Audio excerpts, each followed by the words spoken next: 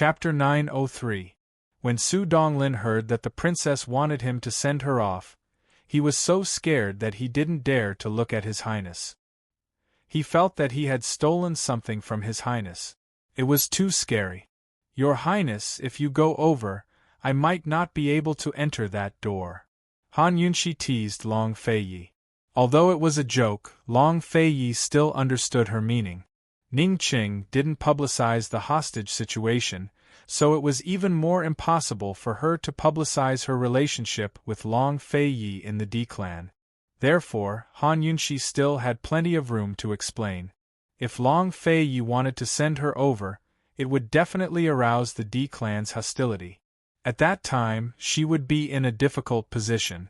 Long Feiyi was silent for a long time before saying coldly, "Su Donglin, you must send her in." Yes. Su Donglin really didn't dare to raise his head. Long Feiyi watched Han Yunshi leave before instructing the shadow guard beside him. "Send a message to Chu Tianyin. Tell him that this crown prince is at the three-way black market. Tell him to come see me." Saying that he wanted to go to Western Zhou was just to fool around with Han Yunshi on a whim. He definitely wouldn't leave the three-way black market for the next 10 days. As for whether he would sneak into Myriad Merchant Hall, that was hard to say. It was already evening. The crisis in Myriad Kindness Hall's gambling house and auction house didn't subside because of Ning Jing's appearance. This was because Golden Wing Palace unexpectedly exposed the shady dealings of the black market's auction house and gambling house at this critical juncture. Golden Wing Palace even sent a few dealers to sit across from Thousand Gold Hall and perform slow-motion tricks in public. In just a short while, it attracted countless spectators. This kind of shameless behavior undoubtedly made it impossible for Ning Jing and the others to solve the problem. Even the stupidest person could guess that Golden Wing Palace was the mastermind behind this crisis. However, even the smartest person couldn't figure out what kind of deep hatred Golden Wing Palace and Myriad Merchant Hall had for them to destroy Myriad Merchant Hall at all costs. Among the three major forces of the three-way black market, Myriad Merchant Hall was the most dependent on the casino and auction house. On her way from East Origin Hall to Myriad Merchant Hall, Han Yunshi had also heard about the commotion that was happening at Myriad Merchant Hall. She sat in a wheelchair and wore a mask in case she was recognized on the road. Many places were bustling with activity, but the entrance to Myriad Merchant Hall's main hall was deserted. Su Donglin pushed her to the side door and stopped. He went up to knock on the door. Just as Su Donglin was about to knock, the door suddenly opened. Deacon Jean was standing inside. Su Donglin recognized him at a glance. "Deacon Jean, who's in charge of Myriad Merchant Hall now?" Su Donglin asked seriously. He felt that when he returned later, His Highness would definitely ask about the details here. No matter what, he had to get the steward of Myriad Merchant Hall to come out and receive him. Deacon Jean sized him up, then said coldly, "Scram?" Deacon Jean was definitely the most furious person in the entire three-way black market right now. If the three-way black market's casino business was ruined, then his bank could basically close down as well. His mood was as gloomy as the sky before a storm. He had come to look for Uncle Cheng and the Great Elder, but was told that they were still at the casino. He was about to rush over and check on the situation. Su Donglin was no pushover. "How can you say that? Do you know who she is?" Su Donglin stepped aside, wanting to let Deacon Jean see the princess. Who knew that Deacon Jean would take advantage of the moment, he stepped aside to walk out and slam the door behind him. Su Donglin naturally could not let the D-clan bully him, much less allow the D-clan to be so impudent in front of the princess. He was about to make a move, but Han Yunshi stopped him with a look. "Deacon Jean, I have a favor to ask. I hope you can make it easy for me," Han Yunshi said politely. Deacon Jean naturally sensed that Su Donglin was about to make a move behind his back. He sized up Han Yunshi, but did not recognize Han Yunshi as the spectator at the gambling table a few days ago. He also did not know Han Yunshi's identity. "I don't know you." Beneath the gambling table, Deacon Jean was actually not a polite person. "It's fine as long as I know Ningqing. It's inconvenient for me to move around, so I'll have to trouble you to send me inside," Han Yunshi said politely. "I have something to discuss with you." On the way to Black Tower, she and Long Feiyi had learned about Deacon Jin's origins. She knew that Deacon Jean had been sold to Myriad Merchant Hall as a slave when he was young. Since Myriad Merchant Hall was the treasury of Cloud Realm Trade Consortium, which in turn was the D-Clan's money bag, then taking down the people here would be the foundation of her control over the D-Clan. If she wanted to control Myriad Merchant Hall, she had to find someone to understand the details that the elders were unwilling to tell her. Deacon Jean was a very good candidate. Since she'd bumped into him here, she could ask him a few questions. Deacon Jean didn't answer Han Yunshi, but gave a cold laugh before turning to leave. Ning Cheng's luck with women wasn't any worse than his, especially in the black market. Many women who'd met Ning Cheng once often came knocking on his door, but most of them never made it past his doors. Seeing Deacon Jin's rudeness, Su Donglin immediately flew in front of him to block his way. "What are you laughing at? Do you know who she is?" Deacon Jin's eyes flashed with impatience. He'd seen plenty of women come knocking on his door to beg him, but he'd never seen one with a guard to stop him. If he wasn't wrong, this guard's martial arts skills must be impressive. Deacon Jean usually ignored women like this, but he was in a bad mood today. Seeing Su Donglin's strength made him cold. "You want to climb into Ning Cheng's bed with a broken leg? Go back and dream on."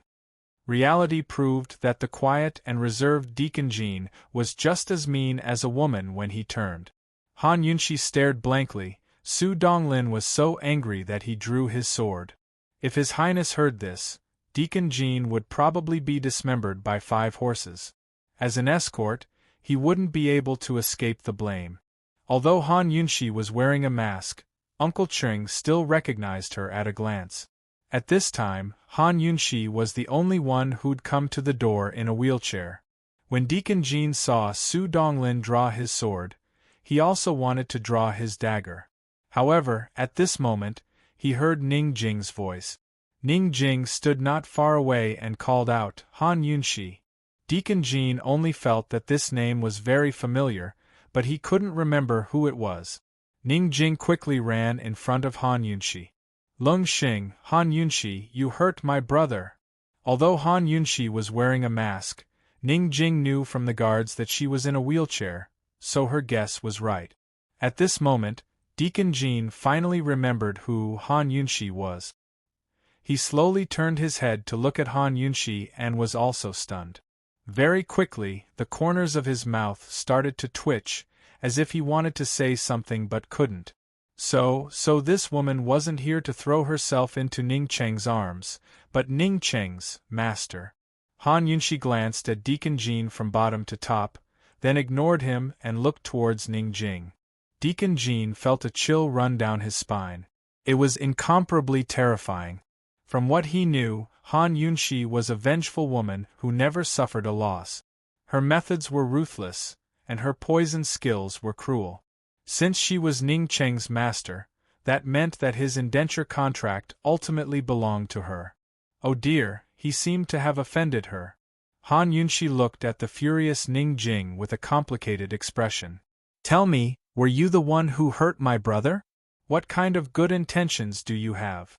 Why are you with Long Feiyi? Are you helping Long Feiyi deal with Bai Yanqing? Han Yunshi, why are you—" Before Ning Jing could finish her questioning, Han Yunshi interrupted her and asked in a low voice, "Ning Jing, are you in charge of the D-Clan now?" Ning Jing was about to answer when Han Yunshi gave her a meaningful look. Ning Jing suddenly quieted down. The anger in her heart seemed to have frozen like the surrounding air. What did Han Yunshi mean by that look? What did she mean by asking that question just now? "If you're in charge, I think I should talk to you about the Tang sect matter," Han Yunshi said again.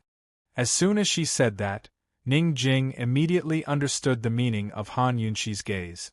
Han Yunshi was hinting that she had no right to be in charge of the D-clan because she had betrayed the D-clan on the Tang sect matter. Ning Jing stared fixedly at Han Yunshi. She felt guilty, resentful, and indignant. What right did Han Yunshi have to threaten her like this? Han Yunshi knew the relationship between the Tang sect and Long Fei Yi better than she did. How could Han Yunshi still have the face to come back? As the princess of Western Qin, where was her sense of responsibility and shame? You! Ning Jing wanted to say something but stopped. She calmly walked in front of Han Yunshi and leaned down. She put her hands on the back of the wheelchair and her lips were almost touching Han Yunshi's ear. Your Highness, how do you want to talk to me about the Tang sect matter? Deacon Jean and Su Donglin looked at them with different expressions.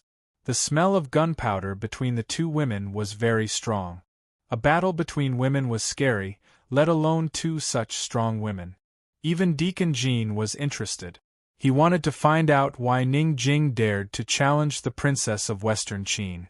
Han Yunshi recalled how Ning Jing had scolded her in Medical City and saw the resentment and provocation in Ning Jing's eyes. She couldn't help but think of her beautiful appearance when she married Tang Li in a wedding dress.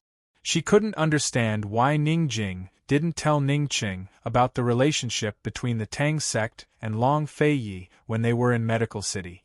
She clearly had a chance. She had asked Long Fei Yi this question before. Long Fei Yi asked Tang Li, and Tang Li said that Ning Jing wanted to escape from the D-clan for her own selfish reasons. Han Yunshi didn't know if Tang Li's statement was his own speculation or if it was from Ning Jing. She didn't believe that a stubborn and fierce woman like Ning Jing would betray the D-clan for her own selfish reasons. What exactly was this selfishness? Why did she want to escape from the D-clan?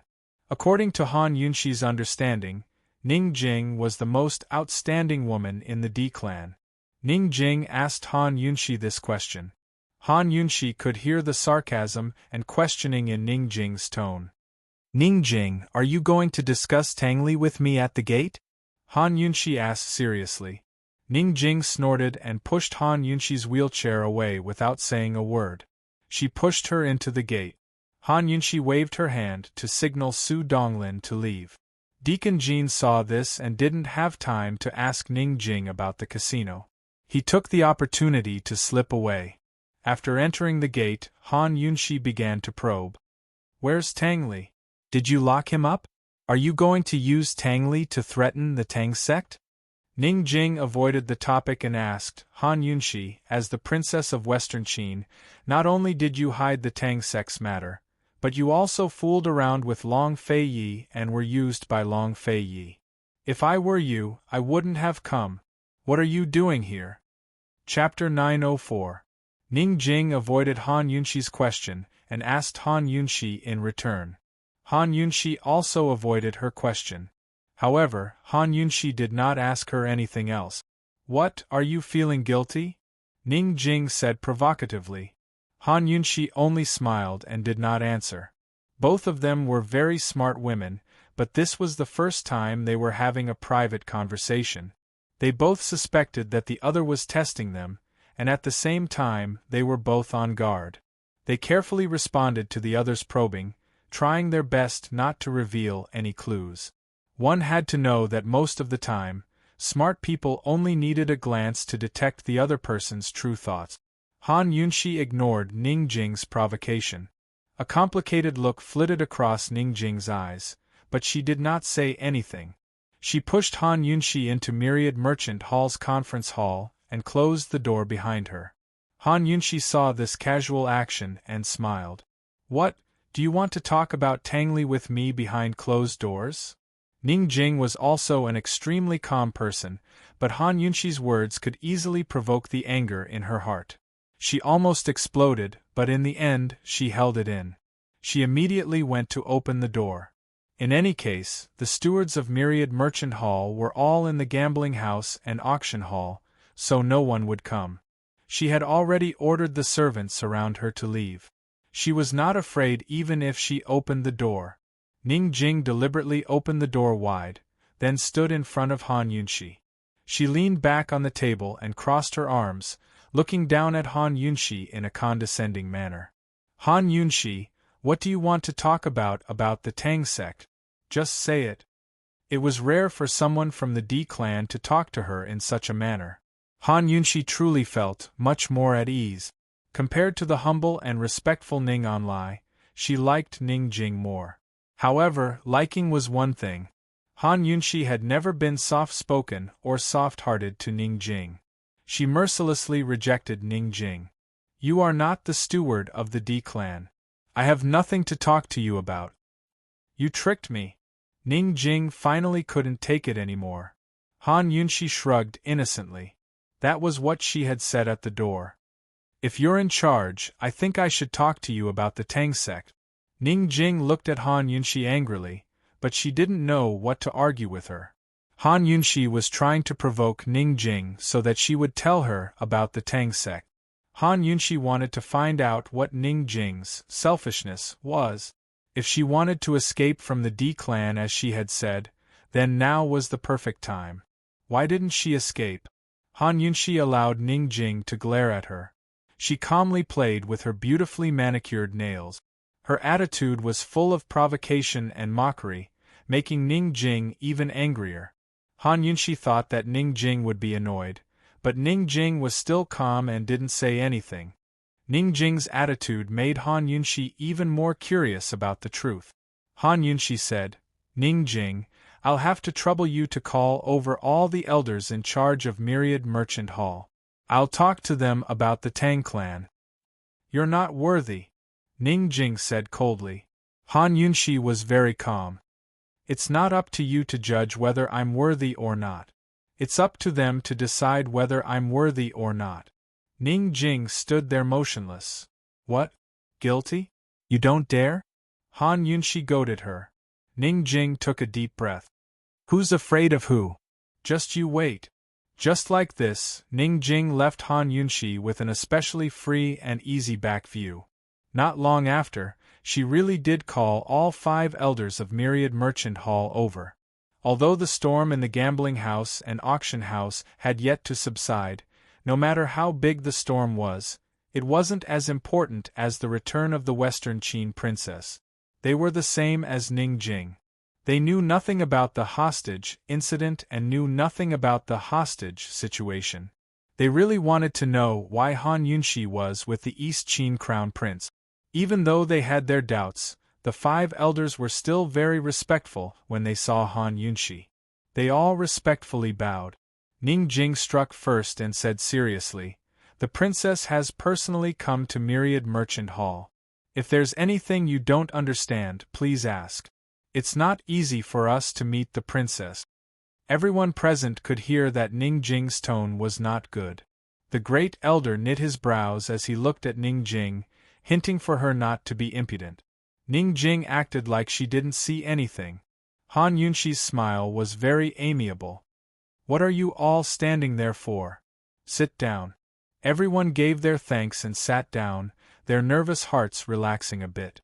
Who would have thought that before they could sit down, Han Yunxi would throw out a sentence that immediately made the atmosphere tense again.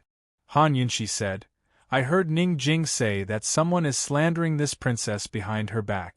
They said that this princess and the East Qin crown prince are still together, that this princess is ashamed of the D clan's loyalty and is not worthy of being Western Qin's princess? When these words were said, everyone who had just sat down stood up. Ning Jing did not even have time to react before everyone looked at her with questioning gazes. Han Yunxi's display of strength was truly unexpected. However, Ning Jing was not willing to be outdone. She immediately stood up. Princess, there are no outsiders here, so why are you beating around the bush? The one who said this is me. The princess should be in the army camp, so why are you with the East Qin crown prince? Why are you helping the East Qin crown prince deal with Bai Yanqing? I heard the archers from the Black Tower say that the princess has been held by the East Qin crown prince the entire time. Although Ning Jing's question was everyone's question, Ning Jing's straightforward question made everyone's hearts beat faster. After all, this question was too sensitive. Ning Jing's question was simply not giving them any face at all. It had to be known that this Western Qin princess was not a normal girl, but rather the famous Han Yunshi. It was unknown when the large discussion hall had become very quiet. Han Yunshi looked at Ning Jing, and Ning Jing met her gaze without any fear. She then added, "So, when I say that the princess and the East Qin crown prince are still together, it can't be considered slander, right?" Han Yunshi looked at everyone. "Where's the great elder?" The great elder was an astute person. Although he was the head of the Council of Elders, he would not easily stand up. If Ning Jing did not mention this matter today, he would have asked the princess in the name of the Council of Elders. But now that Ning Jing had directly asked this question in front of everyone, why would he stand up and be the bad guy? Anyway, no matter what his attitude was, in this situation, the princess had to give an explanation that could convince everyone. The great elder lowered his head and did not reply. Who would have thought that Han Yunshi would actually say, "Second elder, what about you?" Was this the rhythm of going to point by point? No one would be able to escape? Everyone was slightly shocked. This girl Han Yunshi really lived up to her reputation. She was so powerful. Han Yunshi was indeed powerful.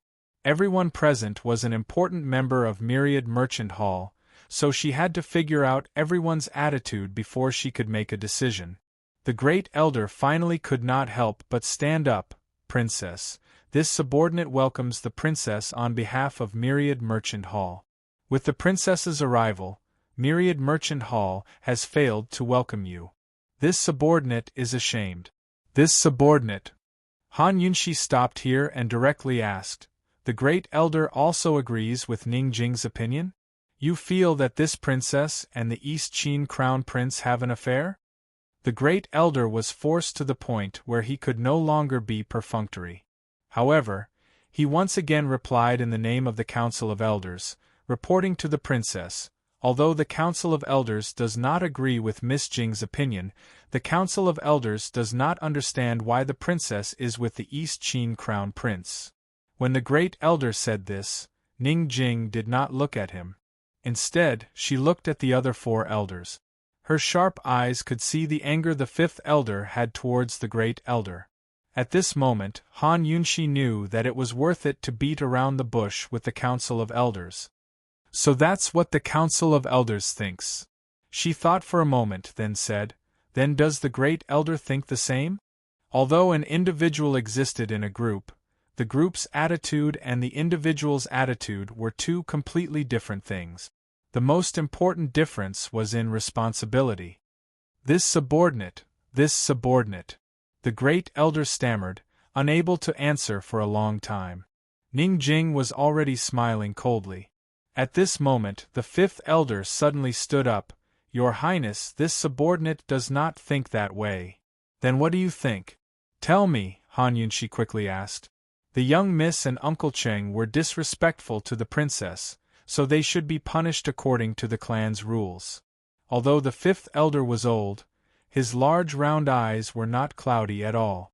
Instead, they were clean and clear, just like his character, upright and stubborn. Han Yunshi originally thought that the fifth elder and the great elder had conflicts, so he was dissatisfied. She had been thinking about how to use the Elder Council's conflict to control Myriad Merchant Hall, but she never thought that the fifth elder would be such a loyal and stubborn person. The fifth elder said, "Your Highness must use your own reasoning when doing things. How can we, as subordinates, question her? Isn't this rebelling? This subordinate thinks that if your Highness was really like what young Miss Ning Jing said, you wouldn't be sitting here today." When the fifth elder said this, the great elder's face became awkward, not knowing what to say. The other members of the Council of Elders had complicated expressions. Ning Jing began to laugh loudly. "Han Yunshi, look! Look, there are many people in the D clan who are as foolish as my brother. You've ruined my brother's loyalty, you've ruined their faith." Han Yunshi immediately denied it. "I haven't." She stood up and asked seriously, "Hasn't everyone thought about it? The East Qin Army and Western Qin Army have been fighting for less than a month. The East Qin army has the absolute advantage, so why would the two armies suddenly stop fighting? It wasn't that everyone wasn't curious, but how could they understand the matters of the battlefield? Ning Qing hadn't announced the real reason, so no one dared to ask. What, you didn't ask, Ning Qing? Han Yunshi asked again.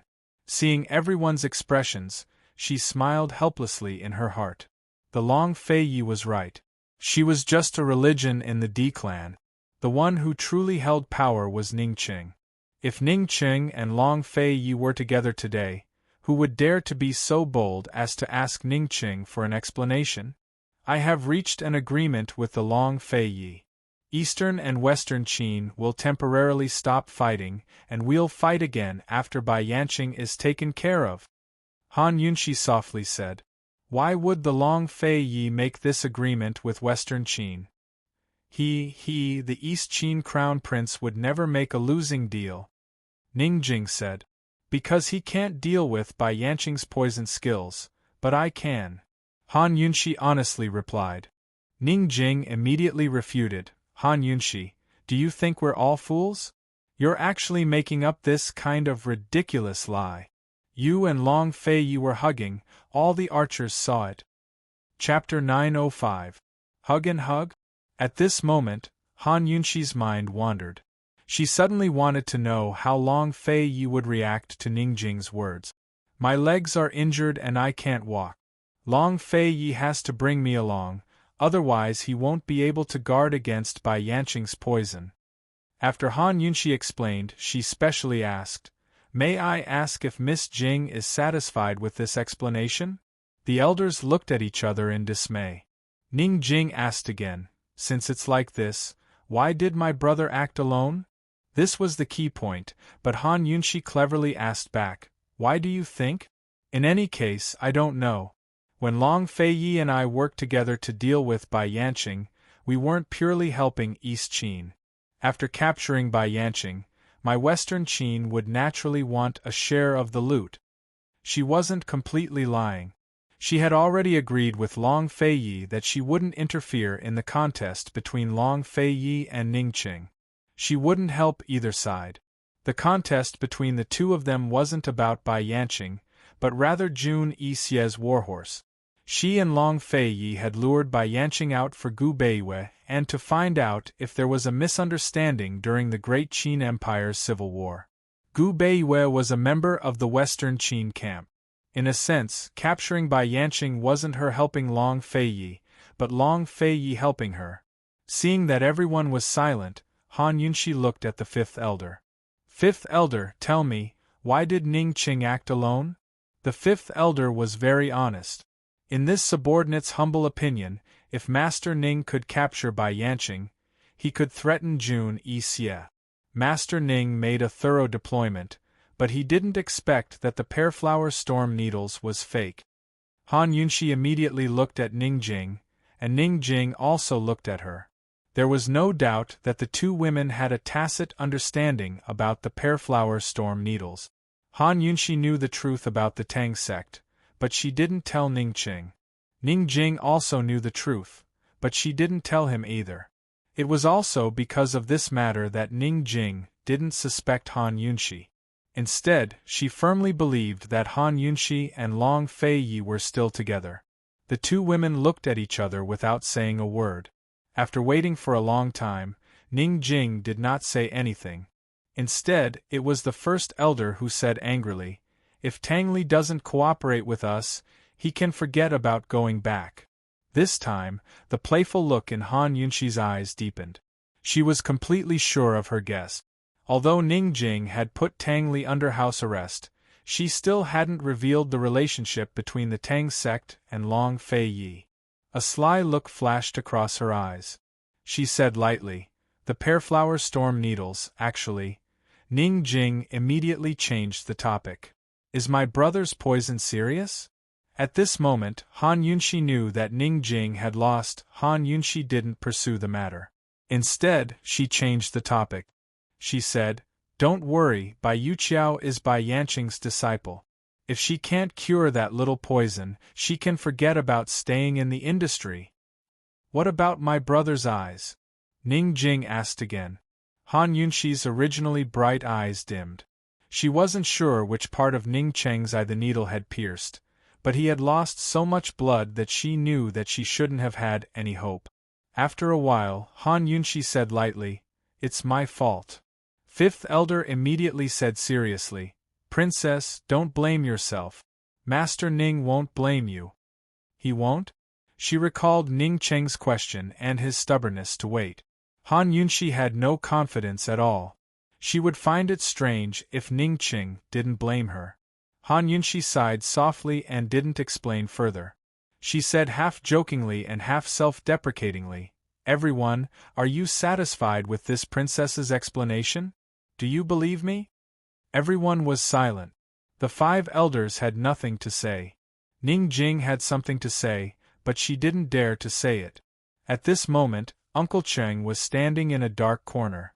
Although he knew that Han Yunshi was lying and that Han Yunshi and Long Fei Ye's relationship had never been broken, he didn't want to expose her. He didn't expose Han Yunshi because he knew that there was no point in arguing. With Han Yunshi's status, any more arguments would be futile. Since Han Yunshi was back, there was no harm in leaving Myriad Merchant Hall's mess to her. He wanted to see how Han Yunshi would deal with a mess that even First Elder couldn't solve. If the D-Clan's money bag was destroyed, Han Yunshi would lose all prestige in the Western Qin camp.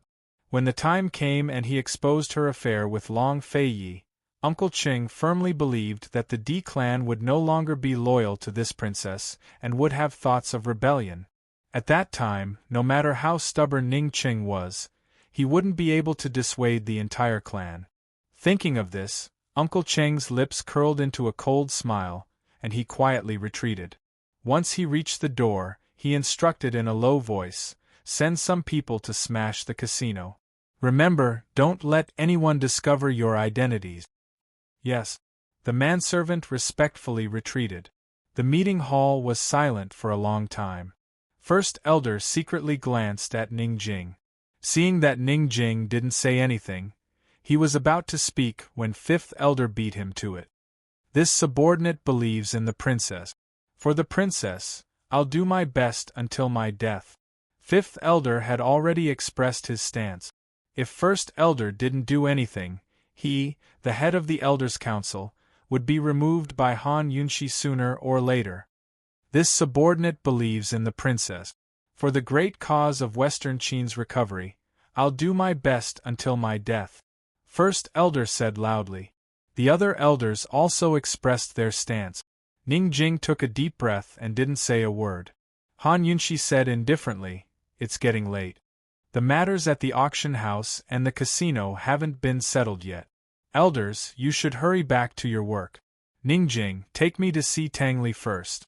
As for the specific situation, we'll discuss it tomorrow." "How about it?" Han Yunshi asked so politely that the elders were terrified. Who would dare to say no? After the elders left, Ning Jing finally couldn't hold it in anymore. She said angrily, "Han Yunshi, you're lying. You and Long Fei Yi are clearly still in love. Otherwise, why would you help him hide the Tang sex matter? Why didn't you tell my brother?" "What about you?" Han Yunshi raised her eyebrows and asked in return. "Ning Jing, Long Fei Yi and I are still in love? Don't tell me that you and Tang Li are really deeply in love? That's why you also hid the Tang sex relationship with Long Fei Yi?" "I didn't." Ning Jing immediately denied. "Then why did you betray your brother and the D-Clan?" Han Yunshi laughed coldly. "Ning Jing, when you criticize me, I'll have to trouble you to think of your own actions." I. Ning Jing had never been so frustrated in her life. "Han Yunshi, I'm different from you. We're different." Han Yunshi looked indifferent. "We're both traitors. What's the difference?" Ning Jing was suddenly shocked. "Han Yunshi, why did you come back? Are you helping Long Fei Yi deal with us?" "I told you, you have no right to question me or criticize me," Han Yunshi said coldly. Ning Jing rushed in front of her and almost hit her. "Han Yunshi, let me tell you, I'm different from you. I only betrayed my brother once. Just once. But you, as the princess of Western Qin, you betrayed your clan again and again, betrayed your loyalists. You did it more than once. Is there a difference between once and multiple times? Han Yunxi laughed. Ning Jing, betrayal can't be overturned after the first time. Ning Jing's heart lurched. Han Yunxi's words were like a sharp knife stabbing into the weakest part of her heart. Still, she stubbornly retorted, Han Yunxi, at least I've stopped betraying. But what about you? Han Yunxi looked at the woman in front of her and associated her with the shrewd and capable manager of Cloud Realm Trade Consortium. When did this woman become so unreasonable? Ning Jing, when did you stop betraying? Han Yunxi shook her head. You still haven't admitted your crimes to the D clan. What right do you have to say you've stopped? You've been betraying us all this time. Ning Jing had nothing to say. She backed away step by step, shaking her head as well. It wasn't clear whether she was denying Han Yunxi or herself. She had once comforted herself by telling herself that she'd only betrayed Ning Qing once, just once.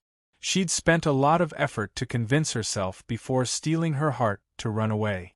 She thought she'd stop betraying him after that. But today, Han Yunxi's words had thoroughly dispelled her reasons for consoling herself. That's right, betrayal is betrayal. What kind of chastity monument is a whore trying to set up in her heart?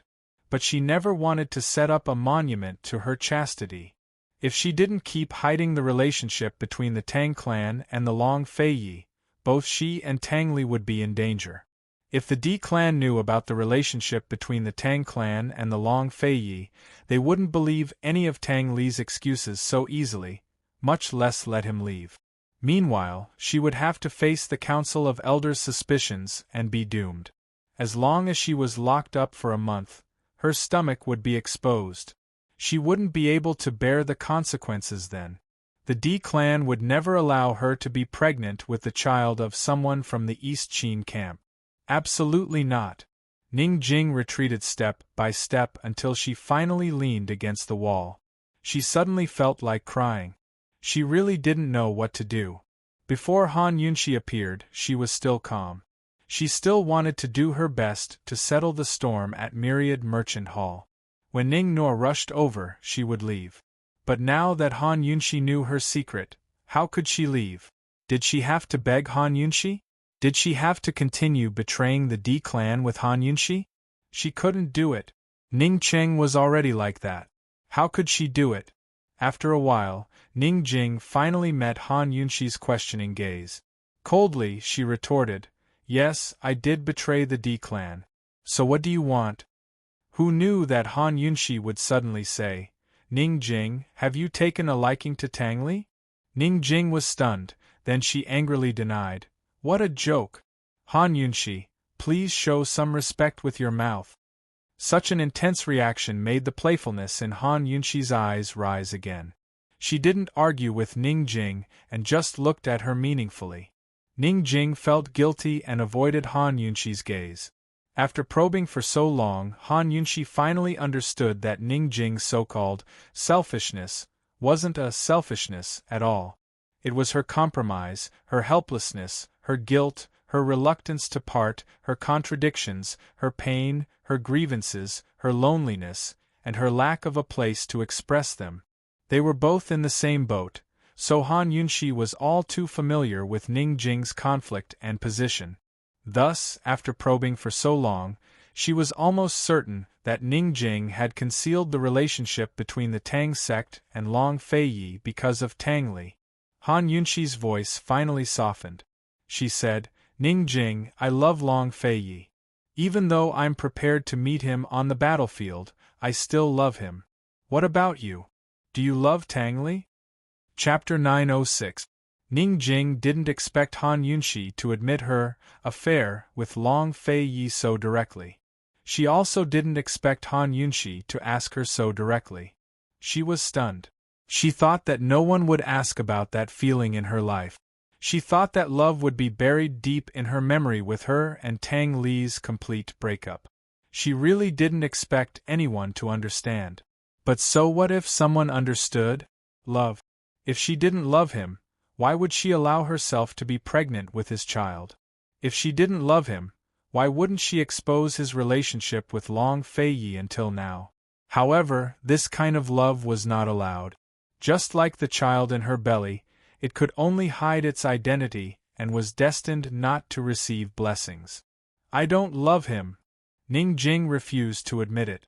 Han Yunxi frowned and said rudely, Ning Jing, I look down on your cowardice. Why, you dare to love him but don't dare to admit it. I don't.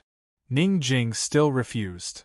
Okay, I'll go and kill Tang Li now. Anyway, he will never betray the Tang sect if he falls into the hands of the D clan. The sooner he dies, the sooner he can be reincarnated. Han Yunxi was about to call for help as she spoke. Ning Jing rushed over like a mad woman and covered her mouth tightly. Those who didn't know better would think that Ning Jing was going to murder Han Yunxi. Han Yunxi pushed Ning Jing's hand away with all her strength and asked angrily, You still won't admit it? Since you're afraid, you might as well stop loving him. Han Yunxi, do you think love is a negotiation? Do you think you can say no just because you want to? Ning Jing finally broke down. She fell to the ground, and tears fell one by one like beads dropping from a string. I love him. Han Yunxi, I love Tang Li. I love him very, very much, but I can't. I can't betray my brother anymore. I've already caused him to be like this. I can't love him anymore. I don't dare to love him anymore. Grievances and self-reproach welled up in her heart. Her tears had already burst out of her eyes. Even though she had brothers and sisters, she had never been taken care of or cherished since she was young. Between brothers and sisters, apart from responsibility, there was only the kinship hidden deep in the bottom of their hearts, that mutual love. Since she was young, she had been dressing up as a man. Most of the time, she had almost forgotten that she was a woman. That was until she met Tang Li. No matter how she ordered him around or tormented him, even when she hit or cursed him, he'd always chuckled and protected her meticulously. He never retorted when she cursed him or hit him. Even though she knew all along that it wasn't true, even though she had always been on her guard, she was still infatuated with the feeling of being protected and doted on. In the end, she still fell in love with that man and relied on him. At first, Han Yunxi's face was cold. But gradually, her heart was broken by Ning Jing's cries. She knew the pain and suffering of loving someone but not being able to love him. She understood it all too well. Han Yunxi hugged Ning Jing gently and let Ning Jing bury her head in her lap. She said faintly, Ning Jing, don't cry. Remember, it's your own business who you like and dislike. There's nothing you can or can't do. There's only willing and unwilling. Ning Jing suddenly pushed Han Yunxi away. Her face was full of tears and she was very agitated. I can't. I can't. Han Yunxi, you can't. We can't let the D clan down like this. We can't hurt Ning Jing like this. I didn't hurt him. That was an accident. Han Yunxi's emotions were also fluctuating. Ning Jing, Eastern and Western Qin have a secret ceasefire agreement. After settling the Feng clan, I will return to the D clan. As the Princess of Western Qin, I will advance and retreat together with the D clan. Even if I have to go to the battlefield and meet Long Fei on the battlefield, I won't refuse. I don't want to let down Ning Cheng's loyalty. Ning Jing was very surprised. I don't believe it. Uncle Ching should know about this. If you don't believe me, you can ask him. Han Yunxi said seriously. Ning Jing couldn't understand. Why? Why? Han Yunxi then realized that Ning Jing was actually also a silly girl. She asked in return, because feelings aren't negotiations. You can't just say you don't love him anymore. Because I'm the same as you. We're both people of Western Qin. We can't betray the D clan's loyalty all these years. So, we have to bravely love, but we also have to bravely shoulder our responsibilities. A bitter smile flashed across Han Yunxi's face. Ning Jing, even if you don't have a good ending, at least you have truly loved and worked hard, right? Long Fei Yi and I have made an agreement. We will meet on the battlefield, but we won't fight with swords." While she was explaining, she took out an item. That item was none other than the East Qin Imperial Jade Seal. Ning Jing's eyes widened in shock as her tears stopped abruptly. "Long Fei Yi gave it to me. When I leave him, I'll return it to him." Han Yunshi was clearly smiling as she spoke, but she didn't know why her eyes were suddenly wet. However, she stubbornly held back her tears. Her smile was calm and confident. "Ning Jing, do you know why Long Fei Yi and I fought against Bai Yanqing? To save Gu Beiyue. To find out the true reason for the civil war in the Great Qin Empire. The reason for the civil war in the past, East Qin and Western Qin had different stories, so this could be a misunderstanding. Do you understand?" This. Ning Jing was very surprised. Ning Qing always thought that Long Fei Yi was lying to me and using me. Han Yunshi carefully put away the East Qin Imperial Jade Seal and said, "Ning Jing, you and we will find out the truth of the past. This is the only chance for you and Tang Li to be together."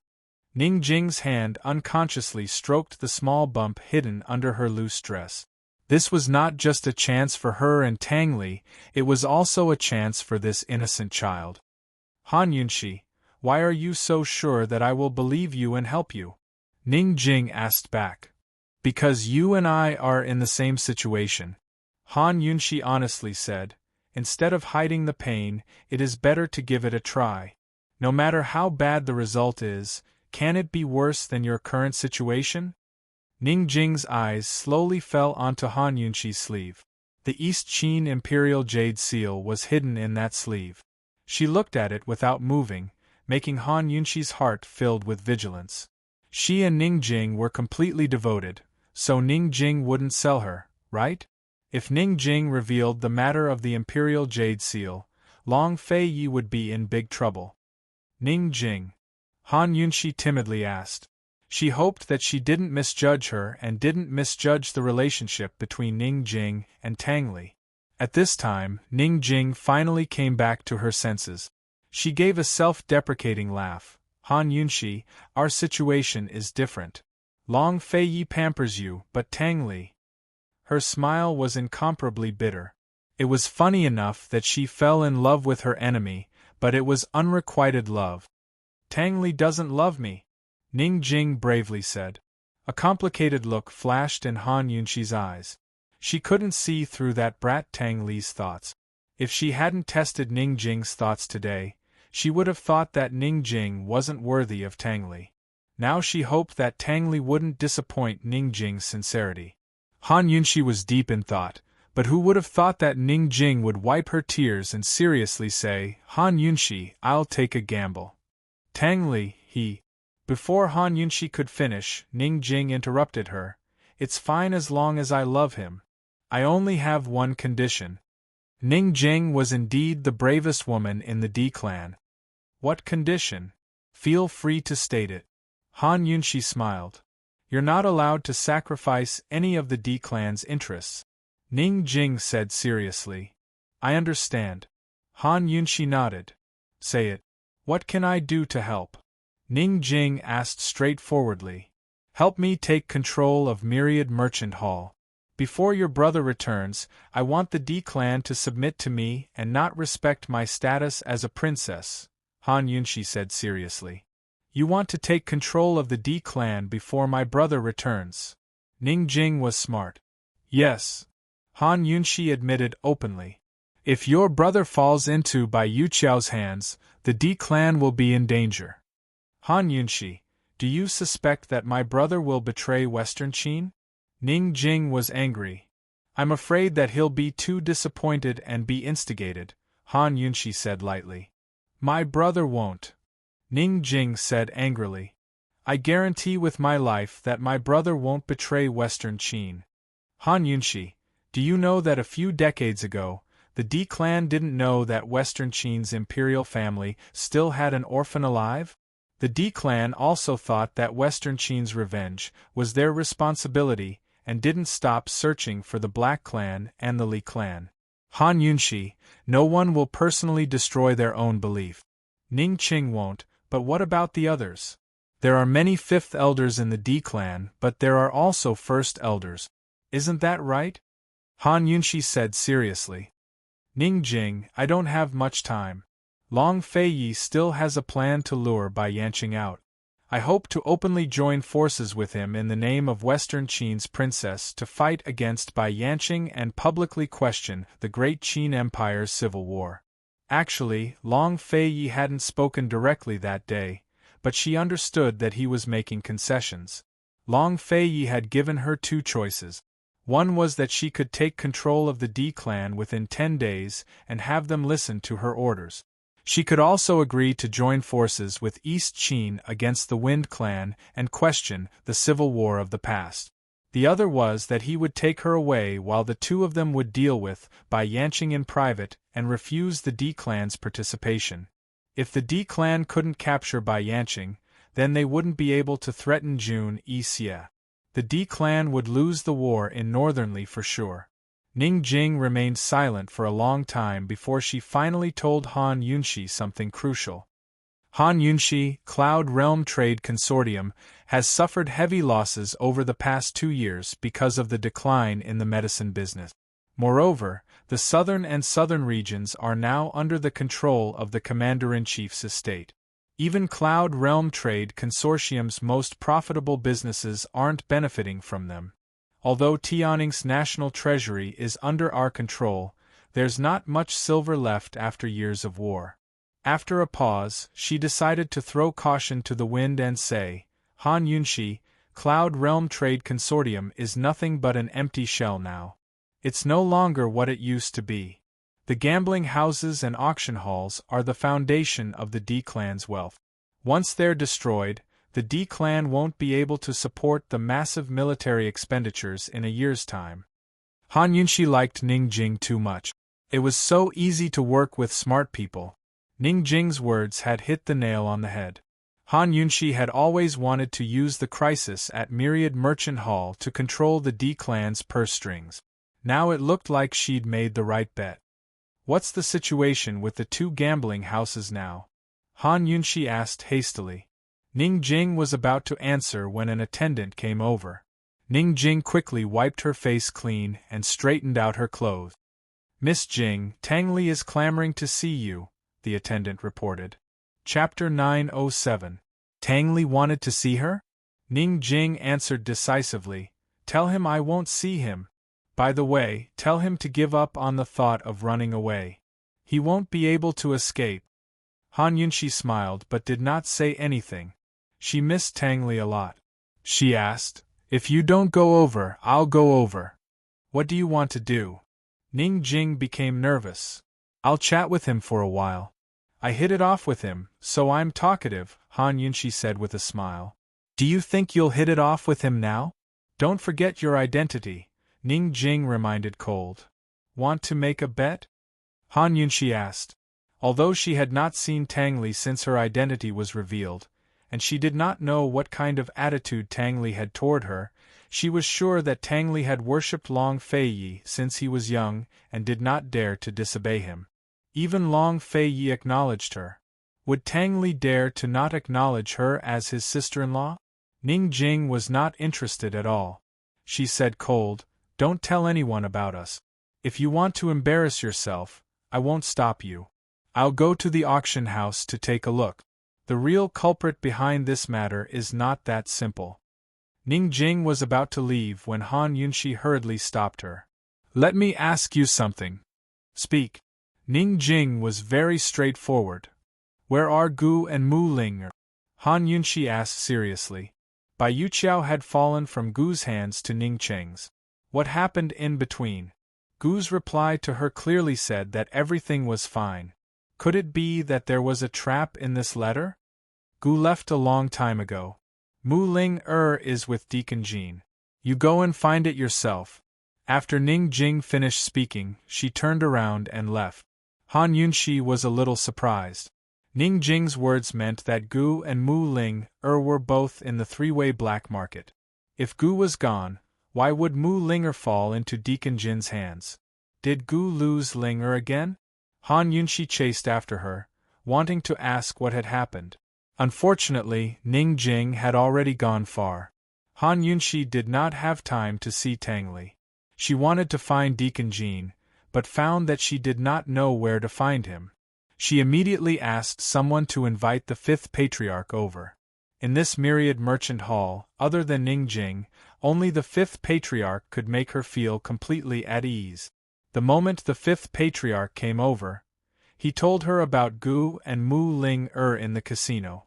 Although the fifth patriarch did not know that Ning Qing had forged the letter, Han Yunxi could guess the whole story. Your Highness, Master Ning must have misunderstood you by placing Mu Ling under house arrest. Now that the misunderstanding has been cleared, this subordinate will send someone to bring Miss Ling over, the fifth patriarch said respectfully. Han Yunxi nodded. Who knew that not long after, a servant came to report that Deacon Jean would not release her. Preposterous. This subordinate will go over personally. The fifth patriarch was about to leave in a huff, but Han Yunxi stopped him. She asked, why did Ning Qing place Mu Ling under house arrest at Deacon Jin's place? Although Deacon Jin's indenture contract was still with Myriad Merchant Hall and he was still the 1,000 Gold Pavilion's deacon, Deacon Jin's East Valley Bank was within his own sphere of influence and was independent of Myriad Merchant Hall. If Ning Qing wanted to place Mu Ling under house arrest, it would be within Myriad Merchant Hall's sphere of influence. How could he let Deacon Jean bring her to the East Valley Bank? The fifth patriarch answered, Your Highness, Deacon Jean and Master Ning are master and servant, and also friends. This subordinate does not know about this matter. This subordinate will call Uncle Qing over. Uncle Qing should know. A complicated look flitted across Han Yunxi's eyes. She asked calmly, Where is Deacon Jin's indenture contract? Myriad Merchant Hall's servants are all under unified management. The indenture contracts are all stored in the warehouse. However, Deacon Jean is a little special. Master Ning has always kept the indenture contract for himself. This subordinate also does not know where it is. As the fifth patriarch spoke, he added, however, Master Ning may not carry it with him at all times. Uncle Qing may know. This subordinate will hurry and find him. There's no need. Han Yunxi stopped him. Take me to the East Valley Bank. The fifth patriarch was absolutely obedient to Han Yunxi. Without asking any questions, he pushed her out of the door and down a small path. At this moment, a black shadow flitted across the rooftop, following them. Who else could this black shadow be but Su Donglin? His Highness had instructed him to keep an eye on the princess. The moment the princess left Myriad Merchant Hall, he was to report her whereabouts to him. Han Yunxi was going to the East Valley Bank. At this moment, Uncle Qing and Deacon Jean were drinking tea in the back courtyard of the bank. Don't even think about the casino business. I dare to guarantee that Myriad Merchant Hall cannot save the casino. Even Golden Wing Palace and East Origin Hall do not have that ability. Uncle Qing said sternly. Deacon Jean had a rough grasp of the casino's situation. Based on his judgment, the casino business in three-way black market would not be able to flourish for at least 2 years. The people of Golden Wing Palace had exposed all the cheating methods in the casino. Who would still dare to come and play? Deacon Jean drank the finest tea without saying a word. Uncle Qing continued, Now that the princess has returned, your agreement with Ning Qing is also void. Don't blame me for not reminding you. You won't be able to get back that limitless gold card you lost to Gu. Deacon Jean, you're definitely going to suffer a loss this time. Actually, there was no need for Uncle Qing to remind him. From the moment Deacon Jean found out about Han Yunxi's identity, he knew that his deal with Ning Qing was definitely going to suffer a loss. He remained silent as Uncle Qing analyzed the situation. So be it. It's just a mere limitless gold card. The East Valley Bank can naturally afford to suffer a loss. It's just that. Uncle Qing waited for a while, but didn't continue. Deacon Jean brushed his fine bangs aside, revealing the scar on his forehead. He asked, "Just what? When did Uncle Cheng treat me like an outsider?" Uncle Cheng sighed softly. "It's just that you put Han Yunxi's younger sister under house arrest, and offended her at the entrance of Myriad Merchant Hall. I'm afraid that she won't let the matter of you putting Mu Ling under house arrest go so easily." Deacon Jean was extremely puzzled. What exactly was Uncle Cheng's motive for making a special trip here to sow discord between him and Han Yunxi again and again? Ning Cheng was loyal and devoted to Western Qin. Now that something had happened to him, what was Uncle Cheng trying to do? Deacon Jean weighed the situation for a while, then said mildly, "Uncle Cheng, since you're treating me like an outsider, please go back." Uncle Cheng wasn't angry. Instead, he laughed. "Jean Z, Uncle Cheng likes your personality. Straightforward." Deacon Jean didn't say anything. He was usually a man of few words. Uncle Cheng leaned over and whispered something to Deacon Jean. In a few sentences, he explained the deal clearly. Uncle Cheng wanted Deacon Jean to use Mu Linger as a bargaining chip to get a huge sum of money from Myriad Merchant Hall. Once the deal was done, Uncle Cheng would return the indenture agreement to him. Deacon Jean was a smart person. He immediately realized that Uncle Cheng wanted to make things difficult for Han Yunxi while Ning Cheng was away. Based on Han Yunxi's conflict with Ning Jing at the entrance of the main hall today, coupled with Uncle Cheng's attitude, Deacon Jean more or less guessed that Han Yunxi, this princess, hadn't truly gained a firm foothold in the D clan. Ning Ching wasn't around, so there might not be anyone in the D clan who was convinced by Han Yunxi. Deacon Jean was only curious about these matters. He was most concerned about his indenture agreement. "How is it? Is my indenture agreement in Uncle Cheng's hands?" Deacon Jean asked. Uncle Cheng immediately took out a handwritten copy. "Take a look. Are there any discrepancies?" Deacon Jin's calm expression changed slightly when he saw that thing. He had personally written the indenture agreement and signed it. He knew every word on it, even the position of his signature. However, a handwritten copy couldn't prove that his indenture agreement was in Uncle Cheng's hands. Given Uncle Cheng's status, it wasn't impossible for him to see this thing. Deacon Jean said indifferently, "Uncle Cheng, I can promise you anything if you can give me the indenture agreement. However, I want to see the real thing." A complicated look flitted across Uncle Cheng's eyes. "All right, I'll bring it to you tomorrow morning. I'm sure Han Yunxi will soon know that Mu Ling is here. You have to be prepared." "Of course," Deacon Jean said indifferently. Uncle Cheng hurriedly left through the back door. Almost at the same time, Fifth Elder pushed Han Yunxi into the guest hall. "Master, Myriad Merchant Hall's Fifth Elder is here to see you. He even brought a woman in a wheelchair with him. This subordinate isn't sure of her identity," the attendant answered truthfully. Deacon Jean was slightly taken aback, but he quickly regained his senses. He said in a low voice, "Watch Mu Ling carefully. Don't let her run around. She definitely can't come to the guest hall." The attendant obeyed and left. Deacon Jean then quickly walked to the guest hall. Along the way, he kept his head down, a shadow in his eyes. No one knew what he was thinking about. Although Deacon Jean was somewhat fearful of Han Yunxi's identity, he still maintained his usual calm, even a little cold. "Your Highness, what brings you here?" he asked indifferently. He waved his hand to summon the attendant to serve tea. "I heard that you weren't willing to release my sister, so I had no choice but to come personally." Han Yunxi was very direct. "For the indenture agreement? What did Ning Qing promise you? Why did he allow you to bring her here?" Han Yunxi asked. "Ning Qing promised me back then. Do you acknowledge it, Princess?" Deacon Jean retorted. "I don't acknowledge it. I'm just asking," Han Yunxi said with a smile. "Then there's no need for me to say." Deacon Jean did not stand on ceremony.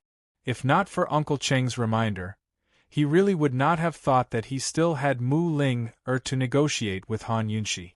It was still unknown whether Uncle Cheng could produce the original indenture agreement. Moreover, even if Uncle Cheng secretly gave him the indenture agreement, so what if he destroyed it? Myriad Merchant Hall would never admit it. Most people in the circle knew that he was Myriad Merchant Hall's slave. If he wanted to leave, how could he leave secretly? He had to leave openly. Although this woman in front of him had not gained a firm foothold in the D clan, he would rather bet his chips on this woman than on a villain like Uncle Cheng. No need to say any more. Just tell me what you want in order for you to release my sister. Han Yunshi's expression was relaxed, as if this was not a very difficult matter. It had to be said that Han Yunshi's attitude made even the usually calm Deacon Jean somewhat flustered. However, he quickly calmed down. Your Highness, my condition is very simple. Return the indenture agreement to me. One hand over the goods, and the other hand over the person. Deacon Jean said, then added, "Oh right, you have to return the limitless gold card that Mu Ling cheated me out of." Han Yunshi frowned. Deacon Jean, I heard that you wanted to give the entire East Valley Bank to Ning Qing in exchange for an indenture agreement? Ning Qing didn't agree to it? Hehe, so that girl Mu Ling is still very valuable. Deacon Jean smiled faintly. Han Yunshi also smiled. No matter how valuable that girl Ling is, she's not as valuable as you, Deacon Jean. How about this, you release Mu Ling and give me the East Valley Bank. I'll give the order that your indenture agreement is void. As for whatever agreement you have with Ning Qing, it'll also be void. How about it? When these words were spoken, not to mention Deacon Jean, even the fifth elder was stunned. If this was not an exorbitant demand, what was it? Where did her confidence come from? Chapter 908. Mu Linger was in Deacon Jin's hands. Where did Han Yunshi get the confidence to make such harsh demands?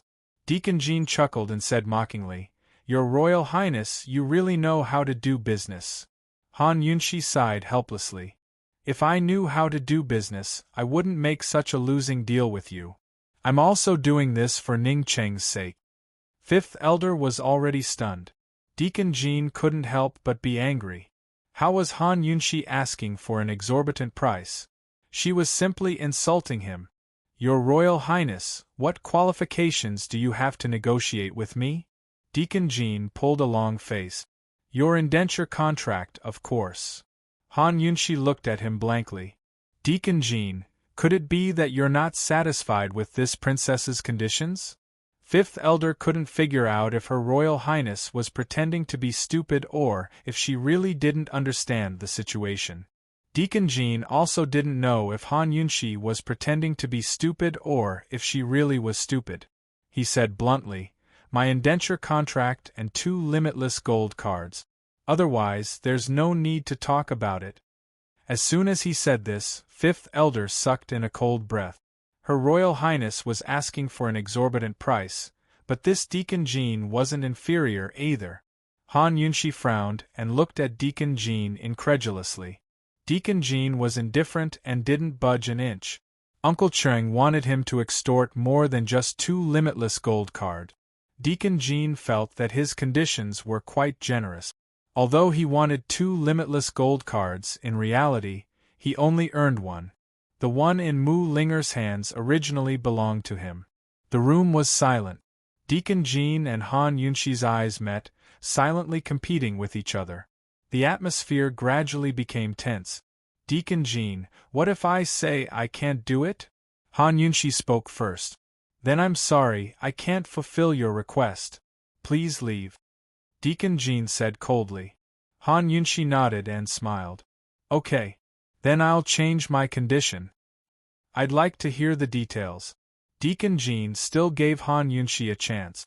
Cooperating with Han Yunshi was much easier than cooperating with Uncle Cheng.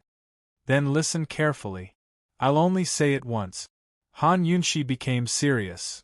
I'm all ears, Deacon Jean said. Immediately hand over Mu Linger and make an inventory of all the accounts of the East Valley Private Bank.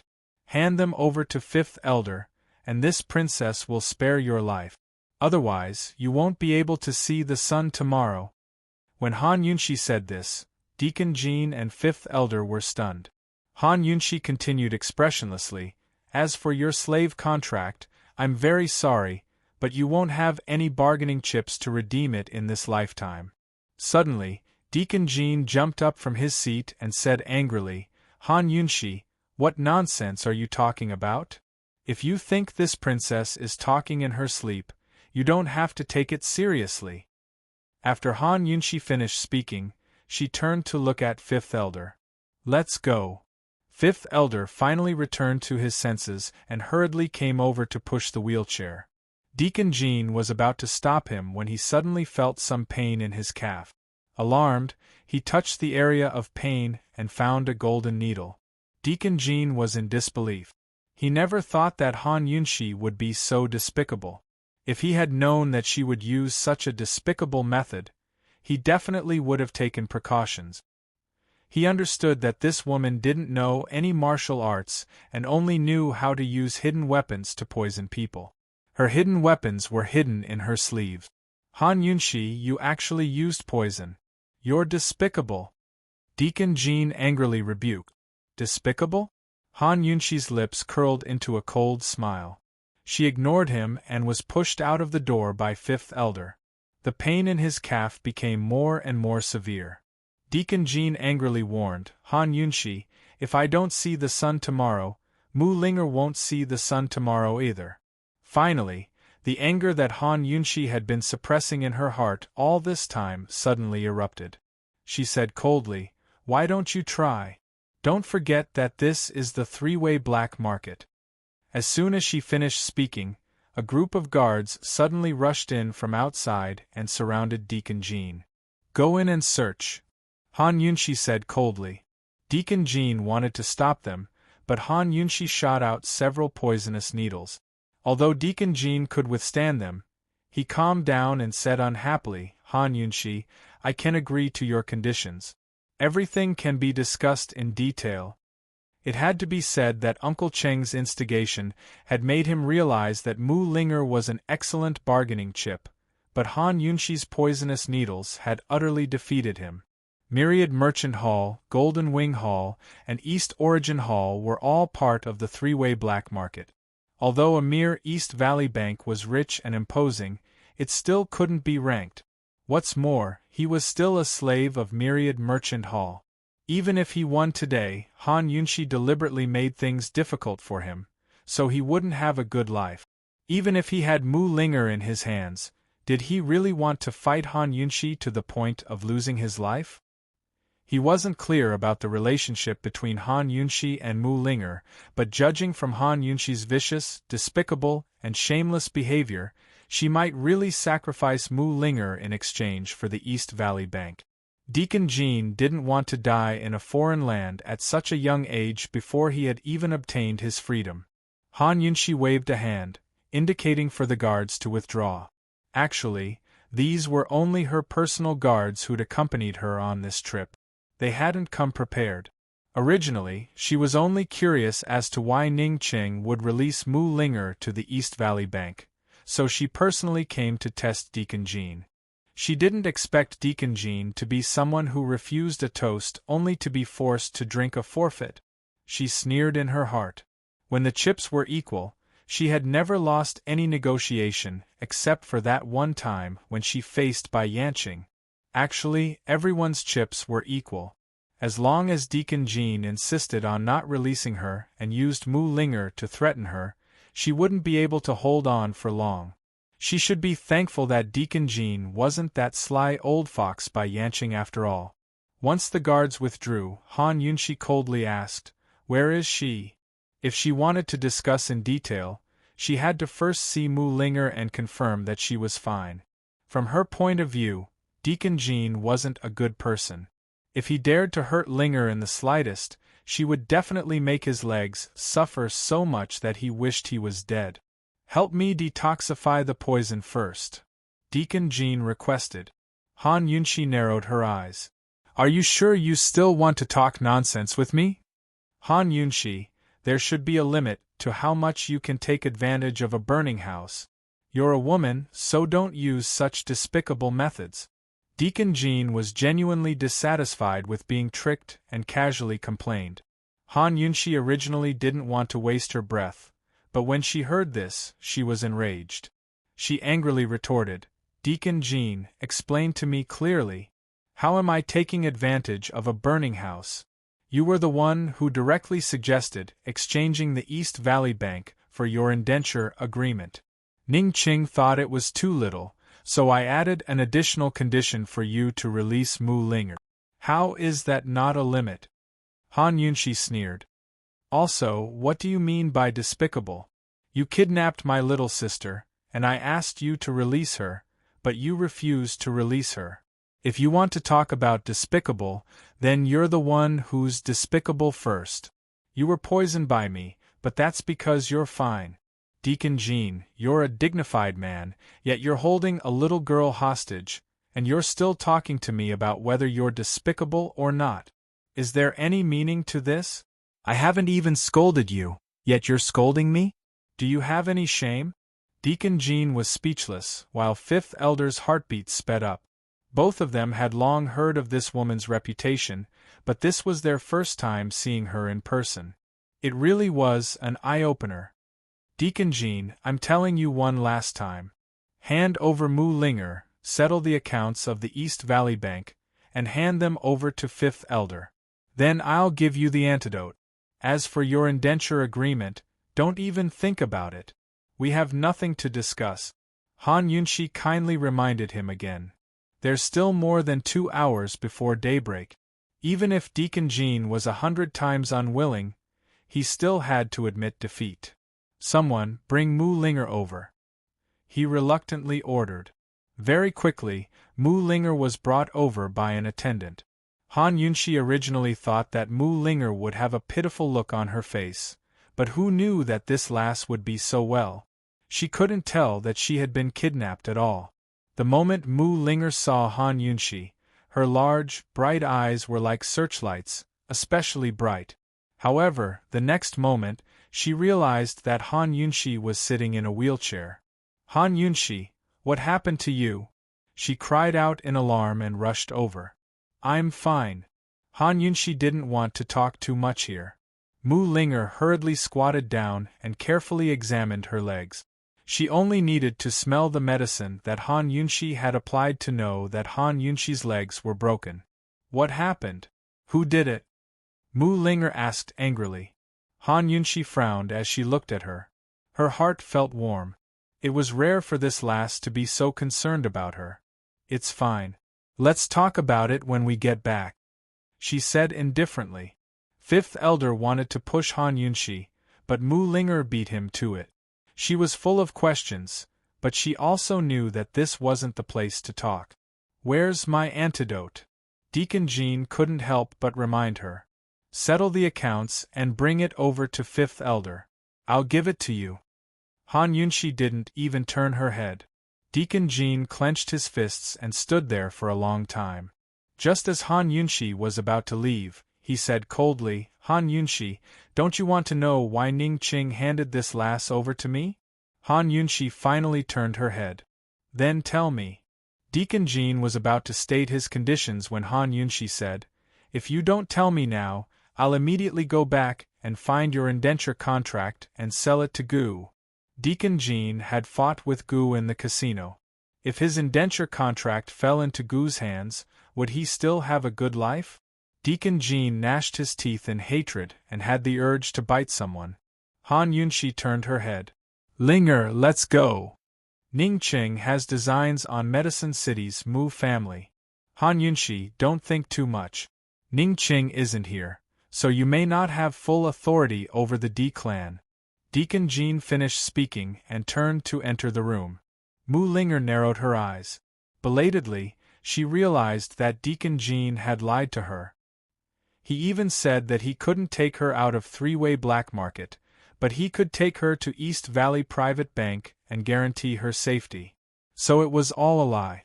She had thought that he was quite kind these past few days, and even wondered if she should return that limitless gold card to him. She didn't expect him to be jackals of the same lair as Ning Qing. Too much. Mu Ling suddenly rushed over to the guest hall. Deacon Jin's back was facing outside. He was gloomy and was about to turn around when Mu Ling was already behind him. She suddenly kicked his butt. Deacon Jin didn't expect Mu Ling to return. He stumbled forward 2 steps and almost fell. Despicable, shameless liar. Just you wait, I'll make you pay the price. Mu Ling cursed angrily and turned to run. Deacon Jin hugged his butt and turned back to look. His face was completely black. Chapter 909. When Mu Ling ran back, Fifth Elder was persuading Han Yunxi. Princess, don't listen to his instigation. Fifth Elder, since it was Deacon Jin who instigated it, then don't mention this matter again when we return, Han Yunxi instructed calmly. Mu Ling didn't quite understand and didn't dare to ask on the spot. After returning to Myriad Merchant Hall and Fifth Elder left, Mu Ling hurriedly told her about how Ning Qing had forged the secret letter and how he had used Deacon Jin to trap Gu. Han Yunxi already knew what was going on and only nodded. Han Yunxi, did Ning Qing capture Bai Yanqing? Where is he? You mustn't let Ning Qing off. That guy is too evil. Everyone in the world thinks that he's the most loyal to Western Qin. I didn't expect him to do such a thing. Han Yunxi, why are you here? How did your leg get injured? Han Yunxi, Ning Qing. Han Yunxi interrupted Mu Ling and told her about the hostage situation. Mu Ling was stunned and looked at her in disbelief for a long time. Finally, she muttered, Han Yunxi, you're really daring. Do you really love Long Fei Yi that much? If it wasn't for deep love, how could she give in when it came to national enmity? How could she be willing to give each other a chance? Han Yunxi didn't say anything. She thought to herself that even if she hadn't transmigrated, even if she was a real Western Qin princess, she would still love Long Fei Yi and would still be so brave. Mu Ling was surprised and suddenly felt sad. She thought that if Qi brother knew the truth, he would definitely be very sad. How much did she love Qi brother to feel sad for him? Ling I've sent people to Black Tower to find Gu. Don't run around before he comes back. Be careful, Han Yunxi instructed seriously. Okay. Mu Ling nodded. She stood for a while. She had so many things to say, but she didn't know how to say them. The two of them were silent. She felt awkward and said, Han Yunxi, it's late. I'll help you wash up and change your medicine. You should sleep early. Qi brother might be back when we wake up. Han Yunxi was wondering when Mu Ling cut her off. She immediately refused. No need, I have servant girls in my rooms. I still have something to do, and I won't sleep so early. You should go and rest first. Han Yunxi wanted to visit Tang Li alone. In about 2 hours, Deacon Jin should deliver the East Valley Bank's account book. She couldn't relax until she saw the account book. Although the East Valley Bank's wealth couldn't compare to the D clan's, it couldn't be underestimated. With this sum of money, Myriad Merchant Hall would have more confidence in dealing with the gambling house and the auction house. She thought that after this sum of money entered the account book, the other elders of Myriad Merchant Hall would more or less change their views of her. Only when the elders changed their views of her would she be able to start meddling in the gambling house and the auction house. Her agreement with Long Fei Yi was only 10 days. On the first day, she coincidentally took over the East Valley Bank. Han Yunxi began to suspect that perhaps she and Long Fei Yi wouldn't have to be apart for 10 days. If it were any other day, Mu Ling would definitely find an excuse to pester Han Yunxi. However, she still had an important matter to attend to tonight. She would soon bid farewell to Han Yunxi. Mu Ling didn't return to her room to rest. Instead, she went straight to East Origin Hall's auction house. A limitless gold card didn't have an upper limit, but it didn't mean that it didn't have an expiration date. When the card holder lost everything and couldn't pay off the debt, the limitless gold card would be cancelled by the bank. Mu Ling wanted to spend money like dirt before Deacon Jin lost everything. She wanted to let him have a taste of his own medicine. How dare he join forces with Ning Qing to put her under house arrest? While Mu Ling-er was spending money like crazy in East Origin Hall's auction house, Han Yunxi was already imprisoned in Tang Li's cell. Tang Li suspiciously sized up Han Yunxi, and didn't say anything for a long time. Han Yunxi allowed him to size her up. She calmly pushed the wheel of her cell towards Tang Li and said, "If you keep looking, I'll tell your brother." You. Tang Li licked his lips. After a while, he asked in a low voice, "What's wrong with your leg?" "It's broken. It's almost healed."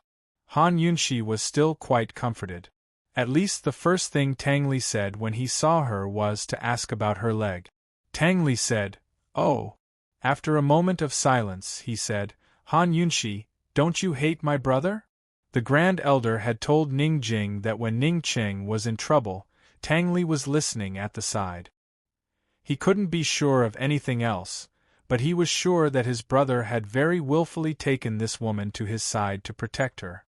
"Why would I hate him?" Han Yunxi rolled her eyes at him.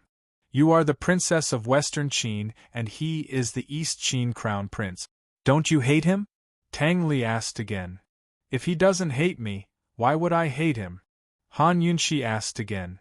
"If he doesn't hate you, can you not hate him?" Tang Li suddenly smiled. "It's really simple." "It's very simple." Han Yunxi asked back, "Do you think it's not simple?" A bitter look flashed in Tang Li's eyes. He changed the topic. "Han Yunxi, then why are you here now? How could the D clan let you come here?" "If I said it, would you believe me?" Han Yunxi asked. "If my brother believes you, how could I not believe you?" Tang Li asked back. Han Yunxi also became serious. "Tang Li, then do you hate me?" Tang Li immediately shook his head, but he quickly nodded again. Only, when he saw Han Yunxi frown, he shook his head again. Han Yunxi pushed him. "You're so hesitant. Are you still a man?" Tang Li asked back, "Why would I hate you?" "My brother doesn't hate you, so it's useless for me to hate you." Han Yunxi laughed mockingly. "I'm really blessed by Long Fei Yi." Tang Li rolled his eyes. "Where's my brother? He knows I'm here. Why didn't he come to save me? What's going on with you two?" Han Yunxi still did not answer and asked back, "Tang Li, do you hate Ning Jing?" Unexpectedly, Tang Li suddenly became impatient. He waved his hand and motioned for Han Yunxi to leave. "Don't beat around the bush with me. If you don't let me go, then leave. Please help me pass a message to my brother, and ask him to quickly come and get me out." Han Yunxi was about to speak when Tang Li stopped her. "I'm telling you, next time you come here, don't mention the two words Ning Jing to me. Otherwise, don't come here." Han Yunxi's eyes flashed with suspicion, and she said lightly, "Tang Li, you want to be alone, don't you?" "I don't." Tang Li suddenly became angry and denied it angrily. Han Yunxi was stunned at first, then she burst out laughing. She was puzzled. Tang Li's attitude just now showed that he did not have any deep hatred for her. Why would Tang Li resent Ning Jing, the daughter of the D clan, when she was a Western Qin princess? She was not sure about other things, but she was very sure that the hatred of the Eastern and Western Qin family was not that strong in Tang Li's heart. Otherwise, Tang Li would not have been so talkative with her after knowing her background. As long as Tang Li did not reject Ning Jing's background, then Ning Jing could still be fought for, right? Although Ning Jing had told her not to mention their relationship in front of Tang Li, Han Yunxi still could not help it. She could not bear to see a stubborn woman like Ning Jing hiding her love and fighting alone. Love was a very heavy thing, and a person often could not bear it. Seeing Han Yunxi smile, Tang Li flew into a rage out of humiliation. "Han Yunxi, are you leaving or not? You don't want to be alone. Won't you be bored if I leave? This prison cell is too quiet. Won't you be bored?" Han Yunxi asked with a smile. Tang Li was furious and said angrily, "Go away! I want to be alone." "You want to be alone?" Han Yunxi played dumb and asked curiously, "Jing Jing?" Finally, Tang Li flew into a rage, and did not answer Han Yunxi anymore. Instead, he pushed her out of the prison cell and slammed the door shut. He wanted to be alone. Seriously enough. Han Yunshi was about to go back in when she saw the prison guard running over. Princess, Fifth Elder is waiting outside. He said that he has an urgent matter and wants to see you, the prison guard hurriedly reported. Han Yunshi temporarily ignored Tang Li and hurriedly went out. She saw Fifth Elder holding a bunch of keys in both hands and waiting respectfully outside the door. Your Highness, all the accounts of East Valley Private Bank have been sorted out and handed over to this subordinate. This is the key to East Valley Private Bank's treasury. East Valley Private Bank has not raised any debts or expanded into other businesses. As of tonight, the total amount of debt that has been loaned out is 56,330,000 taels, Fifth Elder reported truthfully. Han Yunshi sighed with emotion. The most profitable business in the world was indeed the business of making money. Although they had only lent out 56,330,000 taels, the interest of 56,330,000 taels was calculated daily, and the interest was extremely high. Where's Deacon Jean? Han Yunshi asked. These were sent over by him. He didn't come, Fifth Elder replied. Was it inconvenient for him to come over because of his leg injury, or was he afraid that seeing her would make him even more depressed? Han Yunshi very faithfully took out the antidote and handed it to Fifth Elder. She instructed, tomorrow at noon, summon First Elder and the others. I'll have a meal with everyone and learn more about the casino and the auction house. Fifth Elder respectfully accepted the order and left. Han Yunshi did not return to the prison. She thought that it was better not to force Tang Li and let him be alone. Ning Jing did not like her meddling, so she could not meddle too much. Seeing that it was almost dawn, Han Yunshi finally felt tired. She stretched and motioned for a maid to send her back to her room. She had to hurry up and tidy herself up and get some sleep. Otherwise, she would not have the energy to battle with the Elders' Council tomorrow. Han Yunshi was clearly very tired, but when she returned to her room, she could not fall asleep. She ordered a maid to prepare a hot soup. Since she could not sleep, she decided to take a bath and calm down to think about the casino and the auction house. What was the purpose of Golden Wing Palace? As far as she knew, Golden Wing Palace had been trading medicinal herbs all these years. There was not much conflict with Myriad Merchant Hall. Why did they have to compete with Myriad Merchant Hall so openly? After the maids prepared the hot soup, Han Yunshi dismissed them.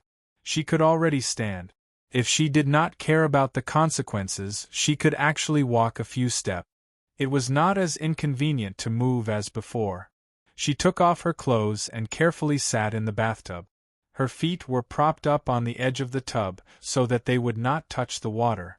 The water was covered with pink Chinese roses. A faint fragrance rose in spirals with the steam and filled the air. Han Yunshi relaxed and did not have time to think about anything. But at this moment, a familiar voice came from behind her. Chapter 9-10. Han Yunshi, if I remember correctly, it's time for you to change your bandages today. Upon hearing this familiar voice, Han Yunshi hastily turned around to see Long Fei Yi standing behind her. She didn't know when, but his stern face was filled with displeasure. Han Yunshi looked at the door, then at the window. She discovered that the doors and windows were tightly shut. How did this guy get in? One had to know that as her inner strength increased, so did her acuity. She was no longer as oblivious to the slightest movements in her surroundings as she was before. When Long Fei Yi was imparting his inner strength to her, he was also constantly training her ability to detect danger in her surroundings. She learned this kind of task very quickly. When did you get in? Han Yunshi asked. Long Fei Yi moved a chair over, took out the ointment, and sat beside the bathtub. He pulled on her well-proportioned, fair and beautiful legs. Han Yunshi originally wanted to ask more, but when his large, rough hand held her smooth and delicate calf, she unconsciously stiffened. She only felt a tremor rapidly travel from her calf to the top of her head, causing her scalp to tremble. They had even touched more intimately before, but even now, she still couldn't withstand his careless touch. Han Yunshi thought, Long Fei Yi was a poison, an incurable poison. Just like the perplexing butterfly illusion. She had it, but she couldn't break it. She was already beyond cure. There was no saving her. Long Fei Yi lowered his head and lowered his eyes. With a serious expression, he helped her cut the gauze. Han Yunshi had questions to ask, but she couldn't bear to break his silence. However, Long Fei Yi quickly glanced over. If you're tired, then take a nap. I'll call you when I'm done. Han Yunshi's sleepiness had long been chased away by Long Fei Yi. She asked suspiciously, "You've been waiting for me for a long time, right?" The doors and windows were all fine. She hadn't heard any movement when she had just entered. The only possibility was that this guy had already snuck into her room and only came out now. "Yes," Long Fei Yi admitted generously. You just. Han Yunshi was slightly angry. Why didn't you come out earlier? In other words, if he had come out earlier, she wouldn't have taken a bath. She would have seen everything. Han Yunshi said implicitly, but Long Fei Yi answered directly, "I've already seen it."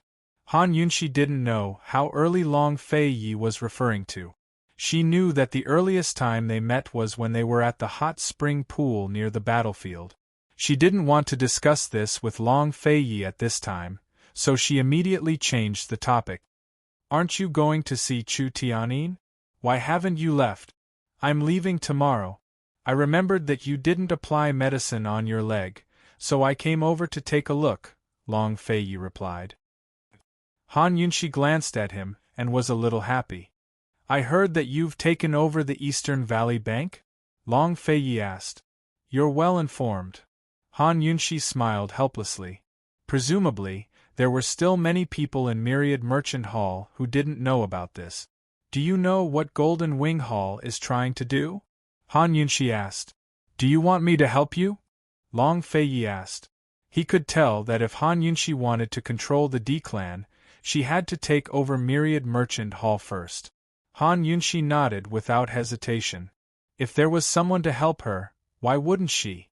Pride and arrogance were unnecessary in front of Long Fei Yi. Long Fei Yi couldn't help but laugh. He thought that this woman would reject him without hesitation. Although he was laughing, Long Fei Yi still rejected her heartlessly. 10 days is the limit. I won't help you. He had already given in on this matter.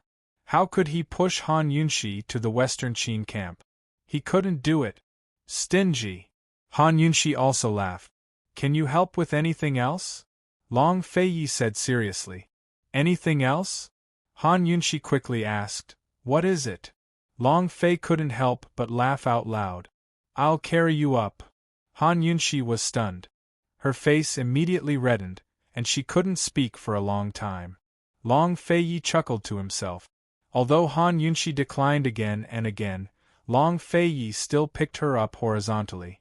Fortunately, she grabbed a bath towel to wrap around her body and cover her face. Long Fei Yi placed her on the bed. Han Yunshi quickly tidied herself up and wrapped herself in her nightgown. Long Fei Yi was well behaved. He didn't tease her anymore. Instead, he leaned against the bed and looked at her with a smile. Compared to her magnificent appearance, he preferred her helpless, panicked, and shy look. He was the only one who could see it. Han Yunshi glanced at Long Fei Yi, but her heart ached for him. She sat down on the bed and made room for him. "It's almost dawn. Take a nap before you leave." She didn't know that he didn't plan to leave at all. She said seriously, "You have to run around again tomorrow. Take the time to rest." Long Fei Yi lay down. Han Yunshi came over, held his arm and snuggled up to him. Even she didn't know when she had become so dependent on this man. She thought that they would only see each other after 10 days. She didn't expect to be able to lean on him again after just 1 day. It was great. Originally, Long Fei had wanted to continue teaching Han Yunshi internal energy and even instruct her in acupuncture technique. But when he saw her so lovey-dovey and lovey-dovey, he didn't bring up the subject of martial arts. He said calmly, "Go to sleep. I'll leave when it's dawn." Han Yunshi snuggled in his arms. Feeling his familiar scent, she felt especially satisfied and safe. However, just as she was about to fall asleep, she suddenly remembered something. She looked up abruptly.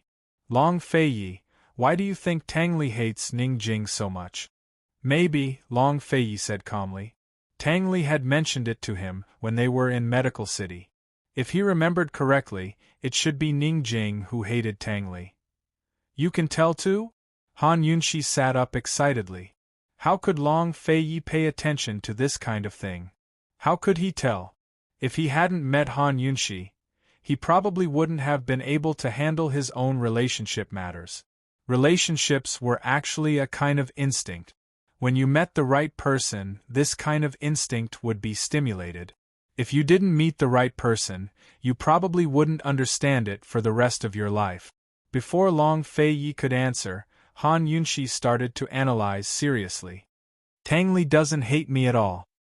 He has no reason to hate Ning Jing so much. He was drugged. Who wouldn't bear a grudge? Long Feiyi retorted.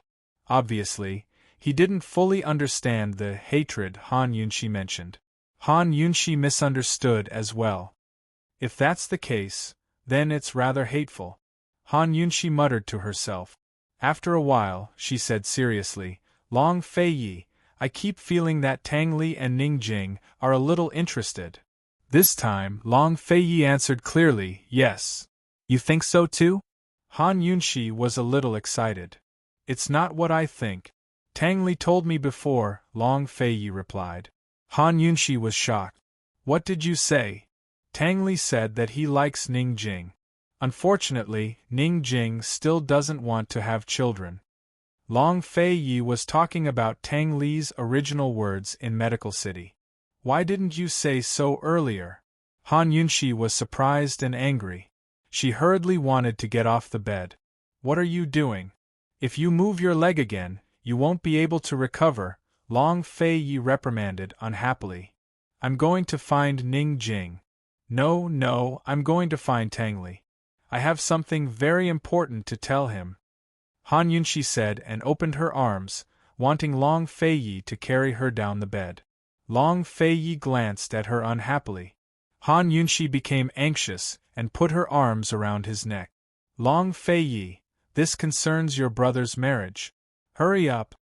Long Feiyi almost took advantage of the situation and pushed her down, but he still carried her off the bed, put her in the wheelchair, and threw her clothes to change.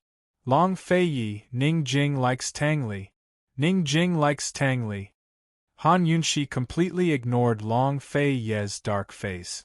She hurriedly put on her clothes and pushed the wheelchair out, leaving Long Feiyi stunned. He had waited in the cell for a whole night, and this woman just left like that? However, for Tang Li's sake, Long Feiyi could only let Han Yunxi go. Han Yunxi didn't know why she was so excited.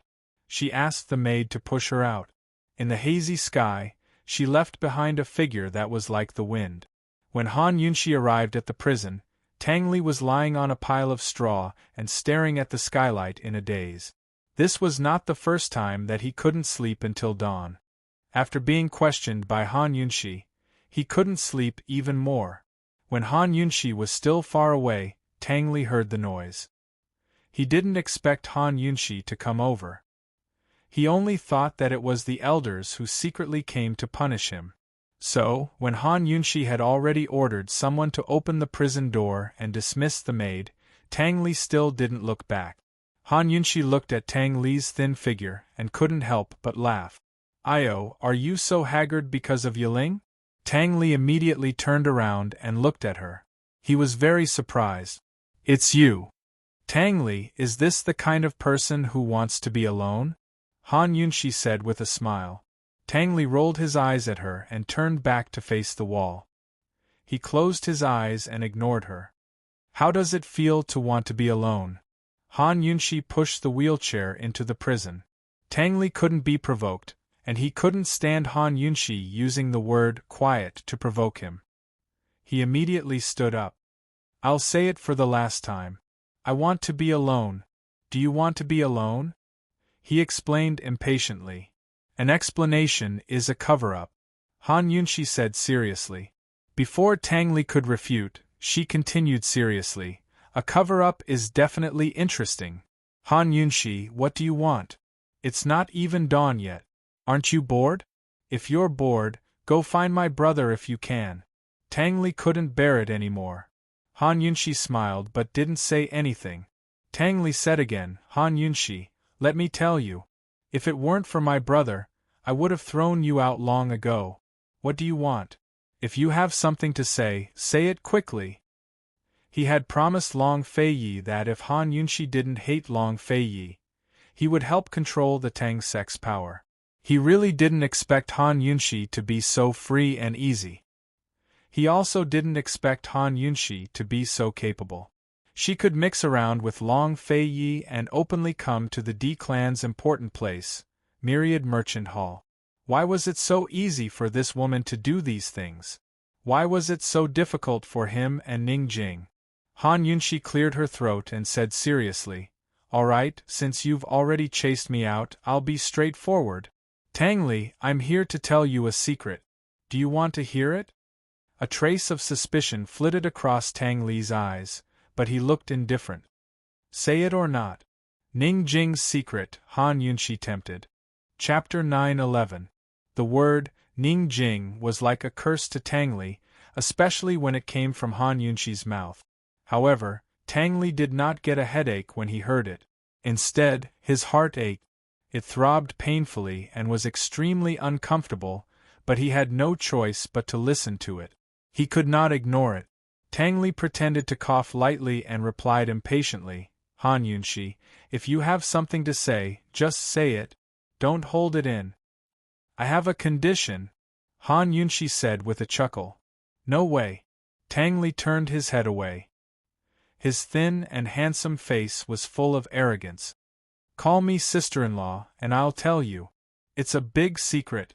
Han Yunshi continued to tempt him. Tang Li had thought that Han Yunshi would come up with some trick. He did not expect it to be so simple. However, even if it was that simple, he could not do it. Tang Li pursed his lips and did not say anything. Han Yunshi was full of interest and waited for him patiently. Their eyes met for a while. Tang Li finally awkwardly avoided Han Yunshi's gaze. Are you going to call me that? Han Yunshi asked. Tang Li did not say anything, nor did he refuse. Han Yunshi's lips curled into a contemptuous smile. If you don't want to call me that, then so be it. Goodbye. She pushed the wheel and prepared to leave, but Tang Li immediately cried out, Wait a minute. Han Yunshi was overjoyed. She stopped and waited. However, Tang Li said, Han Yunshi, if it's about Ning Jing, I'll have to trouble you to stop bothering me. Han Yunshi felt stifled. She immediately turned around and scolded, Tang Li, are you still a man? You don't even dare to say that you like a woman? Are you a coward? Let me tell you, Ning Jing has agreed to cooperate with me. She will help me take control of Myriad Merchant Hall and facilitate the cooperation between the D clan and the Long Feiyi. We will definitely work together to deal with Bai Yanqing and find out the true reason behind the civil war in the Great Qin Empire. As Han Yunshi spoke, she turned around and approached Tang Li. Do you know why Ning Jing did this? Because, like me, she hoped that the civil war back then was a misunderstanding. She hoped that there was no hatred between East and West Qin. Because she wants to fight for a chance to love you. Tang Li was dumbfounded. Han Yunshi continued scolding, she's a woman. She has a sense of shame and self-respect. It's understandable that she doesn't dare to say that she likes you. But you're a man, don't you even have this bit of courage? If you like someone, will it kill you to say it out loud? The secret I want to tell you is that Ning Jing loves you very, very much. Han Yunshi said loudly. Tang Li was still stunned and didn't say anything for a long time. If Han Yunshi's leg wasn't injured, she would definitely have kicked him hard. If you don't want to know this secret, then pretend that I didn't say anything. Goodbye. Han Yunshi was really about to leave when Tang Li suddenly shouted, Sister-in-law. Han Yunshi was about to go deaf from all the shouting. Fortunately, she had previously informed Ning Jing to bribe the jailers in the cell. When she came over, the jailers all retreated far away. Otherwise, Tang Li's sister-in-law would definitely betray all of them. Han Yunshi covered her painful ears and ignored him. Tang Li was extremely agitated and quickly pulled her wheelchair. Sister-in-law, what did you just say? Han Yunshi looked up at him. Tang Li, what did you call me? Tang Li was about to cry. Sister-in-law, I'm begging you. Have mercy on me. Ningjing, what did she say? Han Yunshi was amused, angry and distressed. Ningjing loves you. She loves you very, very much. She told sister-in-law herself. Tang Li was really about to cry. His eyes were filled with tears. Really? Han Yunshi smiled helplessly. Sister-in-law would cheat anyone but you. It's true. I want to see her. Tang Li rushed out of the door like a madman. Han Yunshi let him do as he pleased. Tang Li really did run out of the cell. However, once he reached the dungeon door, he was stopped by a group of archers. He could only retreat. At this moment, he realized that although Han Yunshi could walk freely in Myriad Merchant Hall, she didn't have complete control over it. The group of archers at the door was not only to prevent him from escaping, but also to prevent Han Yunshi from secretly taking him away. You can't go out, but Ning Jing can come in. I don't know if she's willing to see you. Han Yunshi was telling the truth. Sister-in-law, tell Ning Jing, tell her. Tang Li thought for a moment. Tell her that the pear blossom in the storm has no heart, but I have a heart. Tell her to come here. I have something to tell her. All right, I'll think about it, Han Yunshi said mildly. Sister-in-law, Tang Li begged. Han Yunshi couldn't help but laugh. It had been a long time since she heard him call her sister-in-law in such a pleading tone. Tang Li, leave this to sister-in-law. Even if I have to lie to her, I'll help you trick her here. If you have anything to say, you can tell her yourself, Han Yunshi said seriously. Hurry. Tang Li couldn't wait. Han Yunshi left immediately. By the time she reached the outside of the prison, it was already dawn. Fifth Elder had sent people to look for her everywhere, and they just happened to find her here. Your Highness, the elders are already waiting in the main hall, the maidservant answered truthfully. So early? Han Yunshi was suspicious. She had no idea that last night, Fifth Elder had told the other elders about Han Yunshi swallowing up the East Valley Private Bank.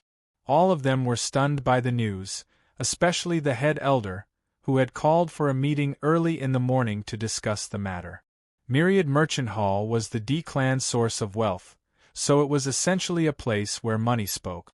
Han Yunshi had only used a single night to earn a private bank for Myriad Merchant Hall without any cost. Even if the elders were dissatisfied, they had to admit that they were a little more convinced. The situation at the auction house and the casino was getting worse and worse. When they were at their wits' end, they naturally wanted to hear what Han Yunshi had to say. Tell them I'm not feeling well and that I'll be there later. Tell them to get busy first. Han Yunshi secretly stuffed an ingot of gold into the maidservant's hands and asked, Is Ning Jing there too? Miss Jing hasn't arrived yet. First Elder has already sent someone to invite her. Miss Jing came back from the casino very late last night, so she's probably still resting.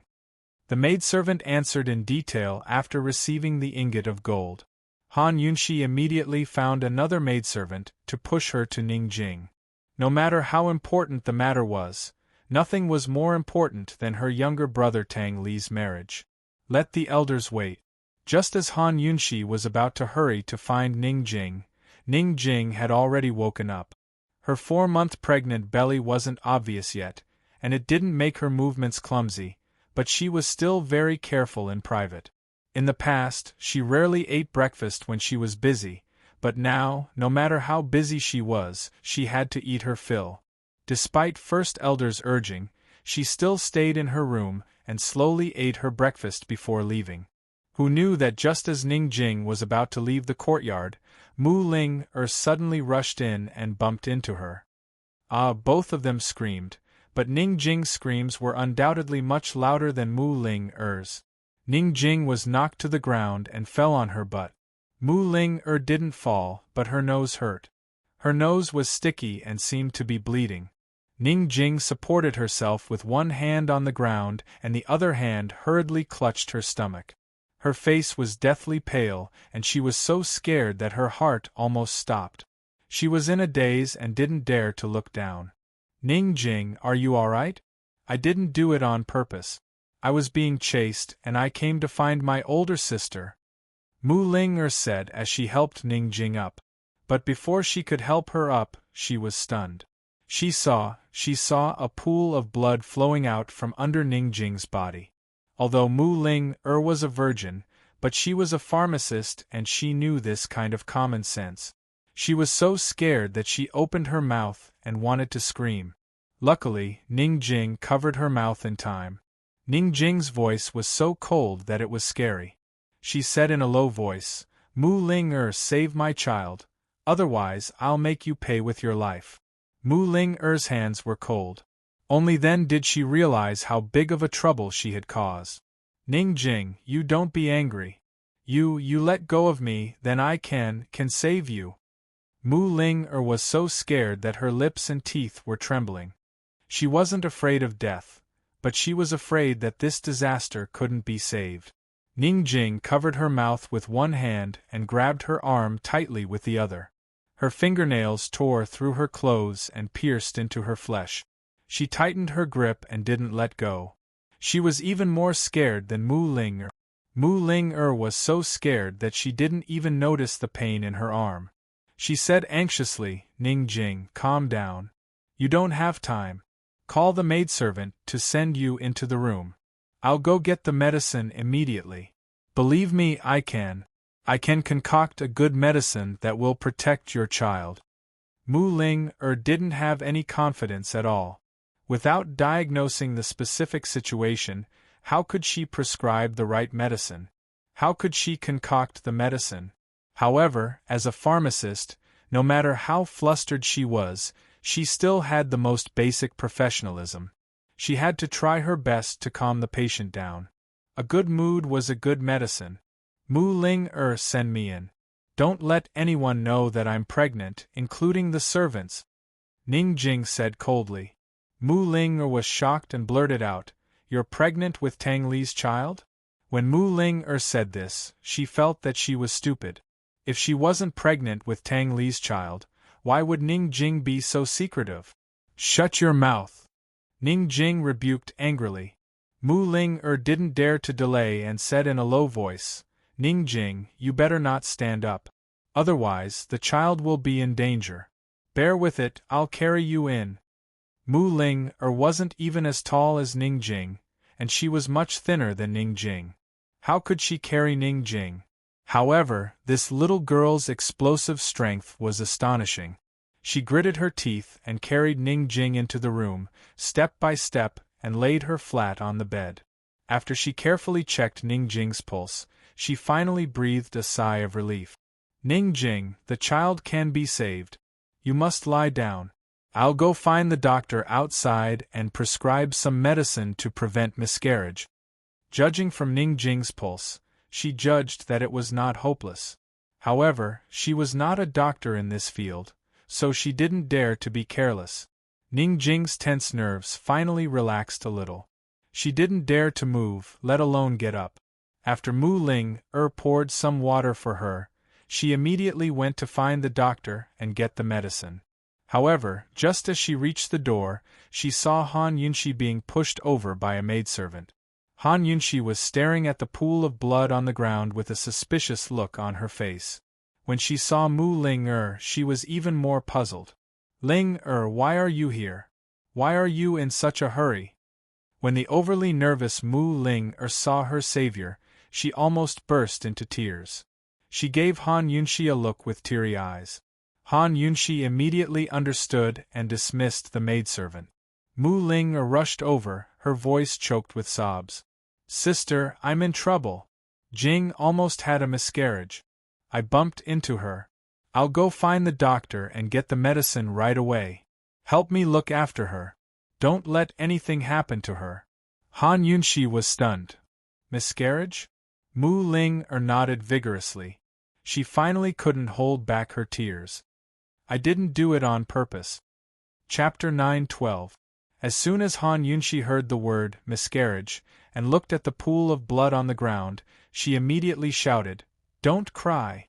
Take me in, hurry up!" Mu Ling was frightened. I have to go, hurry up! Han Yunshi shouted angrily. Mu Ling didn't have time to explain and hurriedly pushed Han Yunshi in. Ning Jing didn't expect Han Yunshi to come over. She asked Mu Ling angrily, "Where's the medicine? Where's the doctor?" Mu Ling was yelled at by these two women. She held back her tears and said, "Sister, I've checked her pulse. Ning Jing's baby can be saved. She urgently needs to take the medicine to prevent miscarriage. I said to find a doctor to be on the safe side." "What kind of medicine do you need?" Han Yunshi asked. Mu Ling quickly listed a few medicinal herbs. Han Yunshi directly took them out from her medical bag. To be exact, she took them out from the detoxification system.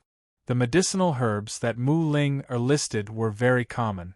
She still had them in stock in her detoxification system. They were just used to make antidote. She didn't expect that there would be a time when she would use them to make medicine to prevent miscarriage. Mu Ling and Ning Jing were very curious, but they didn't have time to ask. After Mu Ling confirmed that the medicinal herbs were correct, she immediately went to make the medicine herself. After Han Yunshi confirmed that Ning Jing was fine for the time being, she hurriedly went out to get rid of the pool of blood in the courtyard. After she came back, Ning Jing stared at the ceiling in a daze. She didn't know what to think. Han Yunshi sighed. She didn't know how she would tell Tang Li if something happened to Ning Jing today. Han Yunshi sat for a long time without saying anything. Ning Jing opened her eyes and looked over. Han Yunshi glanced at her and said nothing. Han Yunshi, you must think I'm ridiculous, right? Ning Jing asked with a bitter smile. Han Yunshi suddenly said coldly, "You're despicable. How could you hide such a big thing from Tang Li?" Ning Jing's eyes flashed with bitterness. She didn't want to explain anything. She turned her head and didn't say anything. Han Yunshi was also silent. Very soon, there were many things that needed to be told to her personally by Tang Li. After Mu Ling brought the decoction, Han Yunshi went out to find a doctor. When she brought the doctor over, Ning Jing had already taken the medicine and fallen asleep. The doctor examined her, looked at Mu Linger's prescription, and added some medicine. He said that although the child was saved, Ning Jing had to stay in bed for a month. After sending the doctor away, Mu Linger finally broke down and cried softly. "Sister, I didn't do it on purpose. I really didn't do it on purpose." Han Yunshi then realized that Mu Linger had called her sister. Looking at Mu Linger's teary eyes, Han Yunshi felt helpless. "What's the use of apologizing to me? Sister, boo-hoo!" Mu Linger cried even louder. Han Yunshi immediately muffled her mouth. "Can't you be quiet? Ning Jing needs to rest." Mu Linger didn't dare to make a sound. She widened her teary eyes and looked pitiful. She didn't even realize that she had called Han Yunshi sister several times. Han Yunshi asked calmly, "What are you doing here?" Mu Linger then remembered something else. "Sister, I got into trouble." Han Yunshi was shocked. "What is it?" "I was hunted down by Deacon Jean," Mu Linger said timidly. Han Yunshi was even more shocked. What exactly happened? Only then did Mu Linger tell him the whole story. Last night, she had gone to East Origin Hall's auction house to squander money. In one night, she'd spent 300 to 200 million taels to buy up all the items from last night's auction. She had just arrived at Myriad Merchant Hall's entrance this morning when she bumped into Deacon Jean. Deacon Jean wanted to kill her.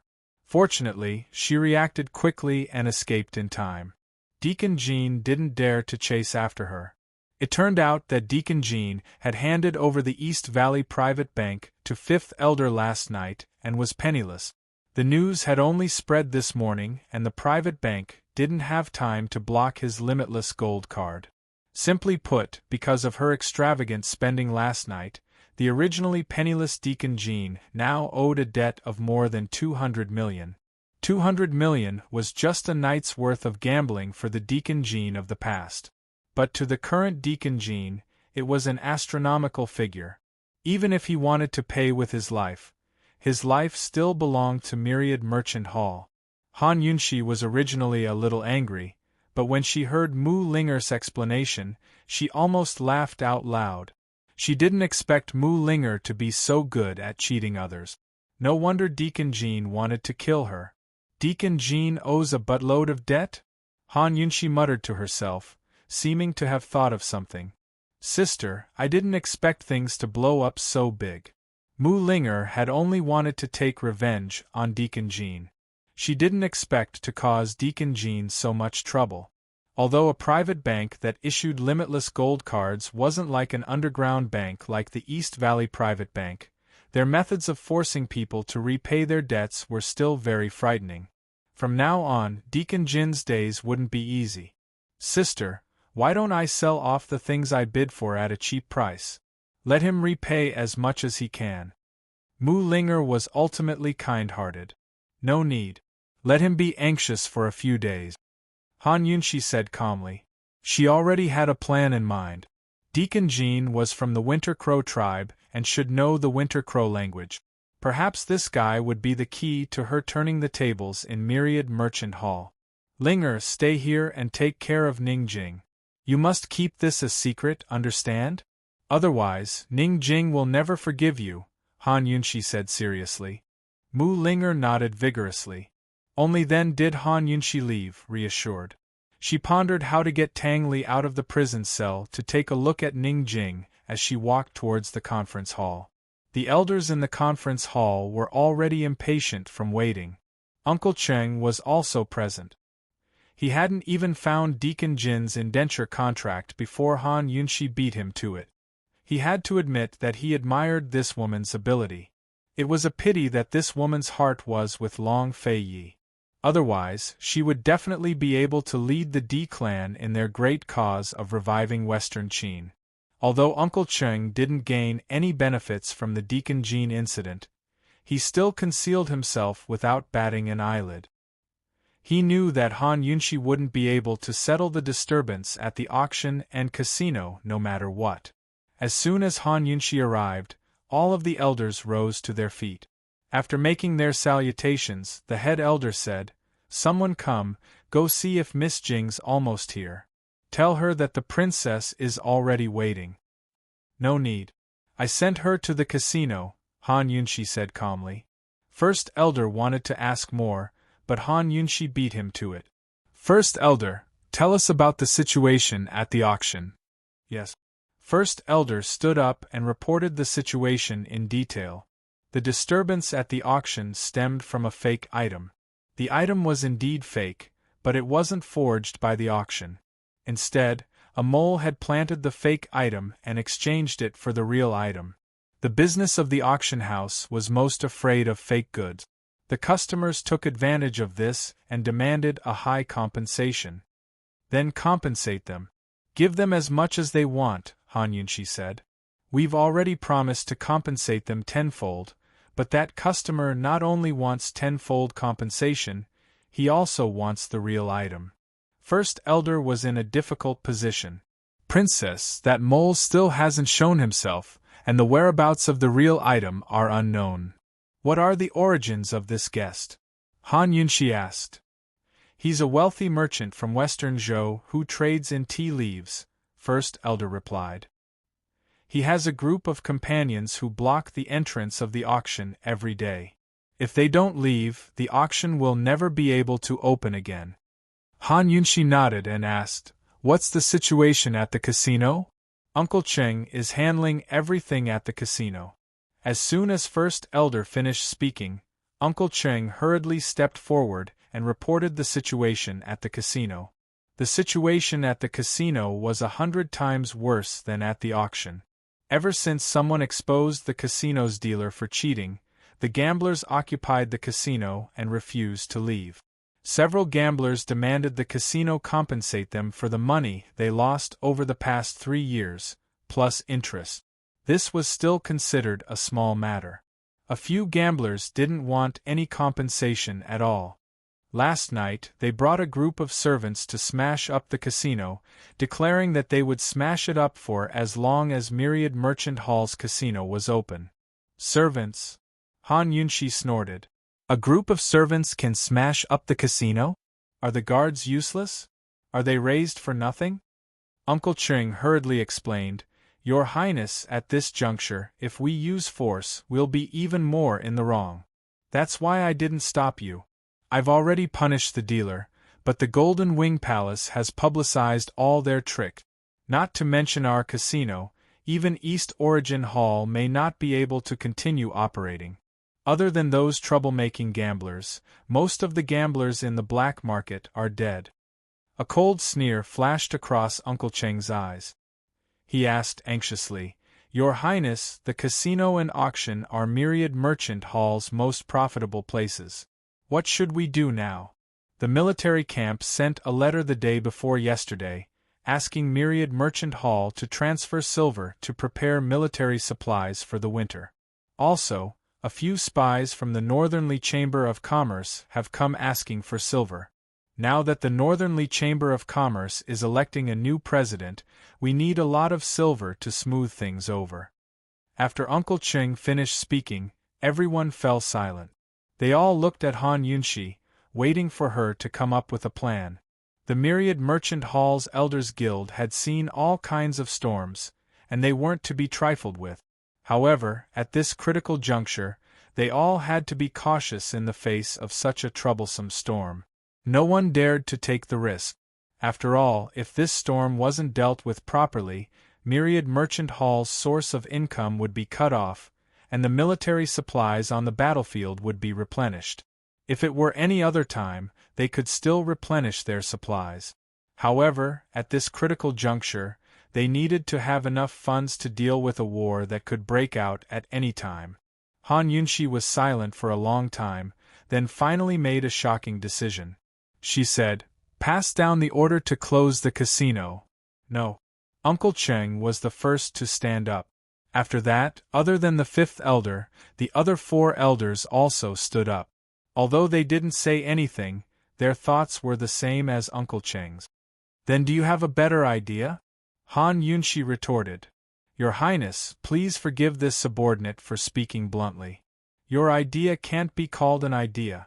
Once the casino closes, we'll lose one of our sources of income. Now that we're short of silver everywhere, let's just say. Before Uncle Cheng could finish, Han Yunshi cut him off coldly. Uncle Cheng, I'm very sorry. The casino's source of income has already been cut off. It had to be said that Han Yunshi was speaking the truth. If the casino continued to operate, it wouldn't be able to make a profit. No one even gambles in East Origin Hall's casino, let alone here. Han Yunshi retorted, Won't it cost to continue operating? Have you calculated how much it costs to operate those large casinos for a day? Don't we have to pay for the servants, the dealers, and the venue? Even the lights inside cost money. The entire place was silent. No one could refute her words, but no one was convinced either. Even the 5th elder, who obeyed Han Yunshi's every order, couldn't bear to close the casino. Rather than wasting resources, why don't we take advantage of these opportunities before others discover them? Han Yunshi asked again. No one understood. Who knew that Han Yunshi would say, after closing the 3-way Black Markets casino, we'll open a few large casinos under our own names in the nearby county. Gambling is a thing that addicts can never get rid of. Chapter 9:13. Close down the 3-way Black Markets casino, conceal their identities outside the 3-way Black Market, and open another casino. Han Yunshi's move was called, No Construction Without Destruction. Hearing Han Yunshi's explanation, everyone felt enlightened and enlightened. This was a very simple method, nothing more than a little trick in the business world. But why couldn't their brains wrap around it? Why couldn't they figure it out? The three-way black market's casino had already been ruined by Golden Wing Palace. Even if they tried to salvage the situation, with Golden Wing Palace's attitude, they would definitely continue to look for trouble. Any business was afraid of being found trouble. Rather than wasting time and money here, they might as well change their position. Han Yunxi was right. People who were addicted to gambling would never be able to quit. In other words, they would never have to worry about not having business. Now that the three-way black market's casino was not trusted, those gamblers might be even more anxious than the casino owners, unable to find a suitable place to gamble. If they could seize the opportunity and find a suitable place to reopen the casino, it would definitely attract a lot of gamblers. This way, the casino's income would not be cut off. All the elders looked at each other. Although some of them had a grudge against Han Yunxi, they could not help but approve of her idea. Uncle Ching rubbed his hands and thought for a moment before asking seriously, "But Your Highness, now that the dealer's tricks have been exposed, how are we going to continue playing?" Han Yunxi bluntly reprimanded, "Uncle Ching, you're wrong. Any business must pay attention to the word credibility. Without credibility, no matter how big the business is, it will still be exaggerated. Thousand Gold Hall is an example." The moment she said this, First Elder hurriedly explained, "Your Highness, the dealer's rules are not only in our casino, all the casinos in the world are like this. If we don't do this, how are we going to make such a high profit?" Han Yunxi smiled. "Then let's do the opposite." First Elder wanted to explain, but Uncle Ching hurriedly said, "What brilliant idea does Your Highness have?" This subordinate is all ears. If casinos did not follow these unspoken rules, they would not be able to make such high profit. Without such high profits, they might as well do other business. Uncle Ching admired Han Yunxi's idea of opening another casino. He was worried that he couldn't refute her. Now, he found his weakness. He'd like to see what kind of brilliant moves Han Yunxi could come up with. Who knew that Han Yunxi would say something shocking again? She said, "We only provide the venue and services, not the host. If the gamblers wanted to play host and dared to play host, let them do it." The casino adopted a membership system, and the members had to go through a strict asset inspection. Those with a net worth of less than 300 million would be rejected. If the loser reneged on the bet, the casino would be responsible for collecting the debt. Therefore, the casino would take a 30% commission from the winner and waive all the fees for the loser. However, the participants would have to pay a membership fee every year. Also, we'll hire new dealers, all of them new faces. They'll be in charge of supervising every game. If anyone is caught cheating, they'll have to pay 10 times the compensation and be banished from the casino forever. Han Yunxi had only given a rough idea, but it left everyone gaping. After all, for thousands of years in Cloud Realm Continent, the casino had always been the host. No one had ever played like this before. It wasn't common for the dealers to cheat in every game, so the casinos would make losses and profits every day. Only after a month's worth of transactions would they make a profit. But Han Yunxi's idea was to make money every day. No matter who won or lost, someone would always win. As long as someone won, the casino would get a cut. Moreover, Han Yunxi had limited the qualifications of the participant. Anyone with a net worth of 300 million or more was a rich man, so the chips for each round wouldn't be low. Everyone present was an old hand in business, so Han Yunxi only needed to give them a rough idea before they could sniff out all sorts of business opportunities from this model. The profits from this model weren't limited to just commission and membership fees. There were many other things that could be done, such as custom-made private rooms, servants, and even restaurants and inns. Good. Your Royal Highness's idea is excellent. The head elder couldn't help praising. The other elders all nodded their heads in agreement. They couldn't wait to discuss all sorts of ways to make money. Uncle Cheng's gaze was complicated. He had no choice but to give in. Still, he wasn't willing to give up and threw out another difficult problem. Your Royal Highness's idea is good, but But what? Uncle Cheng, feel free to speak. Han Yunshi's attitude was excellent, but her eyes were filled with suspicion.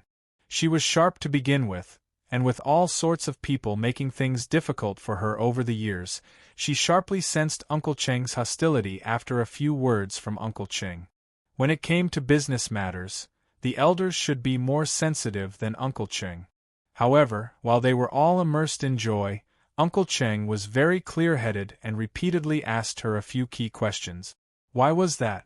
Moreover, if she remembered correctly, Uncle Cheng was the closest person to Ning Cheng and knew almost everything about Ning Cheng.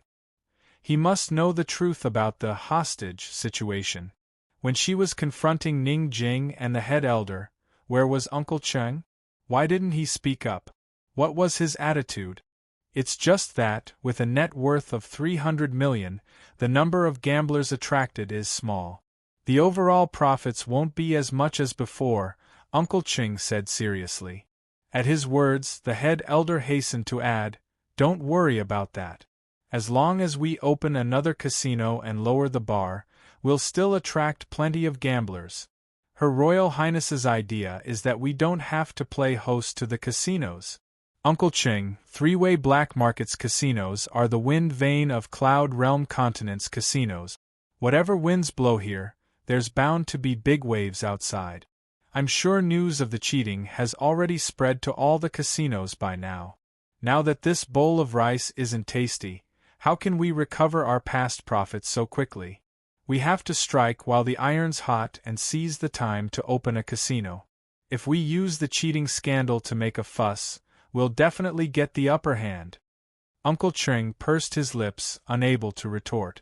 Even the head elder had spoken against him, so what else could he say?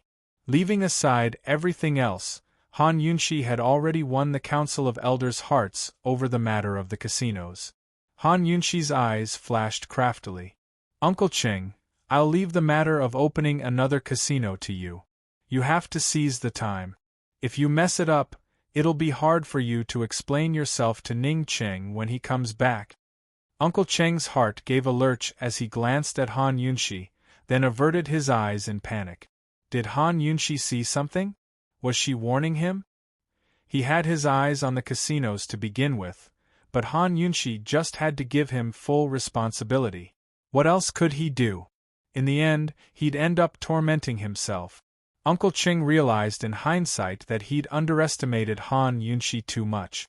Now he could only place his hopes on the auction house. Han Yunshi had given him the casinos, but she couldn't just leave the other elders to the side and give him the auction house as well. As long as the auction house wasn't given to him, he didn't need to be responsible for it, and he could play some trick. "Yes, I'll do my best." Uncle Cheng endured for the time being. "Then you should hurry and find a place."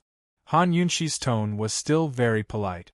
Uncle Cheng originally wanted to stay and listen to how Han Yunshi would deal with the storm in the auction house. Who knew that Han Yunshi would send him away like this? He could only withdraw first and come back to inquire about the auction house in detail. The storm in the auction house was that the real item had been replaced with a fake by a traitor. The buyer not only demanded compensation, but also demanded the return of the real item. "Elders, what do you think about this matter?" Han Yunshi asked. "Your Highness, I suspect that the buyer colluded with the traitor. We've already proposed a compensation of 10 times the auction price. Generally speaking, customers won't refuse," second elder said seriously. This subordinate has the same opinion. "This seller is most likely from the Golden Wing Palace. Your Highness, this incident in the casinos and the auction house is too strange. It's just a coincidence." Third elder immediately echoed. Han Yunshi had long suspected it, but she couldn't figure it out. Why would Golden Wing Palace target us?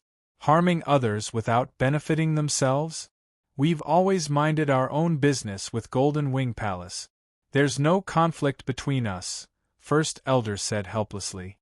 He had already discussed this matter with the other elders more than once. Han Yunshi was very decisive.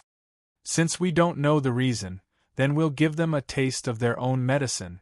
Tie up the buyer and interrogate him properly. Absolutely not. First Elder immediately stopped her. Now the whole three-way black market is talking about this matter. Tying someone up at this juncture will inevitably provoke criticism. Selling a fake item in the auction house is already a bad thing. If we tie up the buyer, who will dare to do business with us in the future? Tie him up, then send out specialized people to look for him with great fanfare. Throw the dirty water back at Golden Wing Palace. Han Yunshi said coldly, "You must always remember that history books are written by people, and public opinion is spoken by people. History books are like this, the winner takes all, and public opinion is like this, whoever has the loudest voice is in the right. Once something happened in Thousand Gold Hall, Golden Wing Palace immediately hit us when we're down. It's clearly a provocation. I don't believe that no one suspects them. Using black to fight black, this was Han Yunshi's principle all along. It had to be said that everyone had a new understanding of Han Yunshi. They didn't expect her to be not only smart, but also ruthless and decisive. If this woman was born a man, she must be extraordinary. However, even if she was a woman, she wouldn't lose to a man. Perhaps she really had the ability and courage to truly lead the Western Qin camp. As for the auction house business, First Elder doesn't need to worry. I have ways to attract buyers." Seeing him hesitate, Han Yunshi continued, "I'm sure everyone has seen the East Valley Private Bank's accounts by now. That's enough money to support Myriad Merchant Hall for a year and a half. It's more than enough to pay for the D-Clan soldiers and all sorts of expenses. Someone's already provoked us to our doorstep. Are you willing to swallow your anger? Where's Cloud Realm Trade Consortium's domineering air?" Her words roused the fighting spirits of all the elders. Fifth Elder was the first to step forward. "We'll listen to everything Your Highness says." Afraid that Fifth Elder would win Han Yunshi's favor and replace him, Head Elder didn't hesitate to step forward. "Your Highness is wise and brilliant. If Han Yunshi knew that Golden Wing Hall was one of Gu Qishao's businesses, how would she react if she found out that Gu Qishao had tricked Myriad Merchant Hall just to avenge her?" Han Yunshi had Fourth Elder and Third Elder assist Uncle Qing, while Head Elder and Second Elder took charge of the auction house. Fifth Elder remained behind to coordinate the various affairs of Myriad Merchant Hall. After the meeting adjourned, she instructed Fifth Elder in a low voice, "Find those gamblers who caused a ruckus at the gambling house and tie them up as well. I have to make them give up Golden Wing Palace." After that, Han Yunshi hurried to Ning Jing's courtyard. She was vexed. Just how was she supposed to get Tang Li out of jail? Chapter 9:14. When Han Yunshi arrived at Ning Jing's room, she saw Mu Linger concentrating on making medicine in the study. "What are you doing?" Han Yunshi was puzzled. "I'm trying to find a way to mix these two prescriptions so that Ning Jing can better absorb the effect of the medicine and reduce the effect of the medicine on the fetus," Mu Linger said seriously. "How is she?" Han Yunshi asked in a low voice. "She didn't say anything for most of the day. I didn't dare to talk to her." Mu Linger said and asked in a low voice, "Sister, are Ning Jing and Tang Li really in love with each other? If they don't love each other, how can they have a baby?" Han Yunshi asked.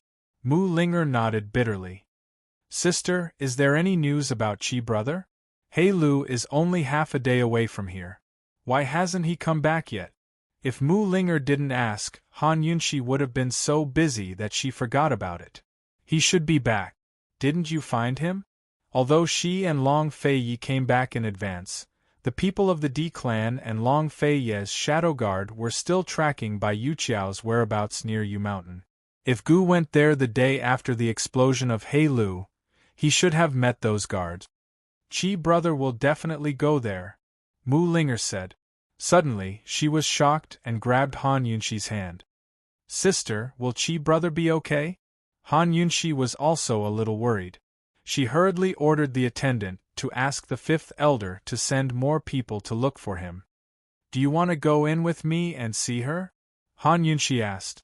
Mu Linger was still full of guilt and didn't dare to face Ning Jing. Sister, you go in by yourself.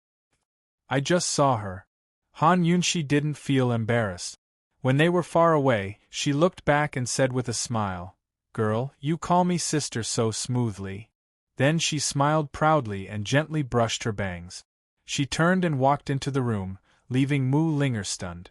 Mu Linger realized that she had called her sister for 2 days. As soon as Han Yunshi came in, Ning Jing immediately asked about the casino and the auction. Why don't you ask me about Tang Li?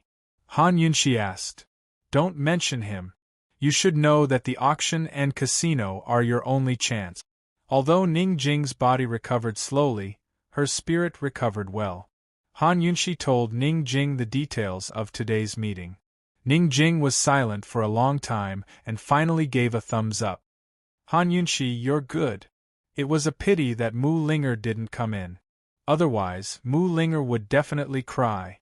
Although she didn't know how Qi brother planned to scheme against Ning Qing, she knew that the master of Golden Wing Palace was Qi brother. Of course, if Gu was in the three-way black market at this time, he might have given Golden Wing Palace to Han Yunshi. What was the point of fighting? Could Golden Wing Palace be the property of the Feng clan? Ning Jing asked suspiciously. No, if the Feng clan had Golden Wing Palace, Jun Yixie wouldn't be short of soldiers' pay, Han Yunshi said seriously. One of the many measures that the Northern Dynasty's emperors took to control Jun Yixie was to withhold all the soldiers' pay. The 30,000 horses that had arrived, the 30,000 horses that were on the way, and the 30,000 horses that were about to set off were all served with real money. I suspect that your brother might not have fallen into Bai Yanqing's hands. Otherwise, Bai Yanqing and Jun Yixie wouldn't have waited for death. They would have threatened him long ago. Han Yunshi analyzed seriously. Then where can Bai Yuqiao take my brother? Not only did Ning Jing not understand, but Han Yunshi also didn't understand. How could they have thought of the gap between Bai Yanqing and Jun Yixie? They also didn't know to what extent Bai Yuqiao would worsen this master-disciple relationship. Han Yunshi and Ning Jing chatted like this. Ning Jing didn't want to talk about Tang Li, so Han Yunshi didn't mention it either. She always hoped that Tang Li could personally tell Ning Jing his sincerity instead of her. Moreover, if she told the truth now, if Ning Jing didn't listen to her and insisted on going to prison, then she would be the one to blame. As they chatted, Han Yunshi casually asked, Ning Jing, what do you think of Uncle Cheng? He is my father's attendant. After my father passed away, he has been following my brother. In the D clan, he is the only one who dares to talk back to my brother. Han Yunshi asked tentatively. Then, about our cooperation. Before she could finish speaking, Ning Jing interrupted. You can't tell anyone, especially him. Han Yunshi, can the people who follow my brother not be as stubborn as him? If you want to control the D clan, then you have to control Uncle Cheng first. Han Yunshi nodded, knowing what to do. You rest for now. I will go out and put on a show later. Just say that you suddenly fainted at the casino and overworked yourself. The doctor said that you need to rest in bed for a while, Han Yunshi instructed in a low voice. I will make the proper arrangements for the doctor and maidservants. You can rest assured and rest well. I will send someone to inform you about the casino and the auction house. Help me keep an eye on them to avoid any mistake. Don't worry. I will keep an eye on them, Ning Jing said seriously. After Han Yunshi left, she followed the plan and said that Ning Jing was sick and had to rest in bed. She bribed a maidservant from Fifth Elder's side and found a doctor from outside. Finally, she managed to hide this matter. After she was done, she hurriedly asked the maidservant to push her into the prison cell. From afar, she could hear Tang Li shouting, Sister-in-law! Sister-in-law! Are you calling my soul? Han Yunshi asked unhappily. Where is Ning Jing? Tang Li had waited for a long time. He thought that Han Yunshi would bring Ning Jing over. Han Yunshi did not intend to say it. However, after hesitating for a long time, she finally felt that Ning Jing's pregnancy and almost miscarriage was a serious matter. As her husband, Tang Li had the right and obligation to know. Anyway, Tang Li would know sooner or later. If she did not say it now, she would definitely be blamed by Tang Li in the future. Han Yunxi hooked her finger at Tang Li. Come here. I will tell you another secret. Unlike last time, this time Tang Li rushed over and obediently bent down to listen. However, when Han Yunxi told him the truth, he was no longer obedient. He rushed out of the prison without saying a word. Fortunately, Han Yunxi had the foresight to lock the door when she just came in. Not to mention that there were archers outside. Tang Li could not rush out. Even if he rushed out, what could he do? He and Ning Jing were now like her and Long Fei Yi. They could not make their relationship public. The D clan still did not know the relationship between the Tang sect and Long Fei Yi. However, the Pearflower Storm Needles had completely broken the relationship between the D clan and the Tang sect. If the news of Ning Jing's pregnancy spread, the one who would suffer a big loss would be Ning Jing. Tang Li could only be controlled by the D clan. Tang Li kicked the prison door with all his strength. Recalling what Ning Jing had said in Medical City, he simply wanted to slap himself. How could he be so stupid and careless? At that time, he had put Ning Jing under house arrest. For 3 days and 3 nights, he had only given her water and 3 meals. He had even hung her hands up to torture her and threatened to hang her to the city gate. At that time, Ning Jing had smiled and said to him, "Ali, I am pregnant." Ning Jing, you silly woman. Aren't you silly? Tang Li's heart was broken. Although he was scolding her, his tone was doting, as if Ning Jing was standing right in front of him. He finally understood why the stubborn Ning Jing had compromised at that time. It turned out that it was for the sake of the child in her womb. He should be so glad that Ning Jing had compromised. Otherwise, he would not have needed to hang her to the city gate. He only needed to starve her for 3 days and 3 nights, and she would not be able to hold on. His child would be gone. Bam! With a loud bang, Tang Li fiercely punched the prison door. After Tang Li vented his anger, Han Yunxi said indifferently, "Tang Li, if you want to save your child's life, you better calm down. Otherwise, the mother and son will be in big trouble. Don't forget where you are." Actually, there was no need for Han Yunxi to say anything. Tang Li should be more aware of the consequences. He clenched his fist tightly and pressed it against the prison door. He calmed down and endured. After a while, Tang Li said, "Sister-in-law, is there really no way to get me out of here?" "There is a way, but it is too risky at this juncture." Han Yunxi was in a difficult position. Unexpectedly, Tang Li was very decisive. "Then help me take care of the mother and son." He was silent for a while, then continued, "Sister-in-law, let me know when you want to deal with Bai Yanqing. No matter what, I want to bring Ning Jing back to the Tang sect." Han Yunxi suddenly felt that Tang Li had grown up. She agreed without hesitation. "Okay, let your brother arrange it for you." Han Yunxi finally remembered Long Fei Yi. She had abandoned him before dawn and had been busy until now. The sky was almost dark. Long Fei Yi should be on his way to Western Zhou now.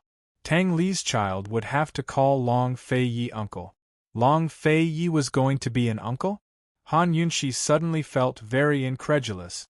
She recalled that Long Fei Yi had asked her several times before.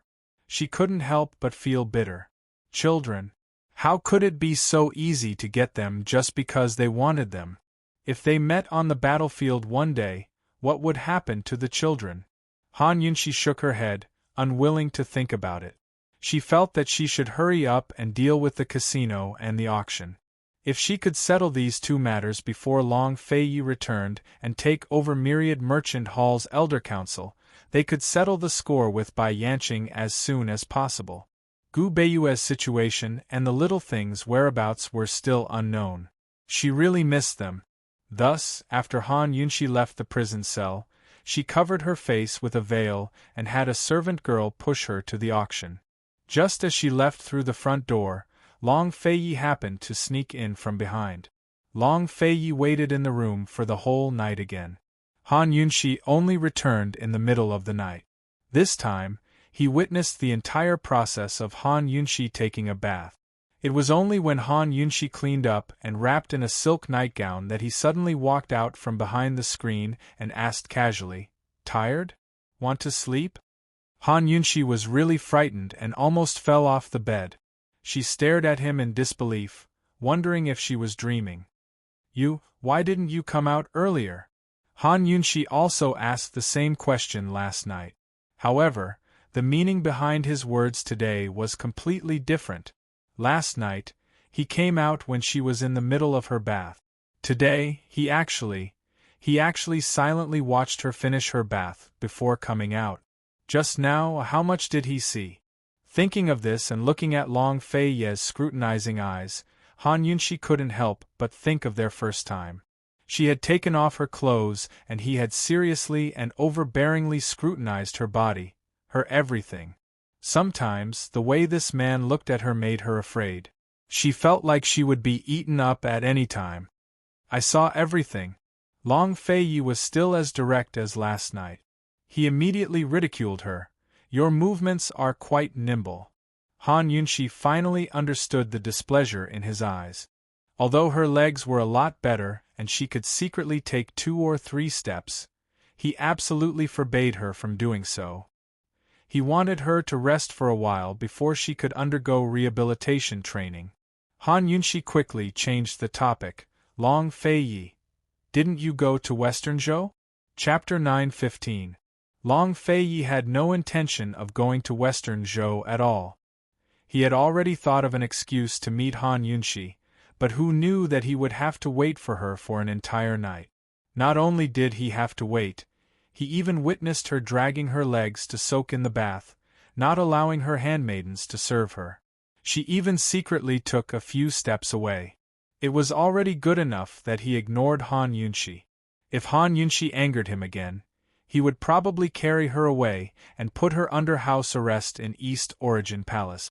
He would let her recuperate until her legs were completely healed. Long Fei ignored her, and Han Yunshi did not anger Long Fei either. Instead, she began to act coquettishly. "Long Fei, you're lying, aren't you? You can't bear to part with me, right?" Under Long Fei's gloomy gaze, Han Yunshi held his arm. Her words caused Long Fei's expression to change completely. He avoided her smiling gaze. "Am I right?" Han Yunshi leaned over and asked gently. Long Fei coughed lightly and did not answer. Han Yunshi thought that she would have to deal with him for a while to calm him down. She did not expect it to be so simple.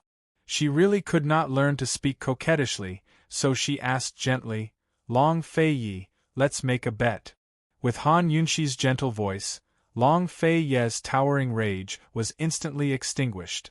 Even if his heart was made of steel, it was instantly softened and melted by her words. He lowered his head to look at her. He was a little flustered and at a loss for what to do. He did not know how to respond.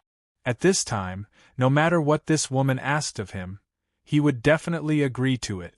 This was his Achilles heel. Han Yunshi did not ask for anything.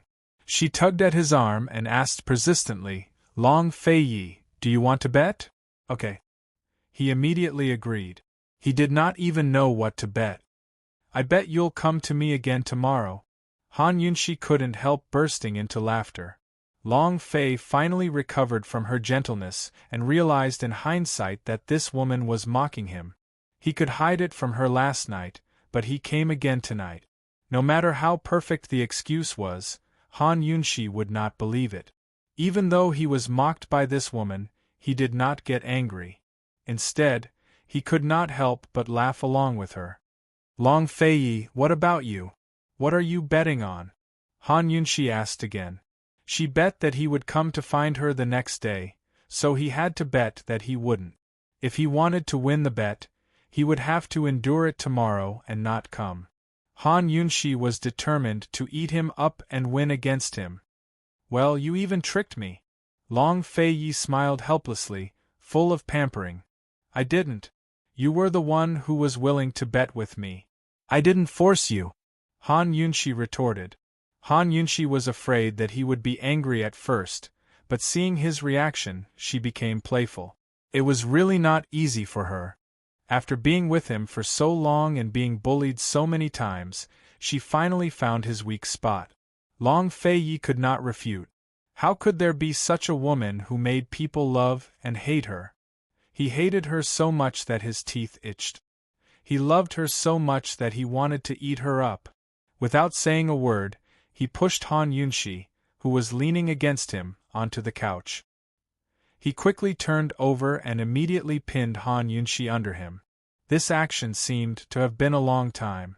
Han Yunshi quickly pushed her hands against his chest and distanced herself. Long Feiyi, you can't go back on your word. You promised to bet. You win. Long Feiyi laughed. Tell me, what do you want?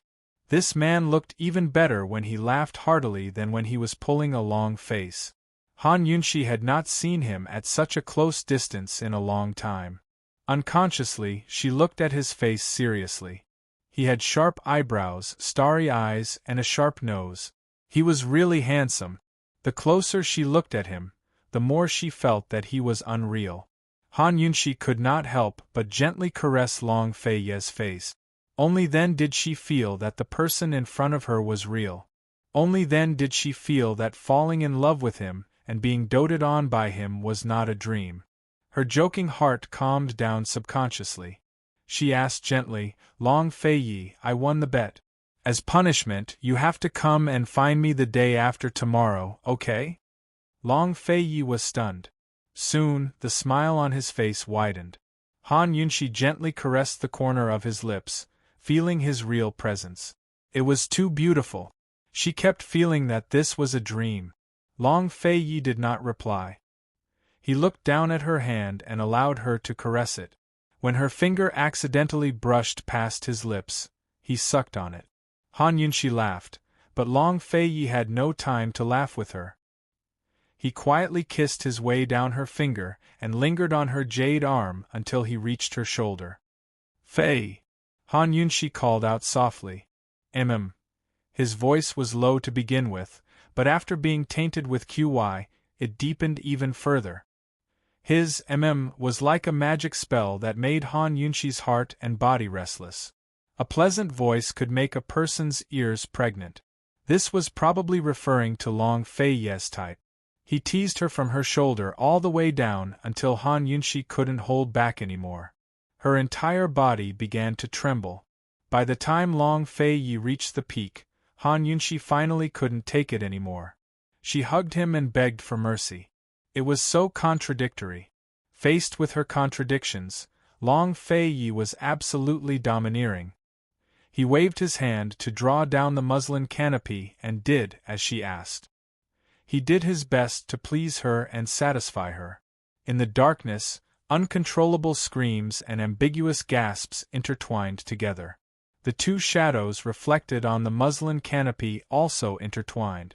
Sometimes they separated, sometimes they joined. The rhythm was enough to make one stop breathing. Han Yunshi felt like her soul was being pierced through. When the two of them finally calmed down, Long Feiyi was still unwilling to move away. She hugged him, both amused and angry. What else do you want? 100 steps. You can't go any further, right? Long Feiyi asked lazily. Only then did Han Yunshi realize that the distance between them was negative. She was so embarrassed that her flushed cheeks turned even redder. You pervert, she said coquettishly. Long Fei buried his head in her shoulder and chuckled soundlessly. Han Yunshi pushed him a few times, but he still didn't move. Actually, there were many times when she couldn't do anything to him, so she just let him hang around. Hugging each other wasn't just hugging each other, it was also having each other. Only when she hugged him tightly did she feel that the road ahead was long and not lonely. When she looked at his face so closely just now, it wasn't as close and real as it was now. The Bible said, I see that everything done under the sun is empty and chasing after the wind. Han Yunshi thought that there was only one definition of what was real, and that was to have it. Only when one had it would it be real. Han Yunshi was in a daze. Long Fei Yi eventually retreated. He casually grabbed the silk blanket and wrapped it around his body.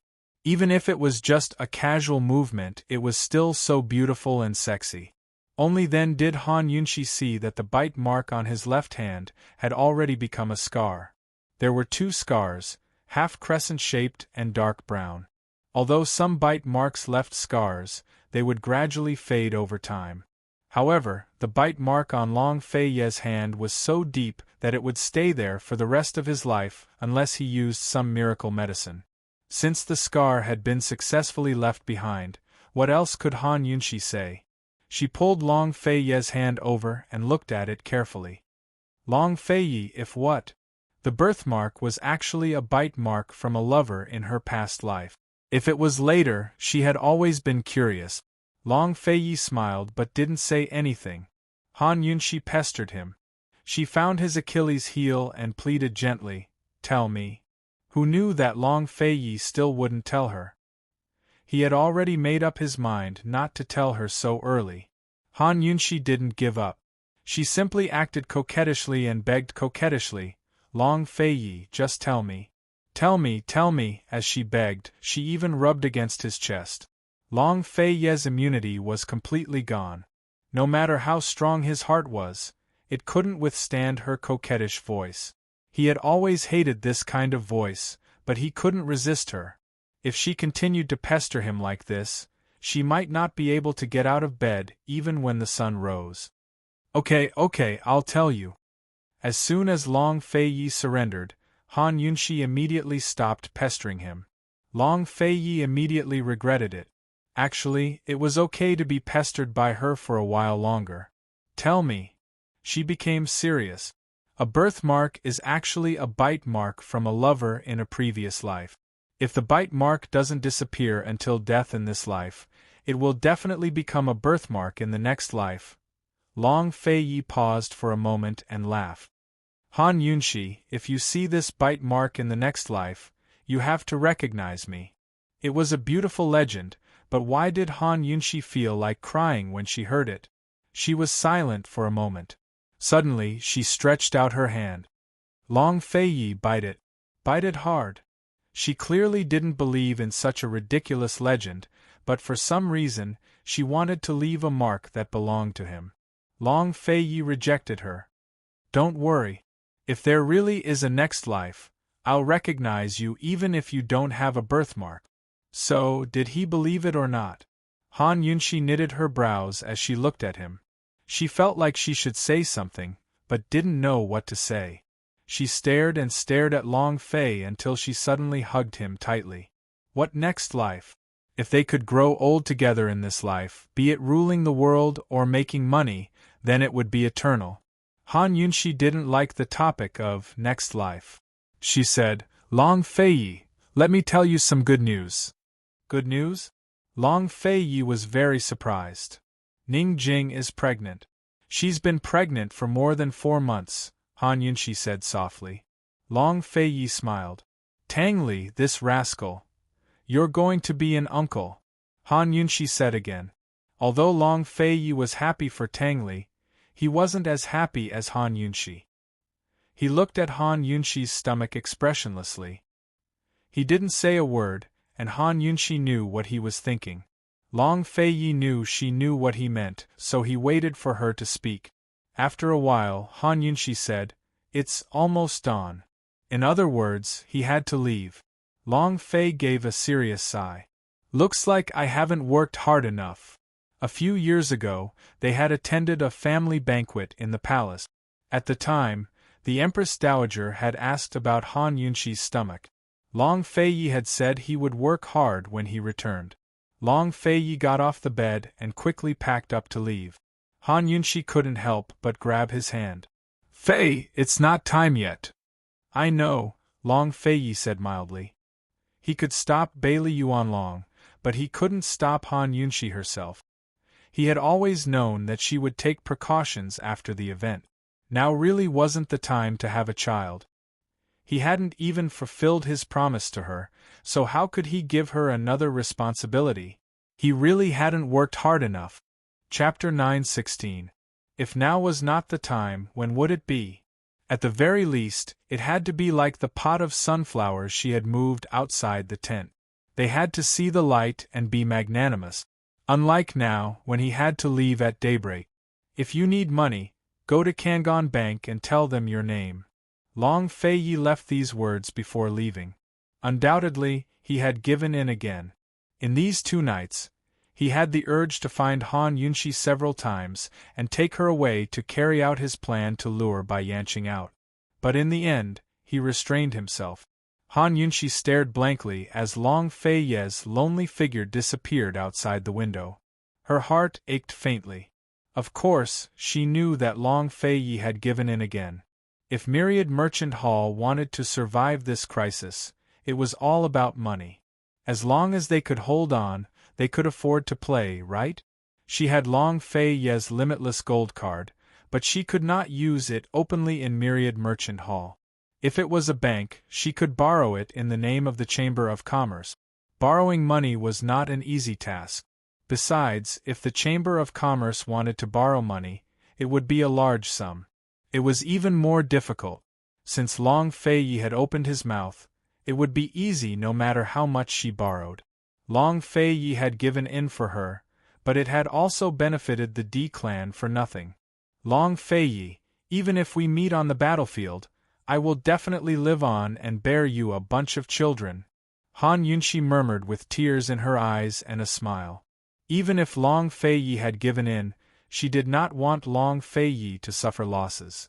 She had a way. In the next few days Han Yunxi was really busy. Long Fei Yi would come over at night to help her change her bandages and hug her to sleep. The 2 of them did not bring up the topic of children again. Long Fei Yi clearly knew that there would be no result no matter how hard he tried, but he worked even harder than before. He even tormented her several times in one night, leaving countless marks on her body. Han Yunxi always felt that he was punishing her. However, she accepted it and gladly endured it. She worked even harder to think of a way to settle the matter with Myriad Merchant Hall. It took Uncle Cheng 3 days to find 2 locations in the 2 busiest cities near the 3-way battlefield. One was located on the border between Tianning and Western Zhou, and was called the West Jade Garden. The other was located within Tianning, south of the 3-way black market, and was called the South Ju Garden. Both gardens occupied a large area. There were enough halls to be converted into gambling halls and enough side rooms to be converted into guest rooms. As soon as Uncle Cheng returned, he gave Han Yunxi the blueprints for the 2 gardens. Han Yunxi studied them carefully and liked them very much. She also silently admired Uncle Cheng's ability to find locations. These 2 gardens used to be summer residences for the Ning Imperial clan. A few years ago, Emperor Tianhui lacked funds for his troops during the Civil War, so he sold off many of the imperial gardens, including the South Ju and West Jade gardens. They were sold off at a cheap price. After the buyer bought them, they left them empty. After all, the border regions are filled with war, so it's not a good place to live, Uncle Cheng explained. Before Cloud Realm Trade Consortium lost its business with the south-central regions, they rarely bought empty gardens or residences no matter how rich they were. Most of their wealth was invested in business. Gardens and residences didn't make money, but they were extremely costly. It was not a small expense for a garden to be equipped with servants and housekeepers. Moreover, every brick, tile, flower, tree, and grass in the garden needed to be maintained regularly. The D clan's Ning family was definitely a family of merchants. They haggled over every penny and wouldn't waste a single copper coin unless it was absolutely necessary. Since they're empty, the price shouldn't be too high, right? Han Yunxi asked. Uncle Cheng sighed and raised a palm. Now everyone was stunned, including Han Yunxi. 1 palm was worth 5. The price was 50 million? 500 million yuan? After all, these 2 gardens weren't just any ordinary gardens. In terms of land area, one of them was worth more than 10 large residences combined. Of course it couldn't be 50 million. But if it wasn't 50 million, Could it be 500 million? That was too high, wasn't it? Just how much is it? The head elder grew anxious. The two residences belong to the same person. His surname is Chen, and his origins are unknown. If we sell them together, it'll be 500 million, Uncle Ching replied. Is this daylight robbery? The head elder cursed. What's going on? Could it be that he knows we're buying them to open a gambling house? Old Cheng, did you leak something?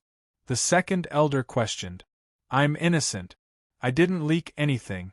I just said that master likes it and wants to buy it for a short stay. Uncle Cheng looked aggrieved. In reality, the garden owner had only offered a price of 200 million.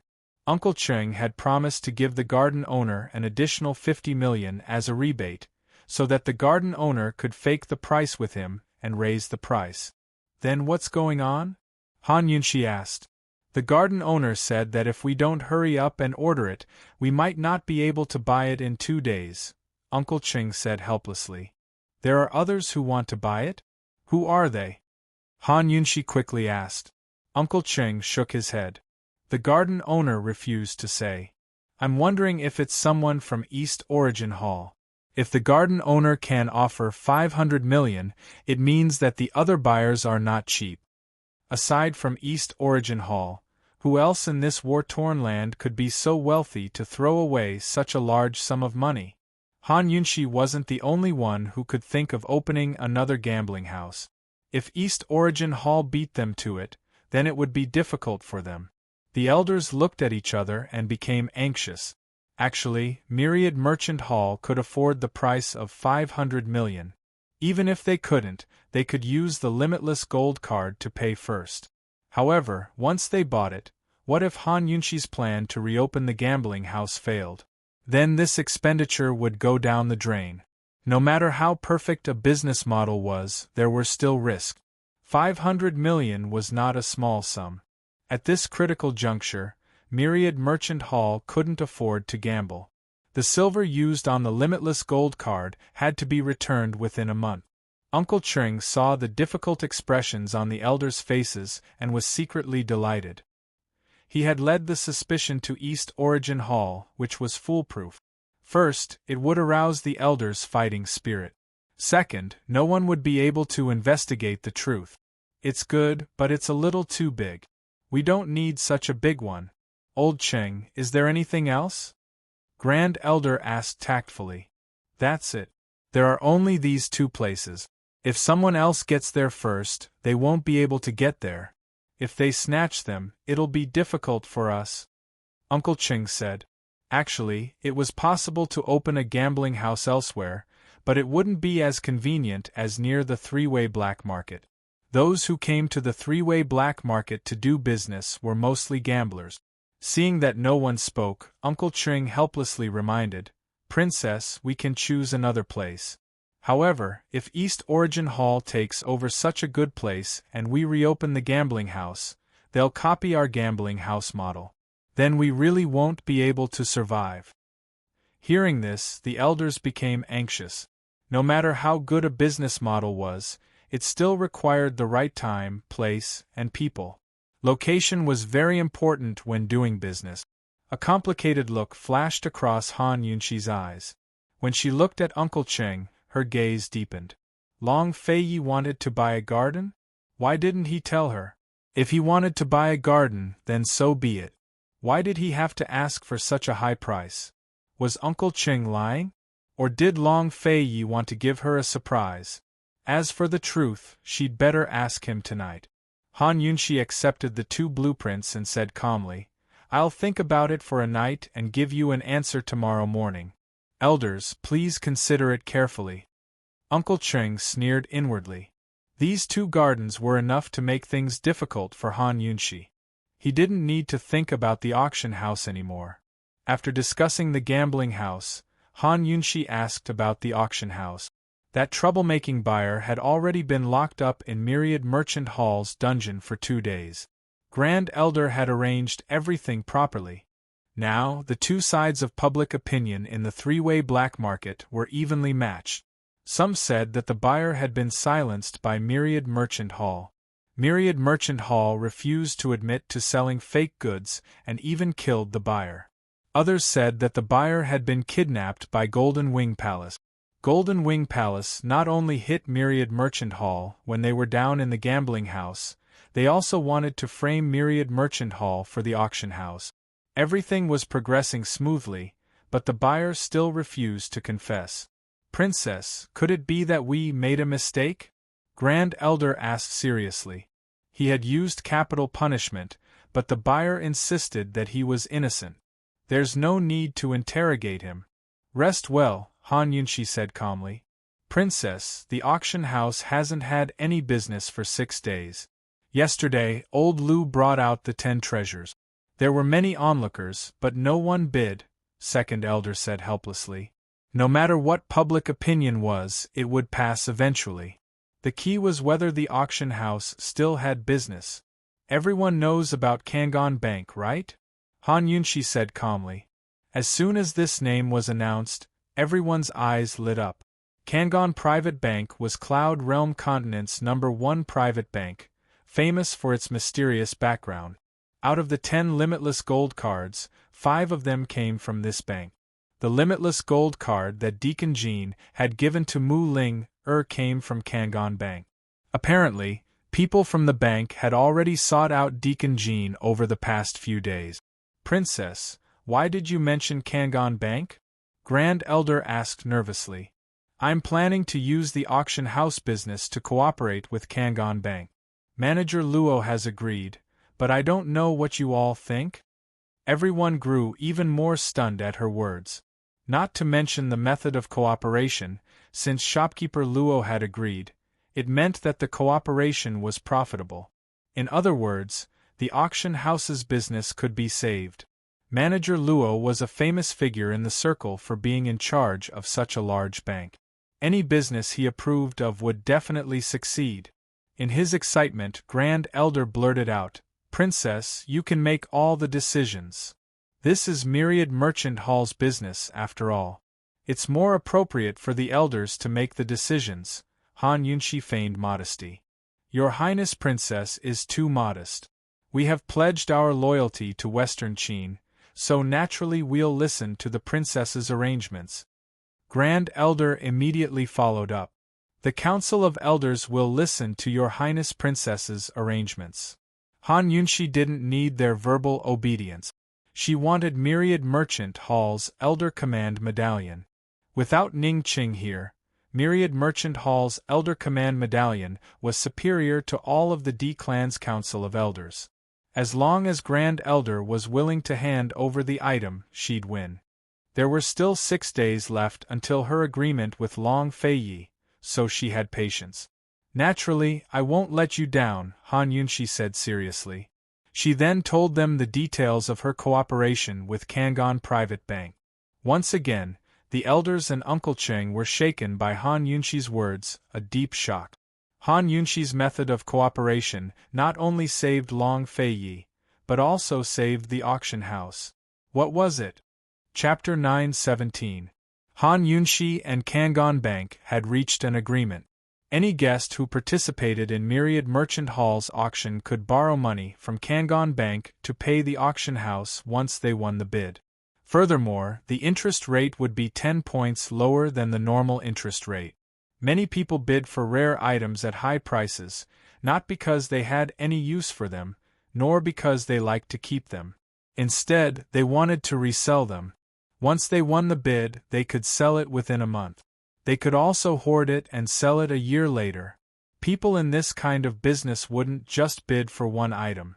Many people would bid for several items in a single night. A large portion of them had the problem of lacking funds. They would often calculate the interest rate and borrow money to bid for the items. Even if they borrowed money to bid, they could still resell the item in the end. They could still make a profit. Han Yunshi's suggestion of a partnership was simply to serve these people. As long as they participated in Myriad Merchant Hall's auction house, they could get a loan from Kangon Bank that was 10 points lower than the normal interest rate. How could they not be tempted? It was equivalent to earning 10 points more than at other auction houses. What did 10 points mean? If an item was worth 10 million, then 10 points would be 1 million. Han Yunxi didn't need to explain further. Everyone present knew how tempting this offer was. With Kangon Private Bank's strong support, as long as Myriad Merchant Hall came up with some policies and promised to compensate for the fakes, many buyers would come uninvited. Once they came, they would slowly boost the auction hall's business. As long as the auction house was strictly controlled within a month or two and there were no more fake goods, business would definitely be better than before. They might even steal business away from Golden Wing Hall and East Origin Hall. Princess, why is Kangon Bank giving us such a huge discount? Uncle Cheng asked. This was what everyone wanted to know. What kind of relationship did Han Yunxi have with Kangon Bank? How could she get such a huge advantage? Unexpectedly, Han Yunxi said, "We didn't. We have a secret agreement. Kangon Bank will give the buyer 10% of the profit, and Myriad Merchant Hall will compensate Kangon Bank with 13%. Kangon Bank actually earns 3% more than the normal interest." The moment she said this, Uncle Cheng panicked. "Princess, in the end, we'll be the ones at a disadvantage. We lost 13 points for nothing. That's a bargain for the buyers. How can there be such a good thing?" Han Yunxi sneered. "All right then. Go make an announcement right now. Say that Myriad Merchant Hall's auction house will offer a 13% discount on everything sold. See who's willing to come. Let's see who will believe you." Uncle Cheng was speechless. The elders looked at each other, speechless. Why should Kangon Bank earn more? They had credibility, and buyers were willing to trust them. "Uncle Cheng, the fact that Kangon Bank is willing to cooperate with us means that they're giving us credit for free. Is Kangon Bank's reputation only worth 3%? Han Yunxi questioned. Uncle Cheng didn't say anything, so she continued, "We lost 13 points, but that's not a loss. At most, we earned less. Which items sold at the auction house didn't earn several times the original price. Besides, the buyers might not necessarily repay the full amount of the loan, so we might not earn so much from every sale." Uncle Cheng didn't answer, so Han Yunxi looked at him coldly. "Uncle Cheng, do you know how to calculate?" Uncle Cheng's head hung even lower.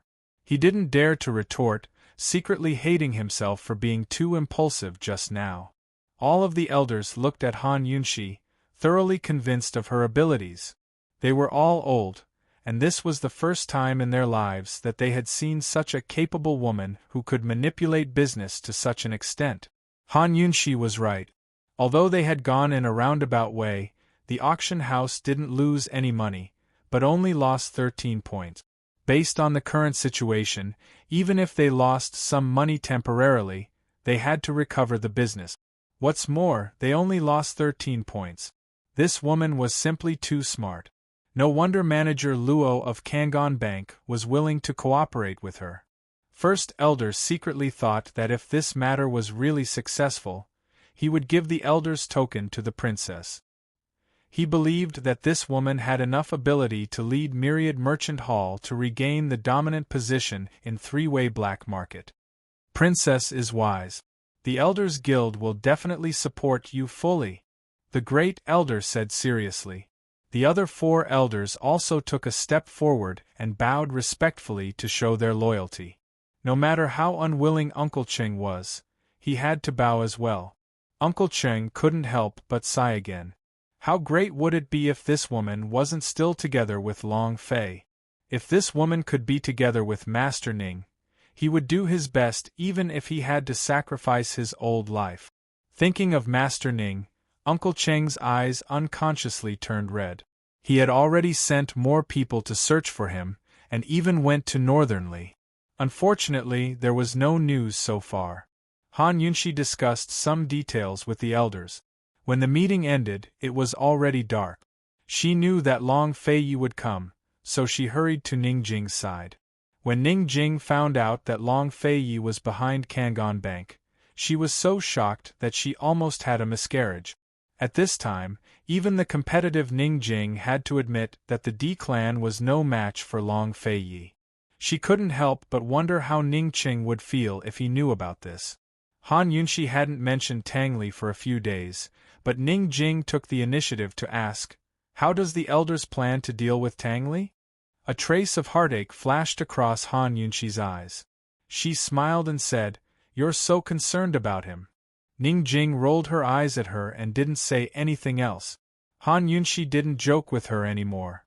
She said, "They're already busy enough with the casino and the auction. How can they care about Tang Li?" Ning Jing was silent for a while before speaking again. "Han Yunshi, First Elder will definitely give you the Elder's token.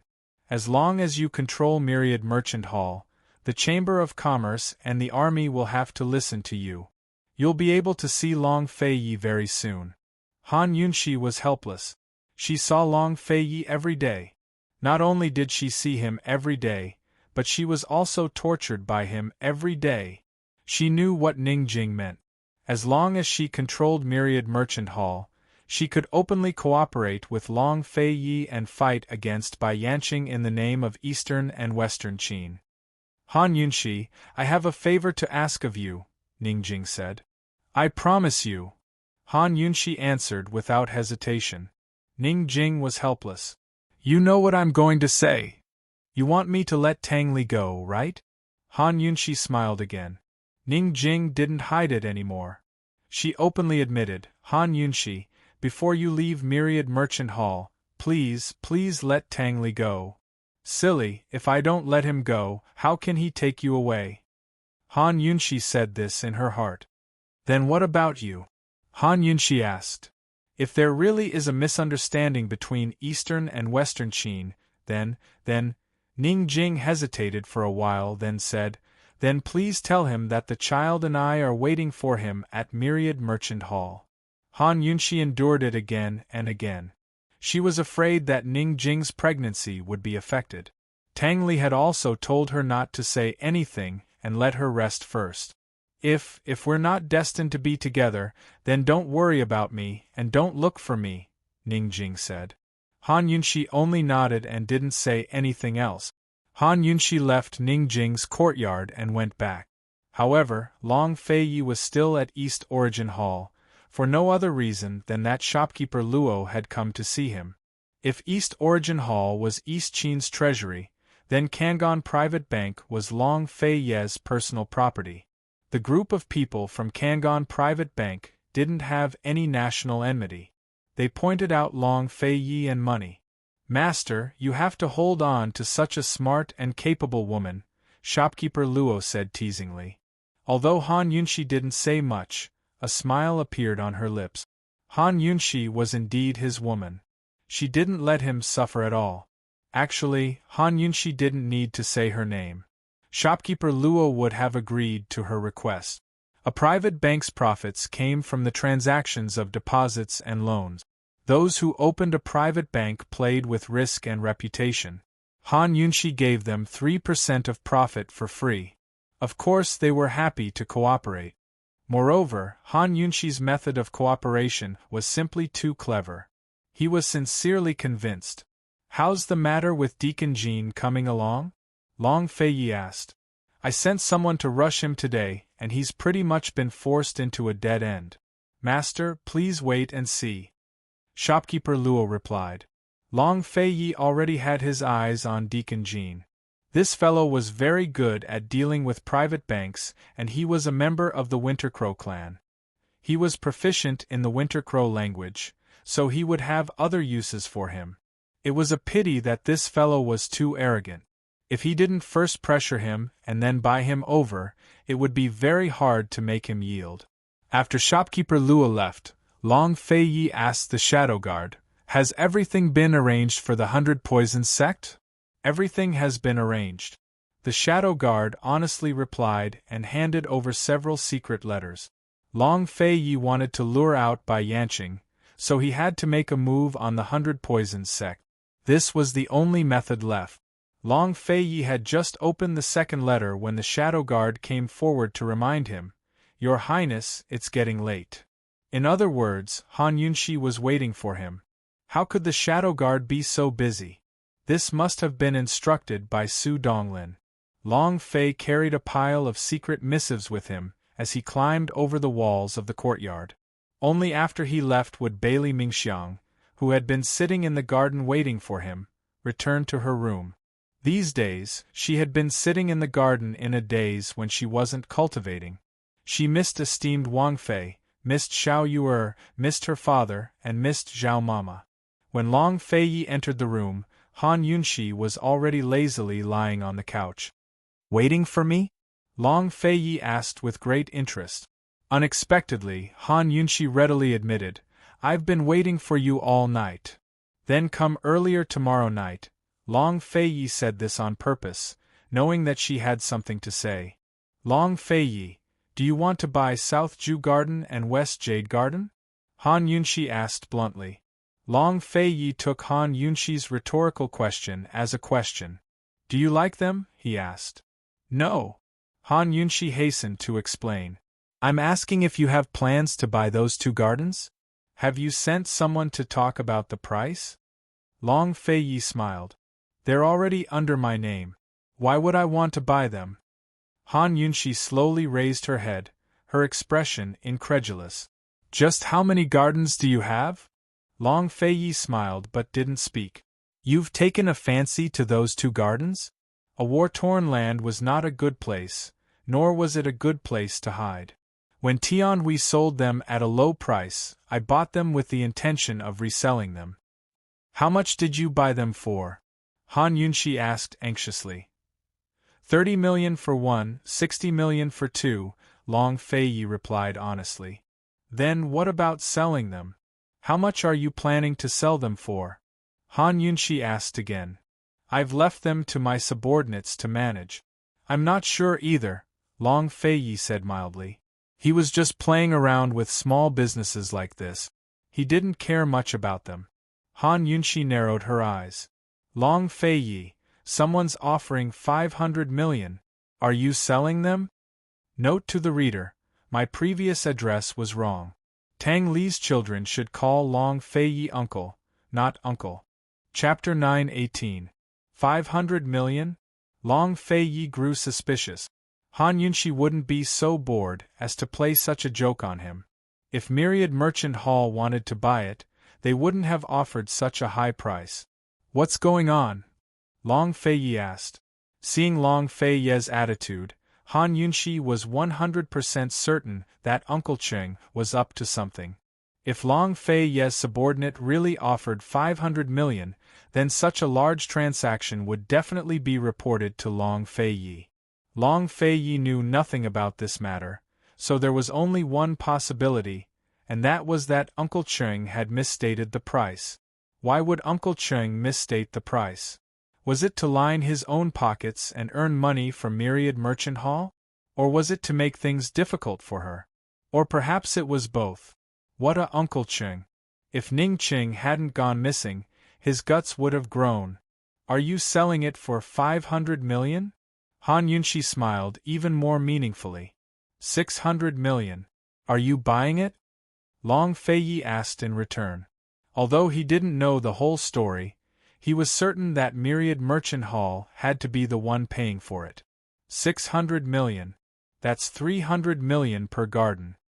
Han Yunxi began to calculate seriously. 600 million is a little expensive. 700 million. If you want it, then hurry up and order it. Otherwise, I won't sell it even if it's 1 billion.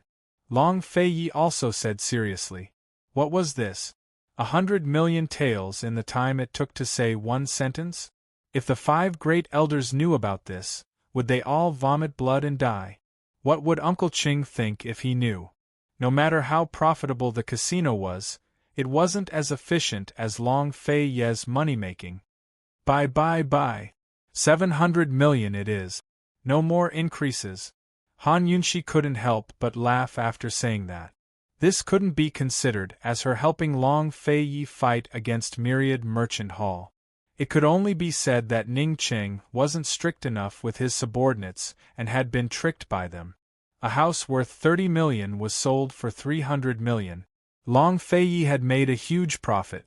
It was enough for many merchants to earn money for 1 or 2 years. What's going on? Long Fei Yi warned. If you don't tell me, then prepare another 100 million. 800 million? Han Yunxi's mouth twitched. The price was ridiculously high. The elders would definitely oppose the purchase of these 2 gardens. This matter would be ruined. She immediately told Long Fei Yi what Uncle Cheng had told her that day. Long Fei Yi immediately understood what was going on. He didn't comment much, but a cold smile appeared at the corner of his mouth. He only said, "The person in charge of the 2 gardens is called Jia Dai. Tomorrow I'll send someone over to inform him. You can handle the rest yourself." With that, he took out the secret letter. Leaning against the bed, he opened the letter one by one. Han Yunxi propped her hands on the bed and dragged her legs to sit up. She looked at Long Fei Yi with a smile but didn't say anything. Long Fei Yi didn't need to raise his head to know that she was looking at him. He ignored her and finished reading the secret letter in his hand. Then, he asked, "What are you laughing at?" Han Yunxi's smile deepened. Long Fei Yi caressed her small face. "What are you up to now? I'll give you all 700 million. Remember, Myriad Merchant Hall is not allowed to owe you a single cent." "I don't want your money." Han Yunxi rejected him immediately. Long Fei Yi finally looked up at her. "If you're not robbing me, then are you robbing me for my body?" Han Yunxi immediately shook her head. Before she could speak, Long Fei Yi approached her. "Then what are you laughing at?" Han Yunxi wrapped her arms around his neck and said seriously, "I just feel that it's really good to have you." Long Fei Yi slowly lowered his head and pressed his forehead against hers. He said gently, "I'm only good to you." With that, he lowered his head and kissed her gently on the lip. Then, he took her hand away and focused on reading the secret letter. Han Yunxi's heart skipped a beat. She hadn't expected this. Once she wrapped her arms around his neck, he definitely wouldn't let her go. Especially these past few nights, as long as he was on this bed, he definitely wouldn't let her be idle.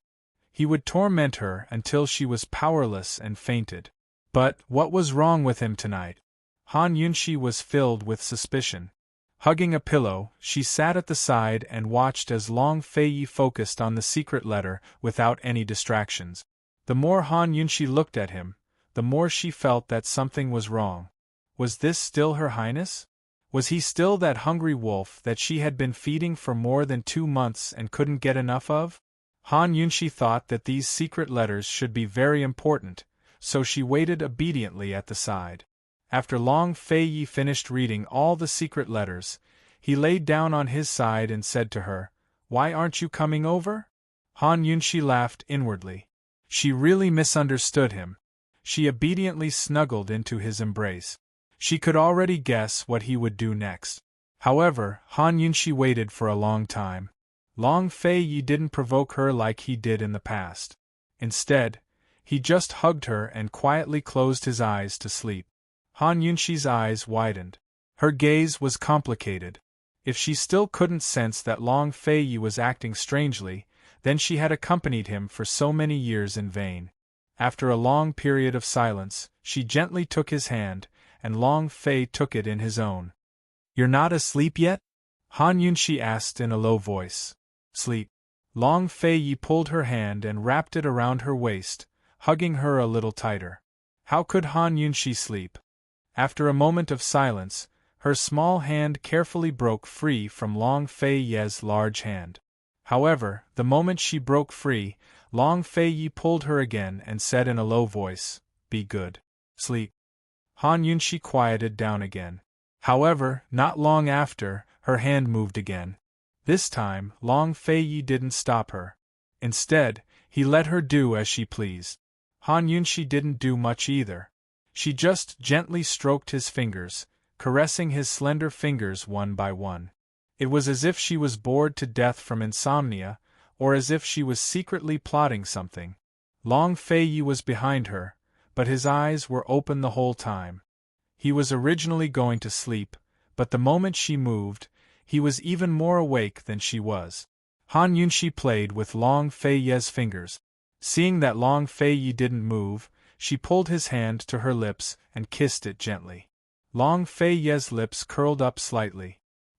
He laughed silently and helplessly. Long Fei Ye. Finally, Han Yunshi spoke in a low voice. Long Fei Ye didn't move. He didn't answer. He smiled dotingly and helplessly. Only then did he realize that this woman was like him, desiring the other party. Long Fei Ye. Han Yunshi called out softly again. He couldn't bear to leave her hanging for too long. He pulled her hand down and hid it under the silk blanket. He held it down and said in a low voice, "All right, be good and sleep." Han Yunshi finally realized that there was something wrong with Long Fei Yi tonight. Something was very wrong. She turned around and looked at him with a frown. Although she didn't ask, they had a tacit understanding. Long Fei Yi avoided her gaze and pulled her head into his embrace. Be good, be good. Go to sleep. I'll hug you to sleep." Han Yunshi wanted to move again, but Long Fei Yi finally restrained her. He said in a low voice, "Your body is more important. Be good." Han Yunshi suddenly realized what he meant. So he was concerned about her contraception. A tinge of bitterness surged in her heart. How could a mere good describe how good this man was? "Long Fei Yi, you're so good that I really have no way of repaying you." Han Yunshi sat up as she spoke. Long Fei Yi sat up as well and was about to coax her when Han Yunshi wrapped her arms around his neck again. Long Fei Yi was about to move her hands away, but he couldn't bear to harden his heart. He lowered his head and murmured, "Yunshi, be good. It's time to sleep. I'm tired." She could hear the forbearance in his voice. Han Yunshi asked, "Long Fei Yi, if you have no way of repaying me, will you give me your body?" He knitted his brows and was about to push her away when Han Yunshi suddenly pressed his head down so that he was buried in her chest. "Stop fooling around." Long Fei Yi grew anxious. He remembered that Han Yunshi wouldn't let go, so he simply grabbed his hand and pressed it against her ample bosom. In this world, only this woman dared to force him like this. Only this woman had the ability to force him. Long Fei Yi finally couldn't hold himself back. He ruthlessly pushed her hand away from his head, but didn't leave. Instead, he viciously bit down. Although the bite wasn't deep, it left a shallow bite mark on her chest, which hurt a little. As soon as he let go, he growled, "Han Yunshi, you asked for it. I'm happy to." Han Yunshi threw caution to the wind. How could this man not want her? She gently stroked his chest. When she saw him furrow his brows, she became even more ruthless and pounced on him to kiss the sensitive spot on his chest. "Han Yunshi." Long Fei Yi immediately raised his head and growled, "Han Yunshi, that's enough." "It's not enough," Han Yunshi said ruthlessly. She traced his refined and well-defined muscles all the way down. Long Fei Yi raised his head and closed his eyes. Only his long eyelashes trembled slightly. A thin layer of sweat seeped out from his temples. His expression seemed to be in pain, but he couldn't stop even if he wanted to. This was definitely torture. Fire burned through his entire body, as if his soul was bathed in fire. In the end, only Han Yunshi could put out the fire. That night, Han Yunshi truly experienced what it meant to play with fire and get burned. She slept and woke up all night. It wasn't until daybreak that a servant girl knocked on the door to remind her to eat, but Long Fei still didn't release her. "I'm not feeling well, so I'll get up later. Pass down the order that no one is to disturb me." Han Yunshi lay on the bed, trying her best to make her voice sound less hoarse. Long Fei Yi bullied her behind her back, ruthlessly punishing her for her provocation last night. When the servant left, Han Yunshi's tense nerves finally relaxed, letting him run wild. "Long Fei Yi, I'm so tired." When Han Yunshi was about to fall asleep, she faintly heard Long Fei Yi say, "Fool, there won't be a next time." She immediately woke up and glared at him. With a flushed face and large angry eyes, Long Fei Yi couldn't help laughing. However, he still seriously warned, "Take care of your body. You still owe this prince a dozen babies." Han Yunshi hooked her finger, indicating for him to come closer. When Long Fei Yi came closer, she told him the secret formula in a low voice.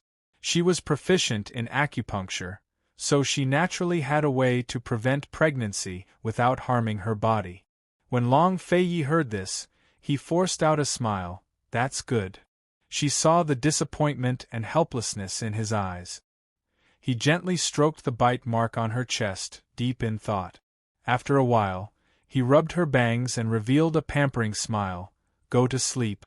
Chu Tianyin will come over tonight, so I'll be a bit late. Han Yunshi didn't make a sound, but her heart felt suffocated. Long Fei Yi was just like last night. Without saying anything, he turned and left.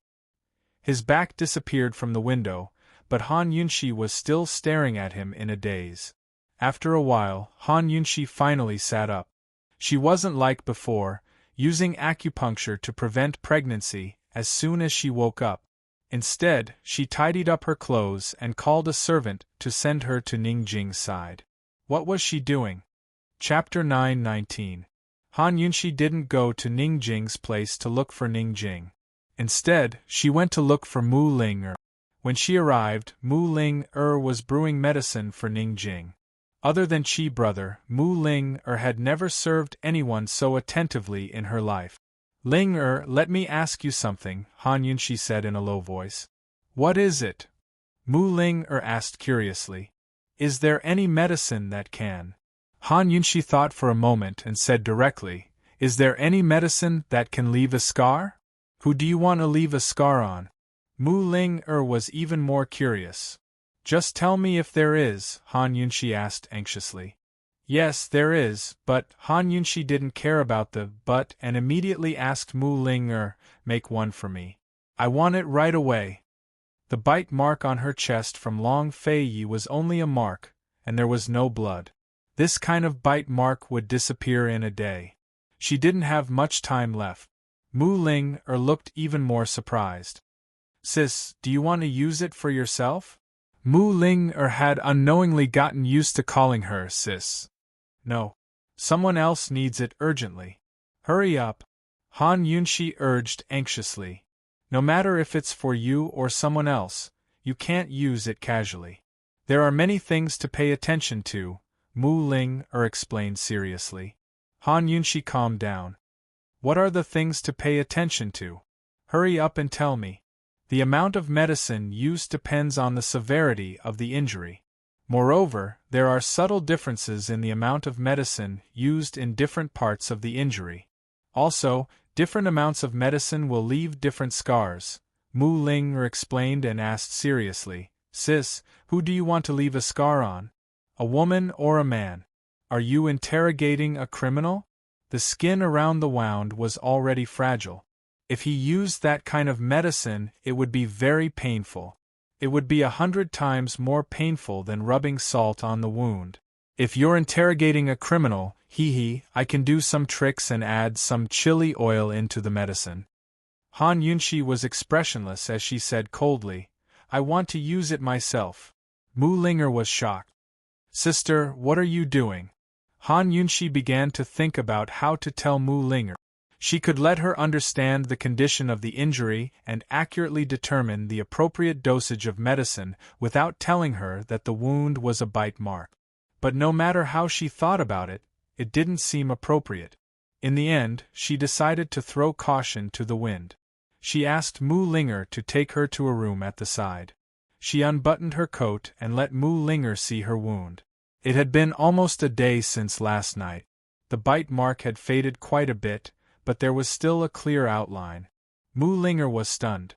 Her gaze only lingered on the bite mark for a moment before quickly moving to the surrounding area. She saw that Han Yunshi's neck and around her chest were all marks.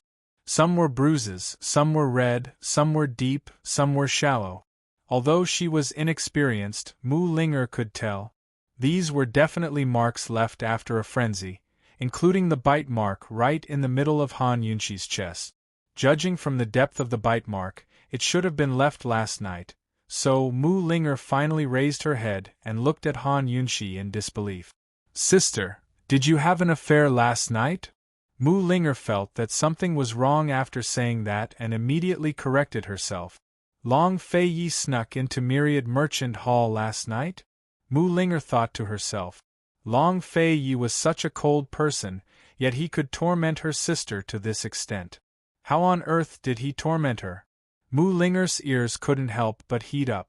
Han Yunxi's face was already completely red, but she ignored her embarrassment and shyness and urged, "Hurry and take a look.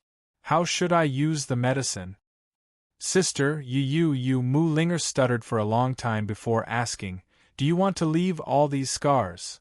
Han Yunxi was stunned, then her face turned even redder. Mu Linger still didn't understand that there was no need to leave these scars, because they were often there. With Long Fei's fetish, he'd do it every time. That's it. Hurry and help me think of a way. Han Yunxi tried very hard to ignore her embarrassment as she pointed at the bite mark on her chest and urged. Mu Linger had already noticed that Han Yunxi's face was completely red. She thought, this sister is really going all out to leave scars.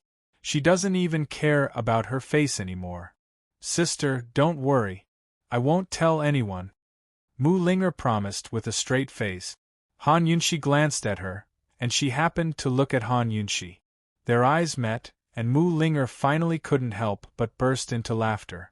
She laughed so hard that tears almost flowed out. She really wanted to say, "Han Yunxi, so there are times when you're this silly too?" Han Yunxi pulled a long face.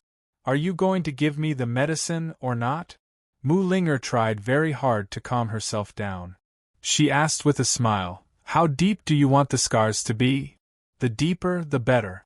I want the kind of scars that will remain even after death," Han Yunxi said seriously. Mu Linger became serious. "Sister, what are you trying to do? It'll hurt a lot. Why are you talking so much nonsense? Hurry up and make the medicine," Han Yunxi urged unhappily. Mu Linger was still hesitating when Han Yunxi's stern gaze made her wilt. She said, "Then you have to promise me something. If Long Fei Yi asks, don't tell him that I helped you." "Of course," Han Yunxi said. Mu Linger immediately went to grab some medicine to mix. She mashed a few ingredients and added some special medicine to mash them into a paste before finally presenting it to Han Yunxi. "Sister, when you apply this, your skin will sizzle and burn. It'll be very painful. You should think about it." Mu Linger couldn't help but remind her. "This kind of medicine shouldn't have any effect on the body, right?" Han Yunxi asked seriously. "It won't have any effect, but it'll hurt. You have to bear with it." Mu Linger was still worried and emphasized again. It's the kind that'll hurt a lot. Help me apply the medicine." Han Yunxi didn't hesitate. Mu Linger became timid and hesitated. "I'll do it myself," Han Yunxi said. "I'll help you." Mu Linger took a towel and let Han Yunxi bite it before she dared to apply the medicine. She had only applied it once when Han Yunxi bit the towel tightly and widened her eyes. Mu Linger didn't dare to move. The room was silent, and only the sizzling sound of Han Yunxi's chest could be heard. Mu Linger turned her head away and didn't dare to look. Just listening to the sizzling sound gave her goosebumps. She secretly glanced at Han Yunxi's face and saw that her brows were tightly knitted and her face was pale, but there was a hint of determination in her eyes.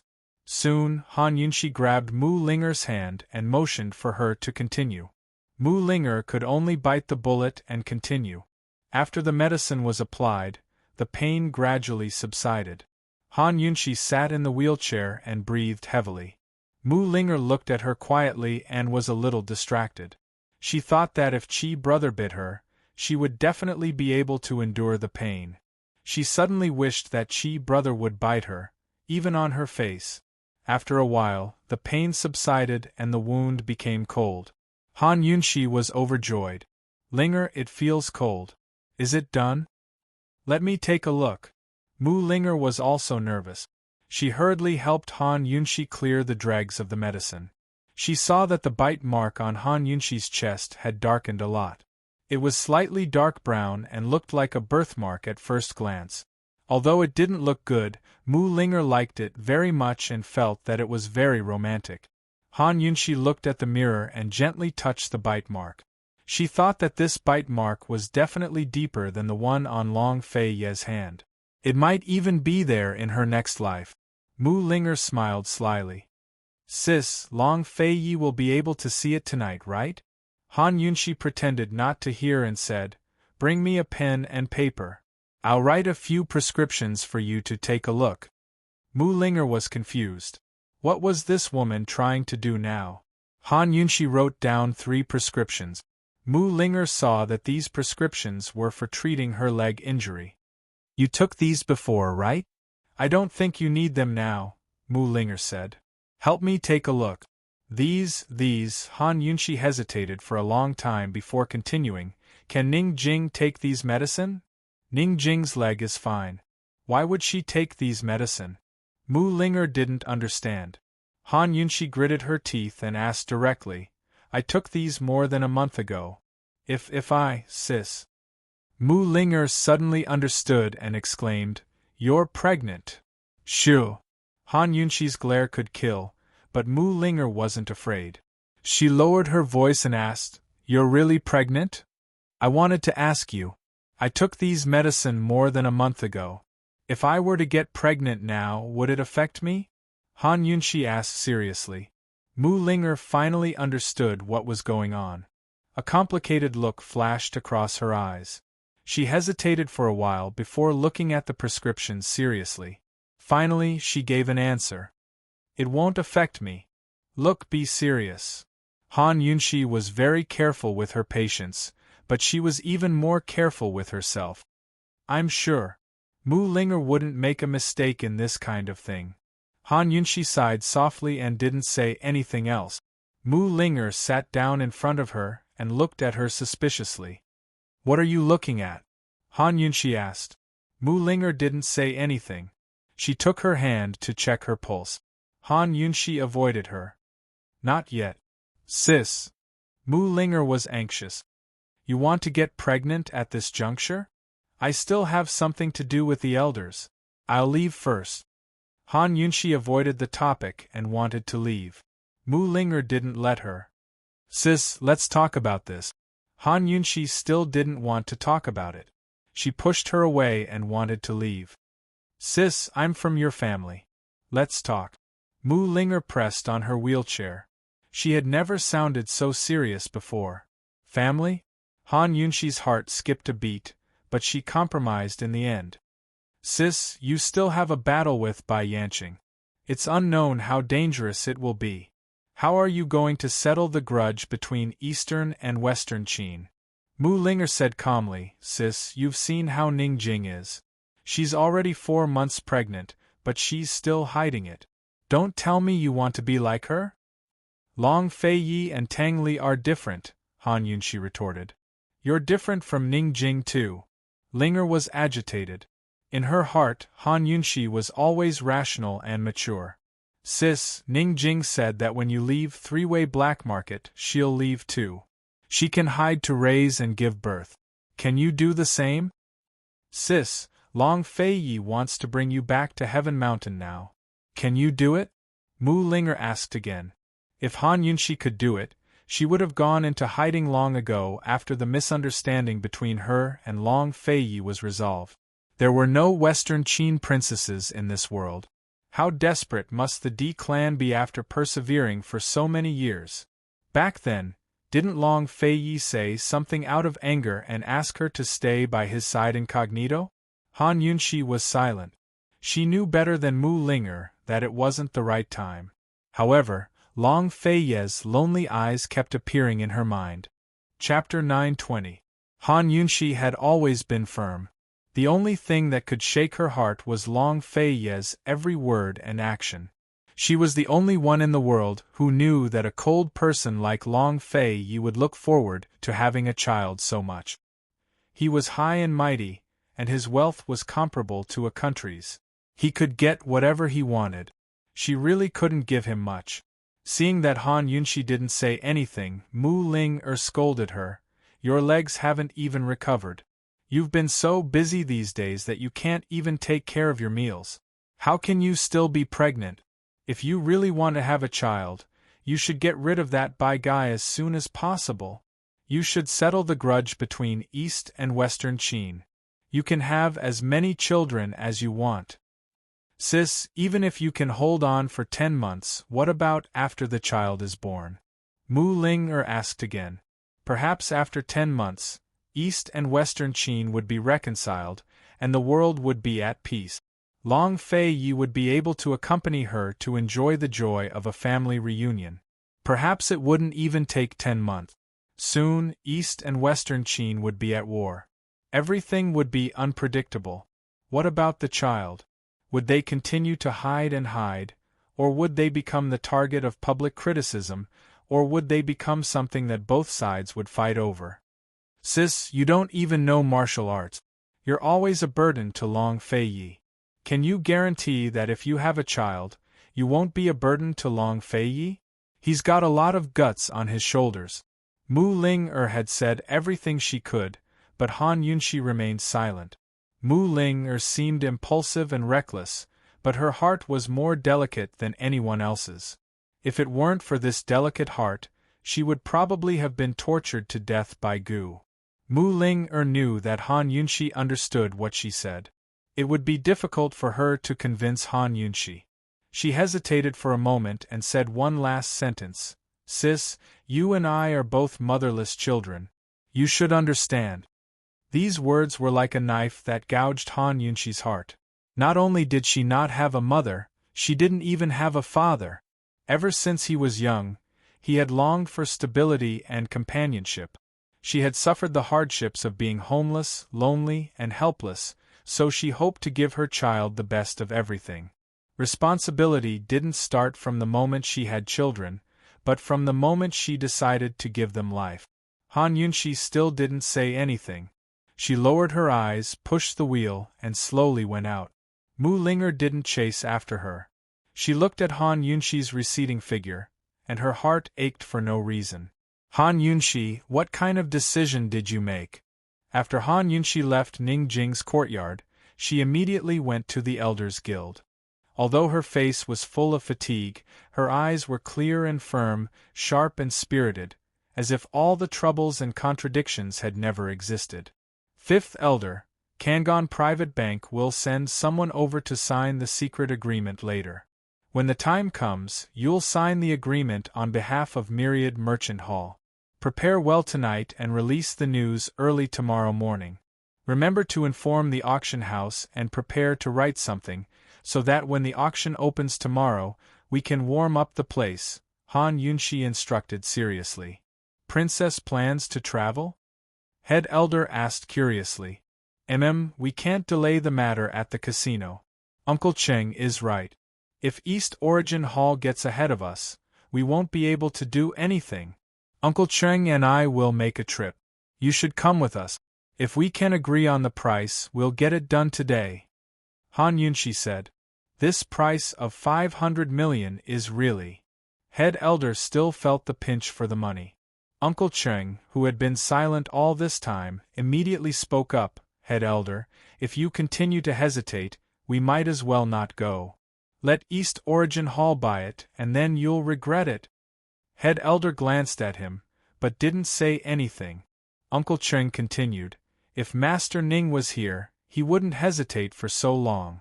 These words made everyone sigh with emotion.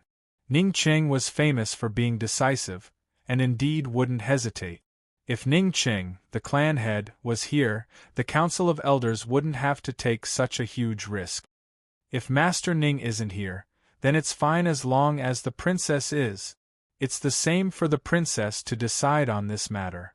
When Fifth Elder said this, Head Elder was even more speechless. Han Yunxi didn't say much either. After agreeing on a time with Uncle Cheng and Head Elder, she returned to her room to catch up on sleep. Uncle Cheng had prepared everything. Seeing that it was still early, he planned to go to the auction house to take a look. Unexpectedly, as soon as he stepped out of Myriad Merchant Hall, someone wrapped an arm around his neck from behind. Who's there? Uncle Cheng was about to retaliate, but the person behind him warned him coldly, Uncle Cheng, why don't you try and hit me? I'll immediately tell Han Yunxi that you were looking for me. Jean Z. Uncle Cheng was shocked. He had been so busy with the casino that he had neglected this guy. He said in a low voice, "Do you think Han Yunshi will believe you?" "Of course she won't believe me, but she will believe the 3 manservants in my hands." Deacon Jean lowered his head, his fine bangs covering his eyes. His eyes couldn't be seen, but the slight curve of his lips was cold and malicious.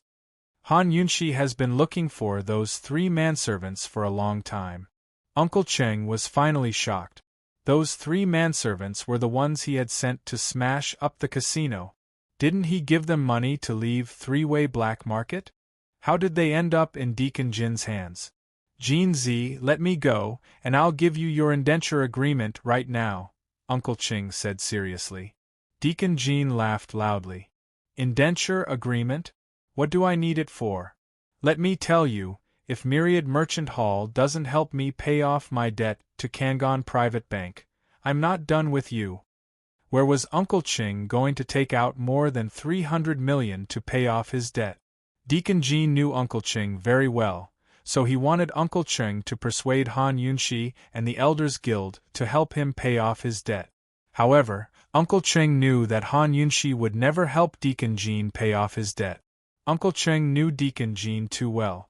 Deacon Jean looked calm, but he was actually an extremely vicious character.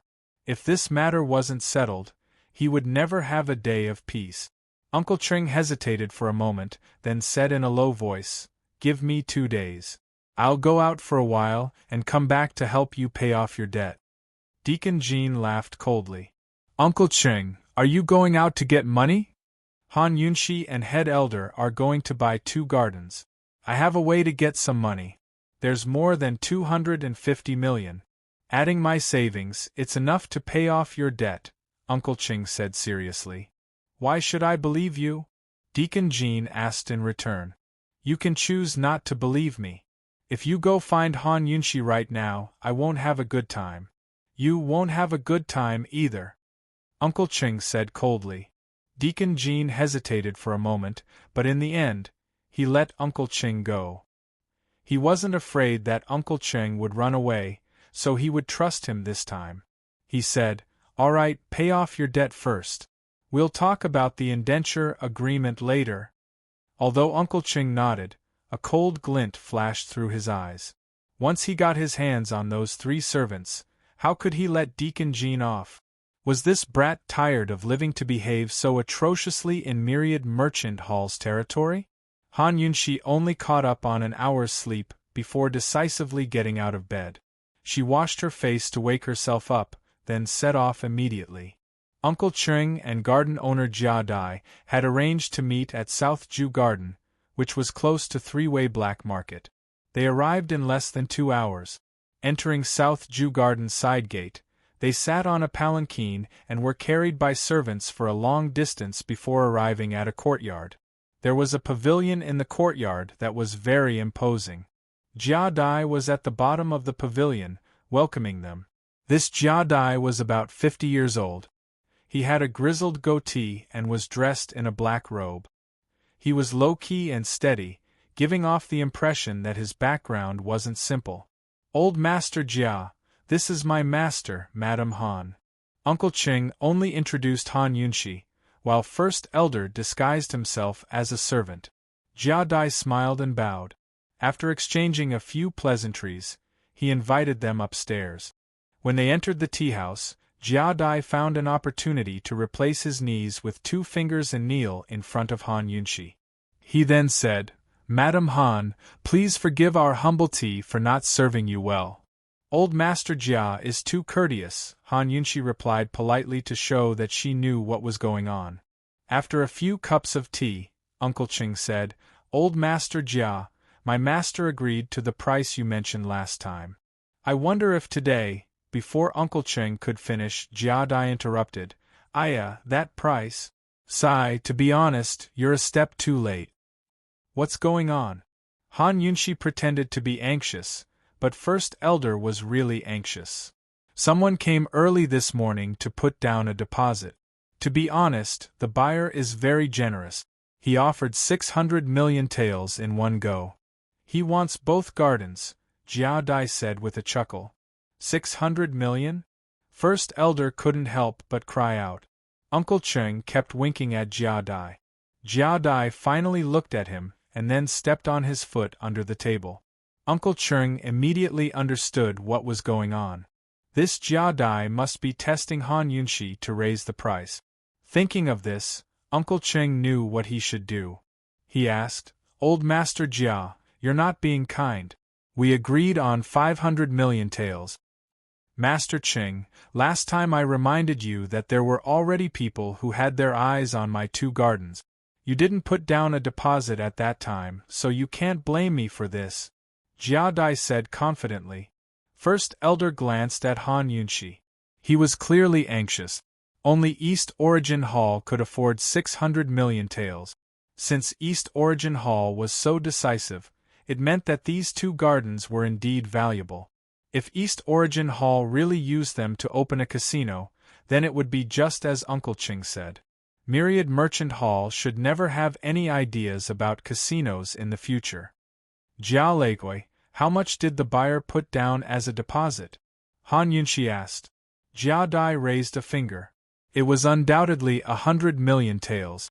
For such a large transaction, it was impossible to only put down a 10 million taels deposit." 100 million taels. Han Yunshi was deep in thought. She whispered to First Elder, "What do you think?" The Great Elder was hesitant. Previously, he had only guessed that the East Origin Hall would come and buy it. Now that the East Origin Hall had really come to buy it, he had no choice but to reconsider the importance of these 2 territories.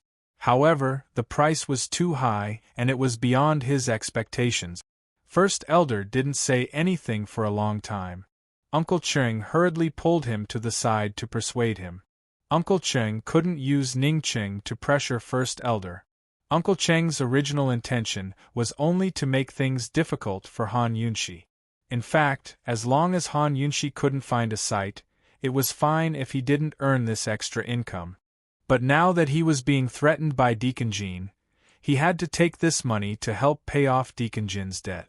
Otherwise, his life would be over. Uncle Cheng persuaded First Elder, and he actually managed to persuade him. Of course, First Elder still respected Han Yunshi's opinion. He said in a low voice, "Princess, you can make the decision." Han Yunshi glanced at Uncle Cheng, her gaze distant. She said, "Old Master Jia, we'll offer 700 million taels. Think about it. You'll still earn more from the liquidated damages." Chapter 921. When Han Yunshi quoted the price of 700 million, Jia Dai's face was filled with shock, but his heart was calm. His Highness had long sent someone to tell him the amount. In contrast, the head elder looked calm on the surface, but his heart was in turmoil. While Myriad Merchant Hall could afford it, the risk was far too great. If Uncle Cheng hadn't mentioned Ning Cheng, he would never have agreed. Since Madame Han has offered such a sky-high price, she must like these 2 courtyards very much. Since that's the case, it's fine if the old man breaks his promise. Jia Dai pretended to sigh even though he'd gotten a bargain. The head elder was angry in his heart, but he didn't show it. Instead, he said, "Since that's the case, I ask old Master Dai to show the deed to my family's madam for inspection." The head elder had to guard against this Jia Dai trying to sell 2 goods at once. Since they'd decided to buy the land, they had to get the deed in hand this time to avoid any more mishaps. Moreover, it was urgent to reopen the gambling house. They had to take advantage of the fact that the gamblers in the black market hadn't all left yet to lure them back. If they delayed any longer, they'd have to spend all sorts of resources to attract more gamblers. Jia Dai quickly went to retrieve the deed and showed it to Han Yunshi to make sure there were no mistakes. Jia Dai probed, "Madame Han, if there's no problem with this deed, can we—" "Old Master Dai, 700 million is no small sum. I don't know if you can pay half of it first and pay the rest at a later date?" The head elder made it sound so nice, but it could be summed up in 2 words. He wanted to put the debt on credit. Jia Dai's face immediately turned gloomy as he snatched the deed from Han Yunshi's hands. "Cold," he said, Everyone, Jia Dai, don't put things on credit. The head elder's face alternated between red and white, both embarrassed and angry. Whether it was Cloud Realm Trade Consortium or Myriad Merchant Hall, when had anyone ever dared to say such things? It was simply a disgrace. The head elder suddenly felt like a dog being bullied by a dog. Before he could speak, Uncle Ching said unhappily, "Old Master Jia, what do you mean by this? Are you afraid that we can't afford it?" As soon as Uncle Ching spoke, Han Yunxi, who was about to speak, stopped talking.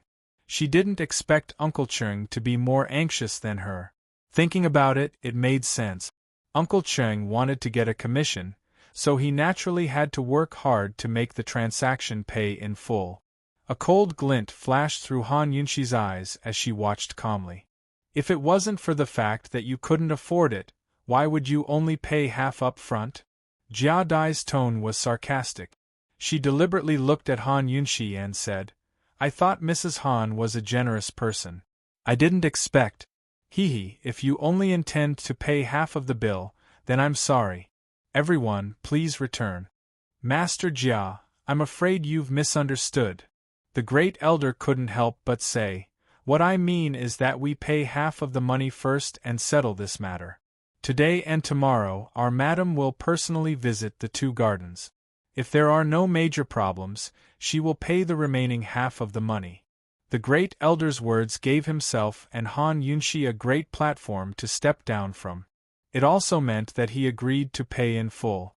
Jia Dai's expression immediately returned to its original amiable and good-natured appearance.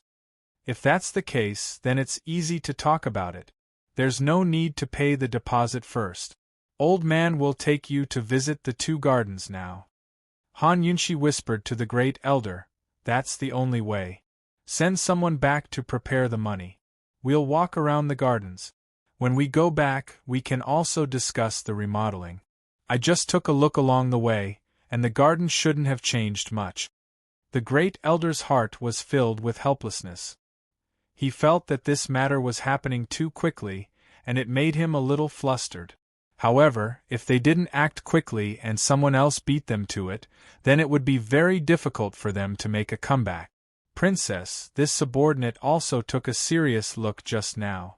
"Even the few courtyards we passed by don't need to be remodeled. As long as we transport the things from the casino over, we can use them directly." The great elder said in a low voice, "That's good. This garden is big, so it's not impossible to use the courtyards in front first. We can discuss the remodeling slowly," Han Yunxi said in a low voice. That was what the great elder meant. He didn't want to miss this business opportunity the most. Just like that, Han Yunxi's group, accompanied by Jia Dai and a few servants, finished touring South Ju Garden at night. The actual layout of South Ju Garden was much better than what they had seen on the drawings. There were very few places that needed to be remodeled, and they were all small projects. The great elder had been hoping to find some major damage so that he could bargain with Jia Dai. Unfortunately, this garden was so well maintained that he had no chance at all. After dinner, Jia Dai warmly invited them to stay in South Ju Garden for the night, and they would set off for West Jade Garden tomorrow. It would take at least half a day to travel from South Ju Garden to West Jade Garden. "Princess, stay here for the night.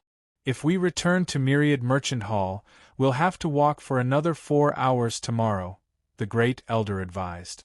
Han Yunxi hesitated for a moment, then said, "We're not going back to Myriad Merchant Hall, and we're not staying here. Uncle Ching, go tell Master Jia that we're in a hurry. We'll rush to West Jade Garden tonight. Tomorrow, we'll rest in West Jade Garden for a while, and then immediately visit the garden. Princess, your health is more important," the great elder advised with concern. "It's fine. I can sleep in the carriage," Han Yunxi insisted. Long Fei Ye's lonely eyes made her not want to delay any longer. She couldn't wait to find Bai Yanqing to settle the score. Uncle Cheng was also impatient. He couldn't rest easy until he destroyed Deacon Jin's mouth. He immediately went to find Jia Dai to tell him. Jia Dai naturally agreed and immediately went to arrange a carriage. However, just as he finished preparing everything, Su Donglin suddenly appeared out of thin air. Elder Jia, long time no see. Su Donglin hugged his sword and leaned against the wall. Jia Dai was surprised to see him. Your Highness is here too? His Highness is still at the black market. I just came to tell you that the princess is used to riding in His Highness' carriage. You have to arrange a comfortable one for her. If the princess is bumped, before Su Donglin could finish, Jia Dai nodded repeatedly. Understood, understood. I've already instructed the West Jade Garden to prepare a room in Bright Moon Hotel for the princess. Only then did Su Donglin disappear, satisfied. Just like that, Han Yunxi and the others rushed to West Jade Garden through the night, while Long Feiyi met with Chu Tianyin at East Origin Hall. I spent a lot of effort to find a way to have that goshawk lead the way. Unfortunately, by the time I got there, he was already gone, Chu Tianyin said calmly. These days, he didn't pay attention to the political situation, nor did he pay attention to the Western Zhou Emperor's mobilization of the army. He was almost entirely focused on finding Gu Beiyue. He kept the goshawk that delivered the letter for Gu Beiyue. He didn't know who raised that goshawk. He used all kinds of methods and found someone who understood the language of beast. A few days ago, he finally succeeded in getting the goshawk to lead the way. Unfortunately, by the time he found the valley, the courtyard in the valley was already empty. Can you determine when he left? Long Feiyi asked. At least a month. He should have moved to another place, Chu Tianyin said seriously. Long Feiyi didn't hide anything and told Chu Tianyin about their situation at Black Tower. Chu Tianyin's brows furrowed deeper as he listened. If that's the case, then it's very likely that Bai Yanqing is near the three-way black market? I've already sent people to secretly search for places where he could easily hide, but unfortunately there's been no news so far, Long Feiyi said calmly. What do you think about Ning Qing? Long Feiyi asked. Chu Tianyin hated Ning Qing to the core. Even though Long Feiyi asked him so directly, he still avoided the question. Long Feiyi, my Chu clan has no right to interfere in the affairs of Eastern and Western Qin, and I have no interest in doing so. I only hope that you can keep your promise and release my two Chu clan elders. Chu Tianyin was quite open-minded. As traitors, the Chu clan had no right to call themselves part of Western Qin's camp. He also knew that the East Qin camp would never truly accept them. He only hoped that Gu Beiyue would be safe. He only hoped that his father and uncle would regain their freedom. This was the only thing he could do for the Chu clan. Long Feiyi liked Chu Tianyin's attitude very much. He said calmly, I heard that Western Zhou's Emperor Kongqing has been mobilizing his troops recently. Does he intend to take away your military power? Chu Tianyin snorted coldly. That depends on whether he can take it away. Very good. You don't have to worry about Gu Beiyue. Just lead your Western Qin troops well. This king will not treat your father and uncle unfairly, Long Feiyi said calmly. You mean, you really want to go to war with Northern Li? Chu Tianyin asked curiously. Whether it's Northern Li or Jun Yixie, this war is inevitable. It has nothing to do with Eastern and Western Qin, Long Feiyi said. Although Eastern and Western Qin was currently the biggest problem, he didn't just see the Eastern and Western Qin in front of him. He saw far and his heart was big. Northern Li and even the winter crow behind the snowy mountains were all in his eyes. He was only temporarily slowing down for the sake of a woman. Chu Tianyin hesitated for a moment, then asked tentatively, Long Feiyi, I want to see my father. Long Feiyi looked up and said mercilessly, You'll never see the two of them before it's done. Chu Tianyin took his leave expressionlessly, but he was laughing at himself inwardly. What was wrong with him just now? How could he forget what kind of person Long Feiyi was? Although he was working with Long Feiyi, that didn't mean that Long Feiyi would be merciful to him. He was simply asking to be humiliated. By the time Long Fei finished his business, it was already midnight. He took a bath and was about to go to Myriad Merchant Hall when he remembered that the Shadow Guard had already reported that Han Yunshi was rushing to Western Jade Palace and wouldn't be in the black market tonight. If he rushed over now, it would probably be dawn by the time he caught up. Recalling Han Yunshi's clumsy advances last night, and her languid and tired appearance as she lay on the bed this morning, Long Fei couldn't help but smile, and the corners of his mouth curved beautifully. Long Fei couldn't sleep. He strolled into the courtyard and coincidentally bumped into Bailey Mingxiang practicing martial arts in the courtyard. "Your Highness." Bailey Mingxiang hurriedly retreated and bowed in greeting. Long Fei made a sound of acknowledgement, then walked past her and left. Bailey Mingxiang didn't dare to look at his face just now, but now she hurriedly looked up, wishing she could imprint his back into her heart. After Long Fei's back disappeared, she turned back and gripped the sword in her hand, practicing even harder. Just as everyone was preparing to capture Bai Yanqing dragged his heavily injured body and hid as he rushed to the valley. His poison skills were exquisite, and his martial arts were superb. There was no need for him to hide like this. However, Han Yunshi and Long Fei, whom he had spent so much effort to separate, were still working together. One's poison skills were on par with his, and the other's martial arts were better than his. The two of them working together were his natural enemies. He wasn't stupid enough to confront them directly. He decided to give up his original plan and take Gu Beiwei to Northernly. However, when he entered the room, he found it was a mess. Gu Beiwei was gone,